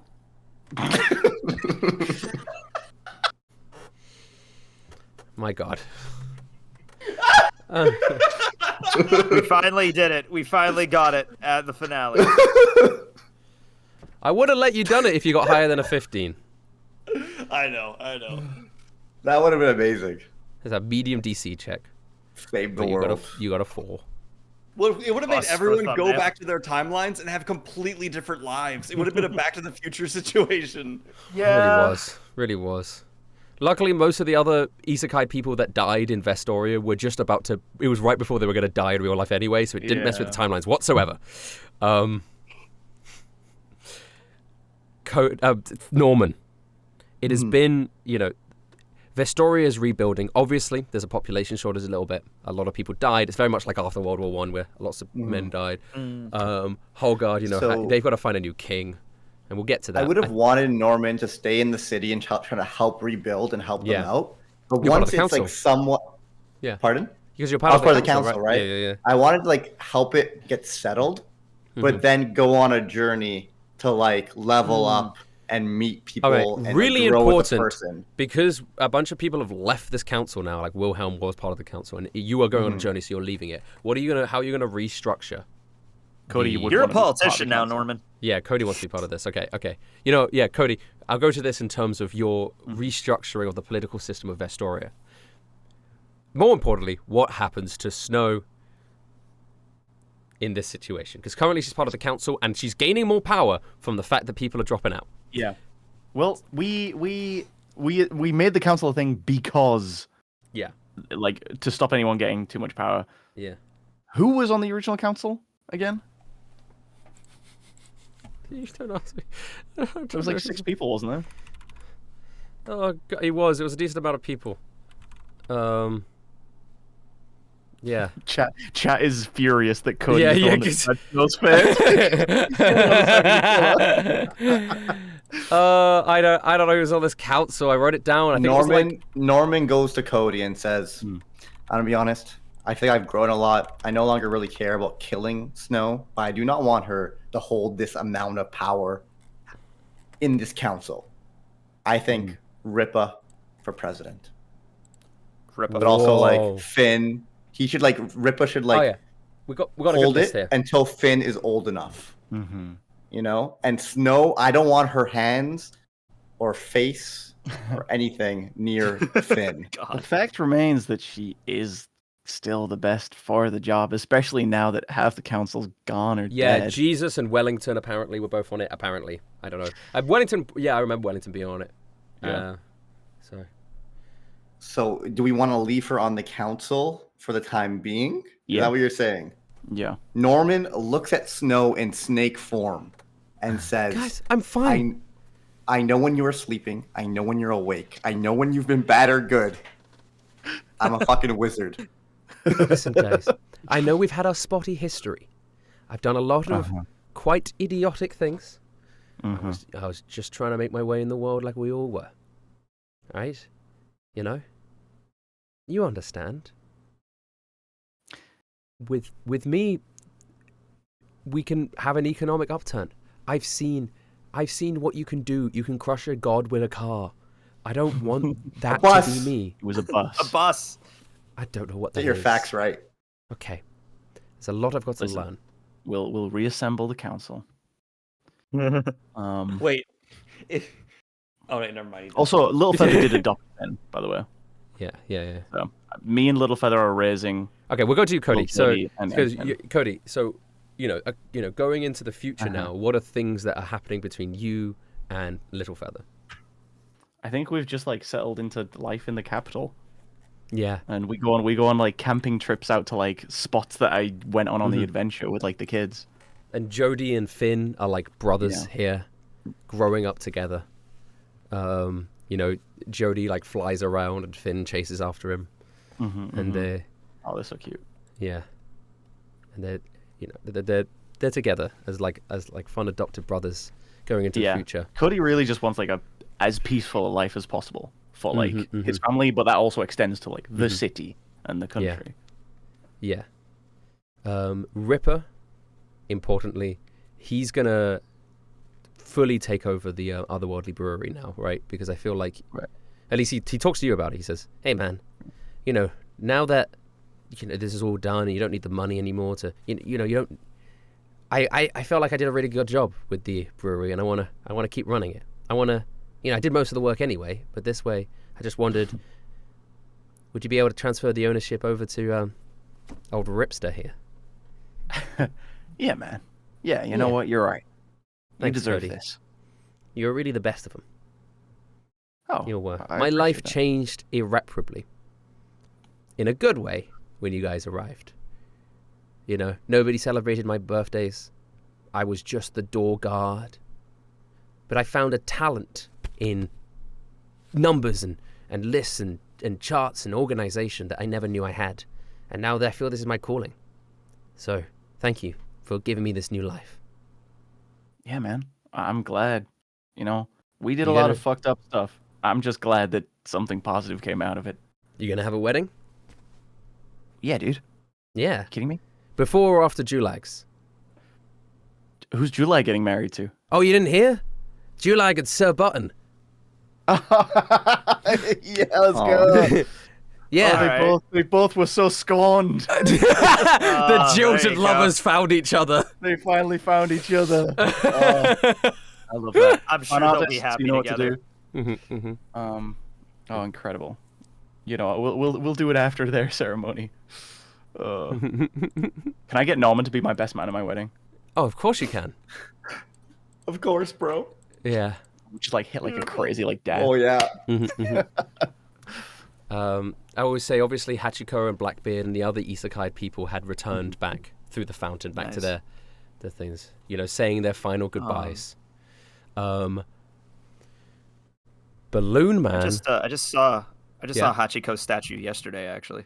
Yeah. Oh yeah. Yeah. Very respect. He did okay. He was a good dog. He did okay. Yes. He went back and waited for his owner. And then died. You hear news as well throughout this that Balloon Man becomes the new king of Holgard. As the previous advisor to Holgard, he managed to make his way to the top of the ladder there, and he sort of inherited it from King Brute. He told everyone that King Brute said he would be the next king when he died, and they believed him. So whether or not you think that's right, that's what happened. That's what happened. And that's happening. Duna, if you care, goes back down to the south and reforms Selenia with Yehelovich to more like Junior essentially manipulates is probably a strong word, but convinces Yehelovich that the sort of traditional system of a monarchy doesn't suit their like more modern approach to things. So she runs and successfully, going from mayor, becomes the new president of Selenia as well. So Duna is president and Balloon Man is king. For those two. Katia goes back to with Zarina, and they become friends, and they go back and study animals and look at plants together. And oh hell yeah. Yeah. Nerve and Pomo finally make up, despite their differences. Now that like Nerve knows that the story is real and Pomo is guilty of everything that she has done, They repent, and later down the line, you may see them together in Selesnya, in Solemnia, in the country of the Soulkin. Who's to say what could have blossomed there? I think Blackbeard stays, actually. Oh, Christ. Okay. I think Blackbeard and Big Gun Beretta and the rest of his crew stay in the end and terrorize the coasts and will become a threat. Just a little threat that you guys have to deal with every so often. Threat. Yeah, just every so often you've got to deal with Blackbeard. Mm-hmm. And obviously, Uncle Broken Wing pays in and gives you a visit every so often. And Corey is like he looks after your kids as well, Corey, when you're yeah. Then Boneslaw comes round and he, all of these characters and stuff, they are now just living peaceful lives out in the world of Vestoria. And I think what would be really nice is we cut to your wedding now, with all of these people over the course of the campaign. I have three seats at the very front. Yeah. That are reserved for old Tony, Anthony, and the Shark. And you can see almost like the shimmering Vestorian image of the three of them sitting there. So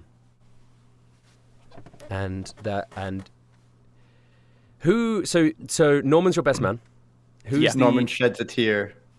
Who is the pastor? Oh gosh. Oh. Corey. Yeah. Could be Corey.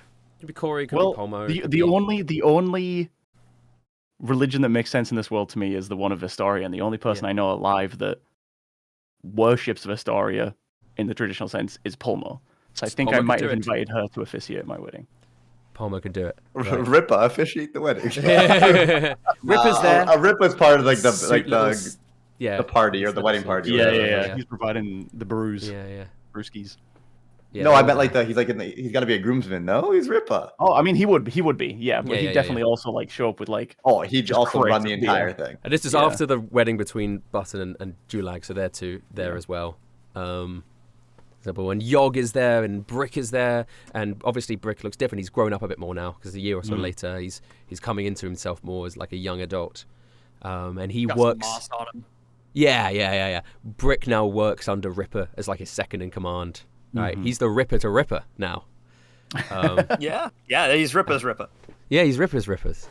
And even at this wedding, do you know who designed the suits? Oh gosh. Do you know who begged for forgiveness and you allowed him to design the suits? Oh my god. Little Douglas Rat. Douglas Rat. Douglas Rat. Yep. And he's so proud.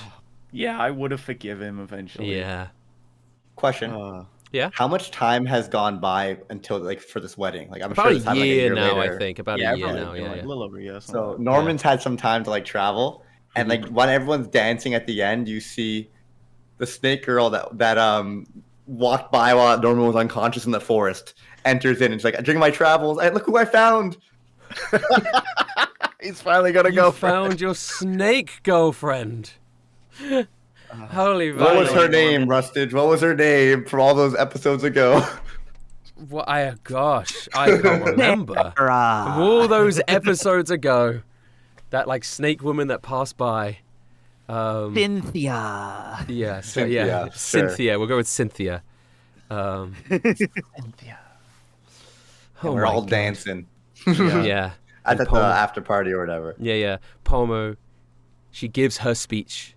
And she at the end, is the best man speech before or after the vows? No, I got this. It was the best man at my friend's wedding.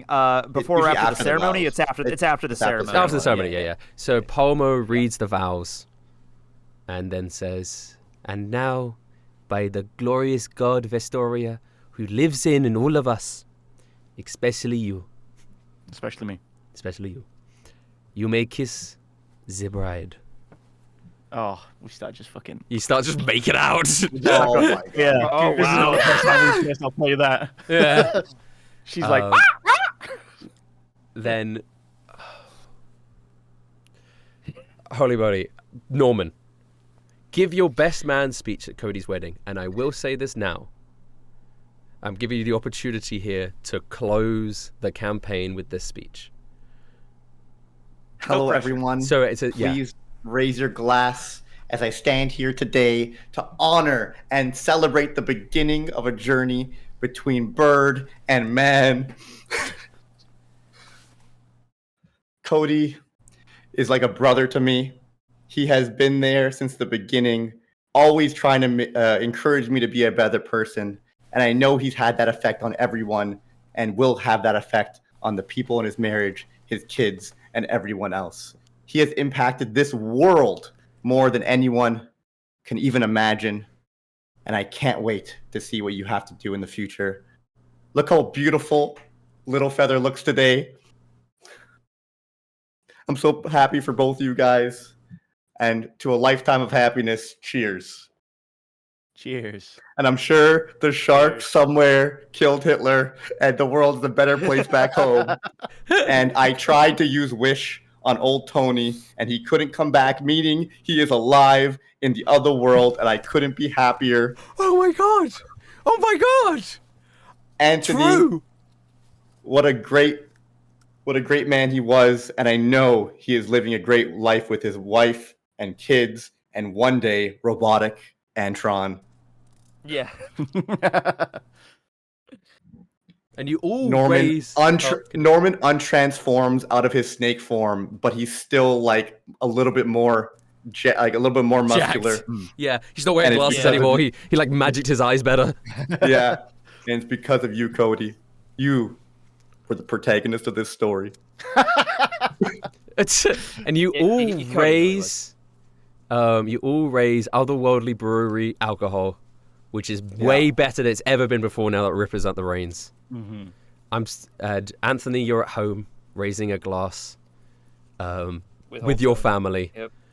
The shark, you're lobotomized in a facility somewhere. and the closing shot is everybody raising a cup, and maybe the guy who's watching the shark be lobotomized is like, I need a drink right now, and he's also raising a cup. Cheers. I can't believe you did this to yourself. Everybody raises a cup of Otherworldly Brewery, and at that point, with everyone's mugs in the air, is a conclusion. It is the end of Isekai Dungeons and Dragons. Thank you so much for coming. 420. Thank you, Rustage. Thank you, Rustage. Thank you, Rustage. Thank you, Rustage. I was really about to cry at the end. Oh my god. That was emotional, dude. Holy shit. That's so good. That's so good. Oh. What was that? That was 4 hours and 20 minutes. 3 years? 4 hours. No, sorry. I was gonna say the whole campaign. It's like 3.5 years about. What, 60? Yeah. Oh gosh. November 21 is when we started. So yeah. Yeah, almost 3 years. Whoa. Thank you everyone for coming. 3 and a bit. What an absolute blast, boys. This has been an insane journey. I will say. What'd you say, Daniel? I've published 3 books since we started. Yeah. Hey, that's more than George R. R. Martin did. True. I will say, for there will be my second D&D slot is going to have a break now for the next few months, but filling that break is a D&D series on Schwabity's channel. Which is the starting date? Nice. What's the starting date of that? The starting date is May. It's May. What is it? It's May 21st. May 21st. Okay. Is the starting date of a Schwabity-led D&D series, which is a short. It's not going to be that long, right? I'm not sure. I can figure out the length of it, depending on the availability of the people who are in it. But it's myself is running it, and it features Rustage, Conquest, and the Stipendium. So and it takes place in the Dungeons and Dragons world that we used to play in when we were younger. That we created together, and it's quite a traditional D&D series, and that's going to be like a small mini series to tide you over until I start working on the next D&D series that will be coming out. Isekai 2. Isekai 2. No, we're coming out later in the year, potentially. Hell yeah. Yeah, I aim for it later in the year. No. Yeah. Oh. It was a ride, gentlemen. Boys. It was a ride. That's so much fun. Thank you I can't believe it's over. I think the shark had the best ending. I did not see that coming. Yeah, the shark had ending the is most perfect. shark ending. Yeah, I can't believe it. So shark, fucking Donald.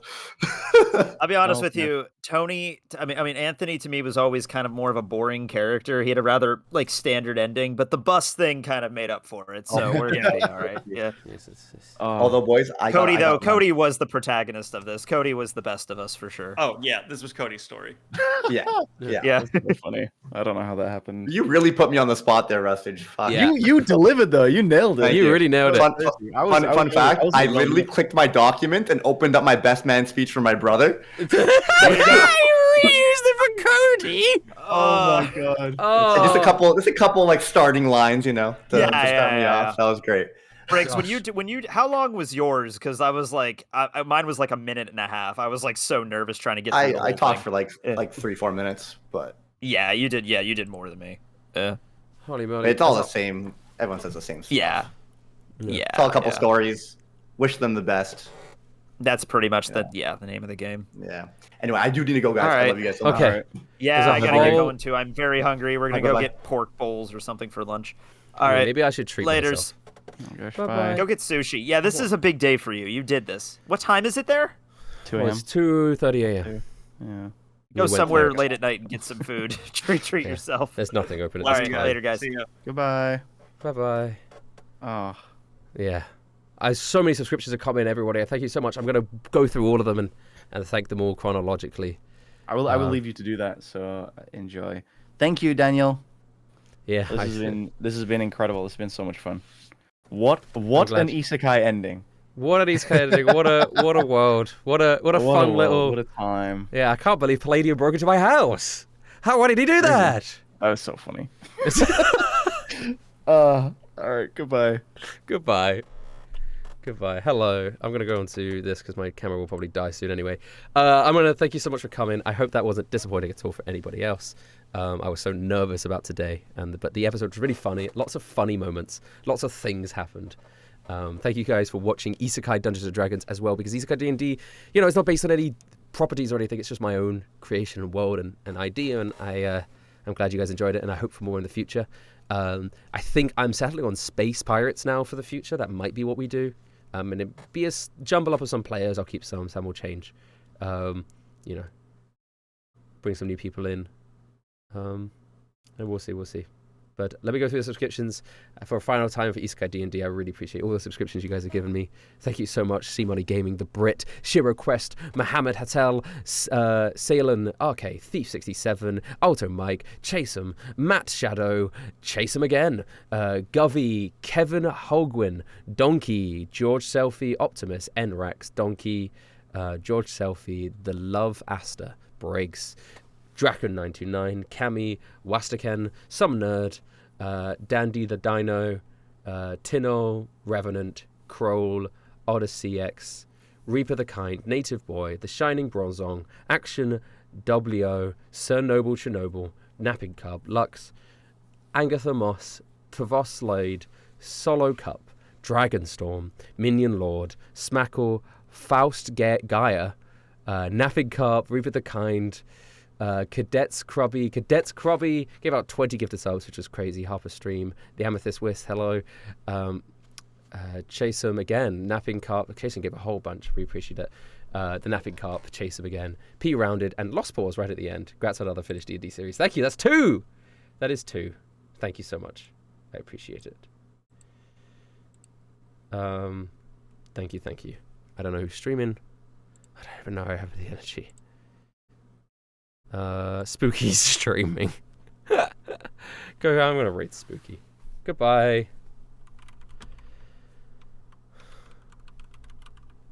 Thank you so much for coming. Poster will be out next week with all of the major characters as part of the Otherworldly Brewery characters. It looks awesome so far. Govey, thanks for that. I know that's crazy amount. All the gifted subs is crazy. That's 5,000. Holy shit from Govey. Oh my god. Screw it for the end of the series. Oh my god. Thank you so much. That's insane. Govey, thank you so much. Goodbye. Goodbye. I think I might pass out.